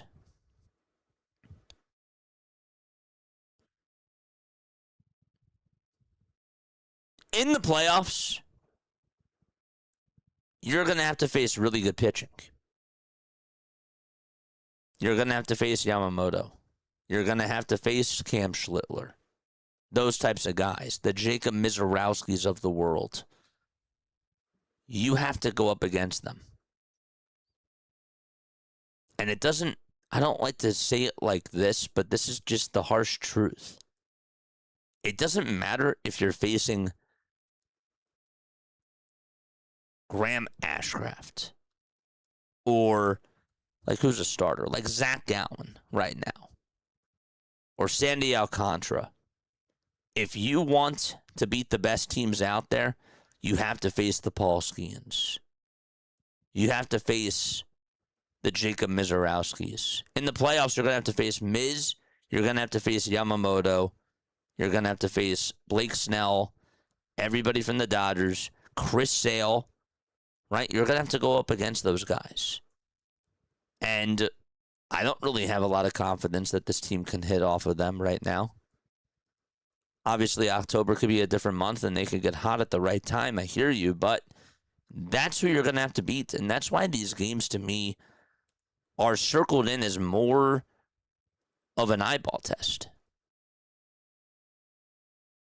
So if you're not able to beat those good pitchers, how are you going to do that in the playoffs when it matters the most? I'm just throwing that out there. That, to me, is what's annoying about this game when I totally come to think about it. We can say that these pitchers are just really good. And on the one hand, I say that, which is true. They are really good pitchers. Cam Schlittler, again, is the best pitcher in the American League this year.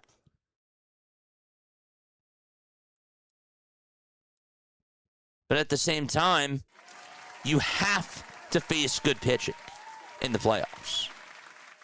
You just do. And you got to be ready for prime time. You're going to have to find a way to score more runs off of these pitchers and get to their bullpens. And you are going to have close games. But you got to get runs. If you put up donuts in the game, you're never going to win. You have to scratch off runs. And you have to play small ball. And the Phillies have not done a good job at that during the month of July. They have not done a good job at that at all. And I'm hoping that that can change. I'm hoping that this is just a funk that they're going through. It just could not have come at a worse time, in my opinion, because when you're facing these better teams, when you're facing up against these teams that are over 500 and these top tier teams, you gotta find a way. You gotta find a way to get wins, especially against the good pitchers. That's the bottom line, chat. So, I'm disappointed. I'm annoyed. I'm not angry. But I am definitely not happy about this whole product that they put out there tonight. Thought it was a bad performance. I'm going to leave it short, though. 610-314-0844 is how you calling into the postgame show. The good news is that Bolin and Alvarado pitched well, and that your starting pitching was great. That's all great news. But the bats didn't come to life, and that is a problem. You just got 2 hits from somebody else besides JT. JT was 2 for 3. Edmundo Sosa got a hit, and so did Kyle Schwarber. That was it. That was your offense today. All right, calling into the show, 610-314-0844. That's how you dial on in. Yeah, short and sweet tonight. Not really much else for me to say. This was just a game that didn't have a lot of action. A game that was just very quick and a pitching duel. That's it. That's all it was. All right. So we got a $2 super chat from Jack. Rinconis and Crawford are not ready for prime time, says Jack. Thank you so much for the $2 super chat, my friend. Appreciate you, buddy. I do. I appreciate you very much.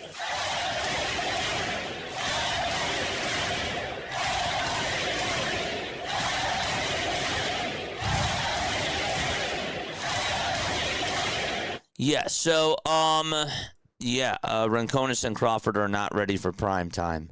That's not my big takeaway, though, from this game. My big takeaway from this game, chat, is that the Philadelphia Phillies, when it comes to facing good pitching, they just fold.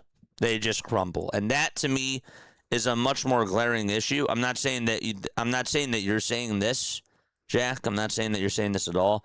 But, that's, my big takeaway tonight, is that you have to play better against good pitching. Rinconis and Crawford aren't ready for prime time yet. Well, that's a David Dombrowski problem. I think that we can all agree on that. That's, again, Dave just telling everybody to come on up and just pray for the best. Pray for the best. Because they didn't have outfield depth heading on into the season. They've had issues with the right-handed bat. They thought that they were going to have a good bullpen. That has not been the case. And they let go of Ranger Suarez. And now they have 3 solid pitchers, but 2 guys, not even a fifth starter. Not even a fifth starter, and a guy that should be that I don't even think is a fifth starter at times. But regardless, was paid to be another number 1 starter. So, it's my issue. I don't really have too much else to say. Bounce back tomorrow. Do a better job, but I'm just annoyed. This is definitely on the offense, says Scoot in the Woods. For sure. Scootin' with Scoob. Sorry. It's been a long day for me. It is on the offense, for sure. It's 1,000% on the offense today. It also goes on Don Mattingly, and it goes on the players, too. They could not find a way to scratch off a run in that 8th inning. They should have been able to. When you need them the most, they go ghost. That's what's been happening. I'm not saying that all is doom, all is lost, but this is a tough stretch for this team. And again, it's annoying because this is a very tough part of the schedule. Play the Dodgers, play the Yankees. You got some tough teams coming on up, so frustrating. Frustrating for sure.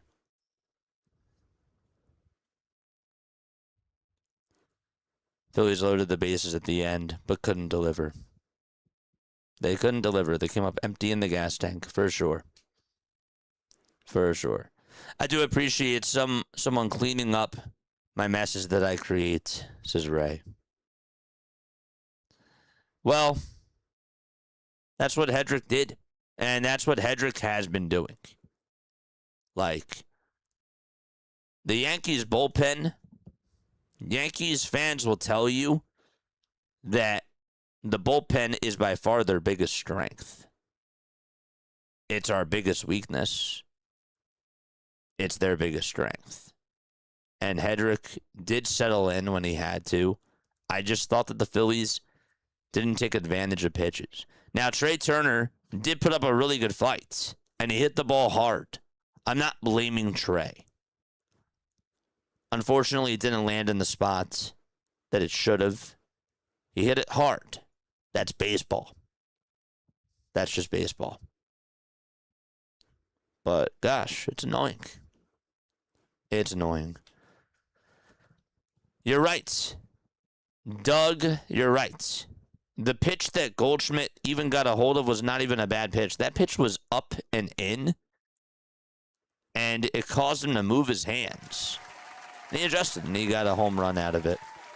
So, he did it. He took it the opposite way, and that was the difference. That was the difference. I'm not saying that you can't be frustrated. I'm not saying that at all. I'm just like, this is who they are right now. This is who they are right now. The honeymoon stage of them coming back against those bad bullpens, against the Nationals, against the Pirates, all those teams, that was cute.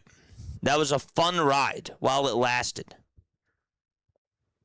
The 3 home run game by Kyle and the cycle that Bryce Harper hit in the same game, that was all fun. That was all fun and games while it lasted.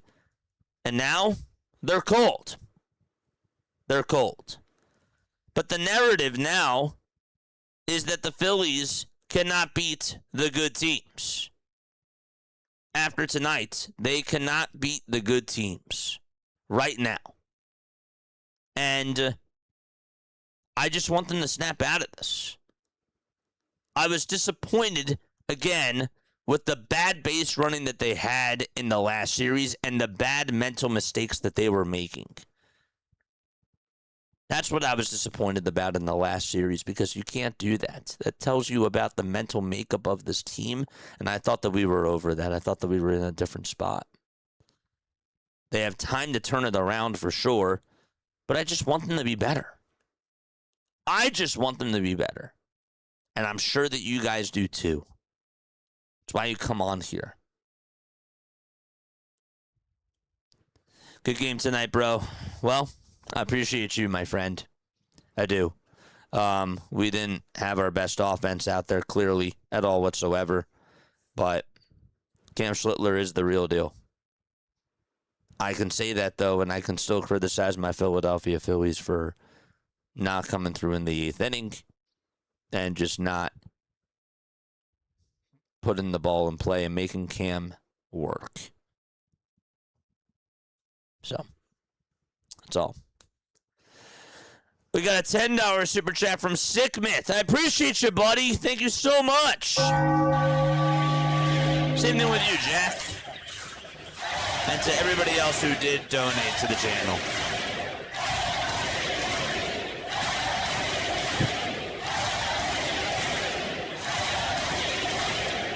Well said, JJ. They got to prepare and get ready for the heat now. Yeah, I'm just like, you know, you bring up a good point. The ball's supposed to be flying now. This is what you call hitting season.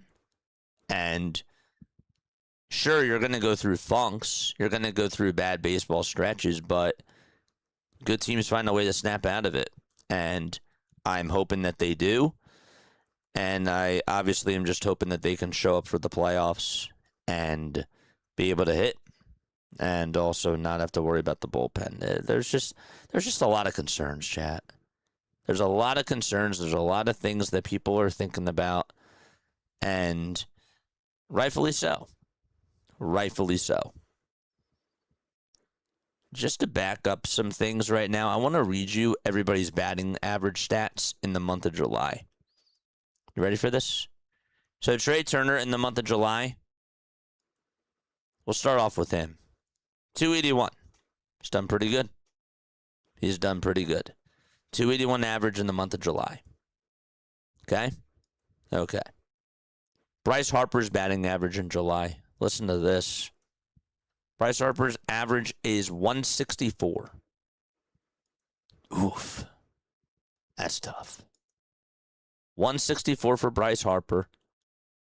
Your designated hitter, Kyle Schwarber, in the month of July, 210. Ouch. That sucks. Brandon Marsh in the outfield, 167. Also in your outfield, Justin Crawford. His average, 265. It's actually pretty good. But over the last week, he's only gotten one hit. That's not good. Derek Hill has actually been doing pretty good in the month of July. The infield, besides Bryce Harper, Alec Boehm, his batting average in the month of July, 239. It's been doing better. It's been doing better over his last 5 games. Tonight didn't necessarily have a good game. But the point is that the batting averages are lower. That's the point that I'm trying to bring home. Your top guys in Bryce Harper and Kyle Schwarber, who had an excellent month of June, have gone very cold in July. And hopefully they can wake up. I didn't even get to announce JT's batting average in the month of July. JT's average is 283 in the month of July. But they're not driving in runs. And that's the issue. That is the issue. So, if we don't start hitting, the only person we will have to face in the playoffs is the equipment manager while we clean out our lockers to Sonic. Yeah, you got to hit. You got to hit, and you can get good starts from Jesus Luzardo and Christopher Sanchez and Zach Wheeler. That's great. That's awesome. And pitching is important. I'm not saying that it isn't, but what's unacceptable is that you're not putting up runs. You're not cashing in runs when you should be. And on top of that, you're making mental mistakes. And that was what was shown in the Dodgers series. We're 8-10 in the month of July. It's pretty bad. We don't want to do that. Yep, they're going to get chewed out quickly. And we don't want to see that. They got to get serious now. Yeah, it's not a good start to the second half of the season. All is not lost. I'm not saying that at all. But what I am saying is that the division is starting to slip away again, and you got to snap out of this. You got to snap out of this.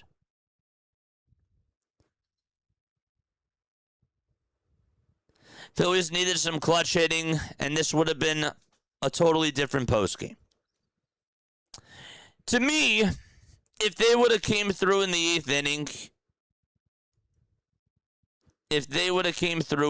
8th inning, right there, yeah, we would be feeling different. For sure. We would be saying, wow. The narrative would be Cam Schlittler pitched really well, and when they took him out, the Phillies got to the Yankees bullpen.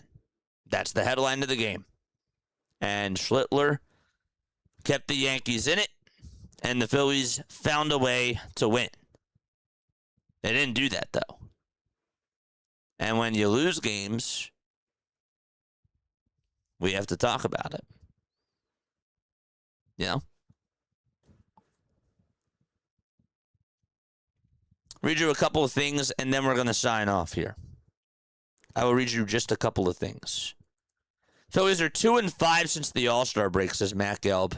Luzardo makes one mistake. The Phillies lost one of his starts for the first time since May 19th. The Sixers signed LeBron James. It's funny. That's funny.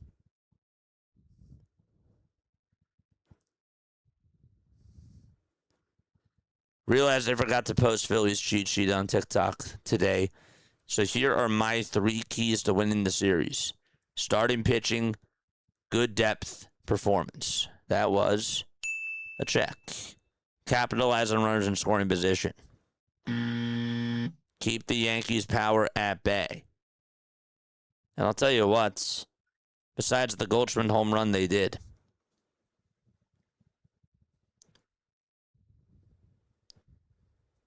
So, yeah. That's it.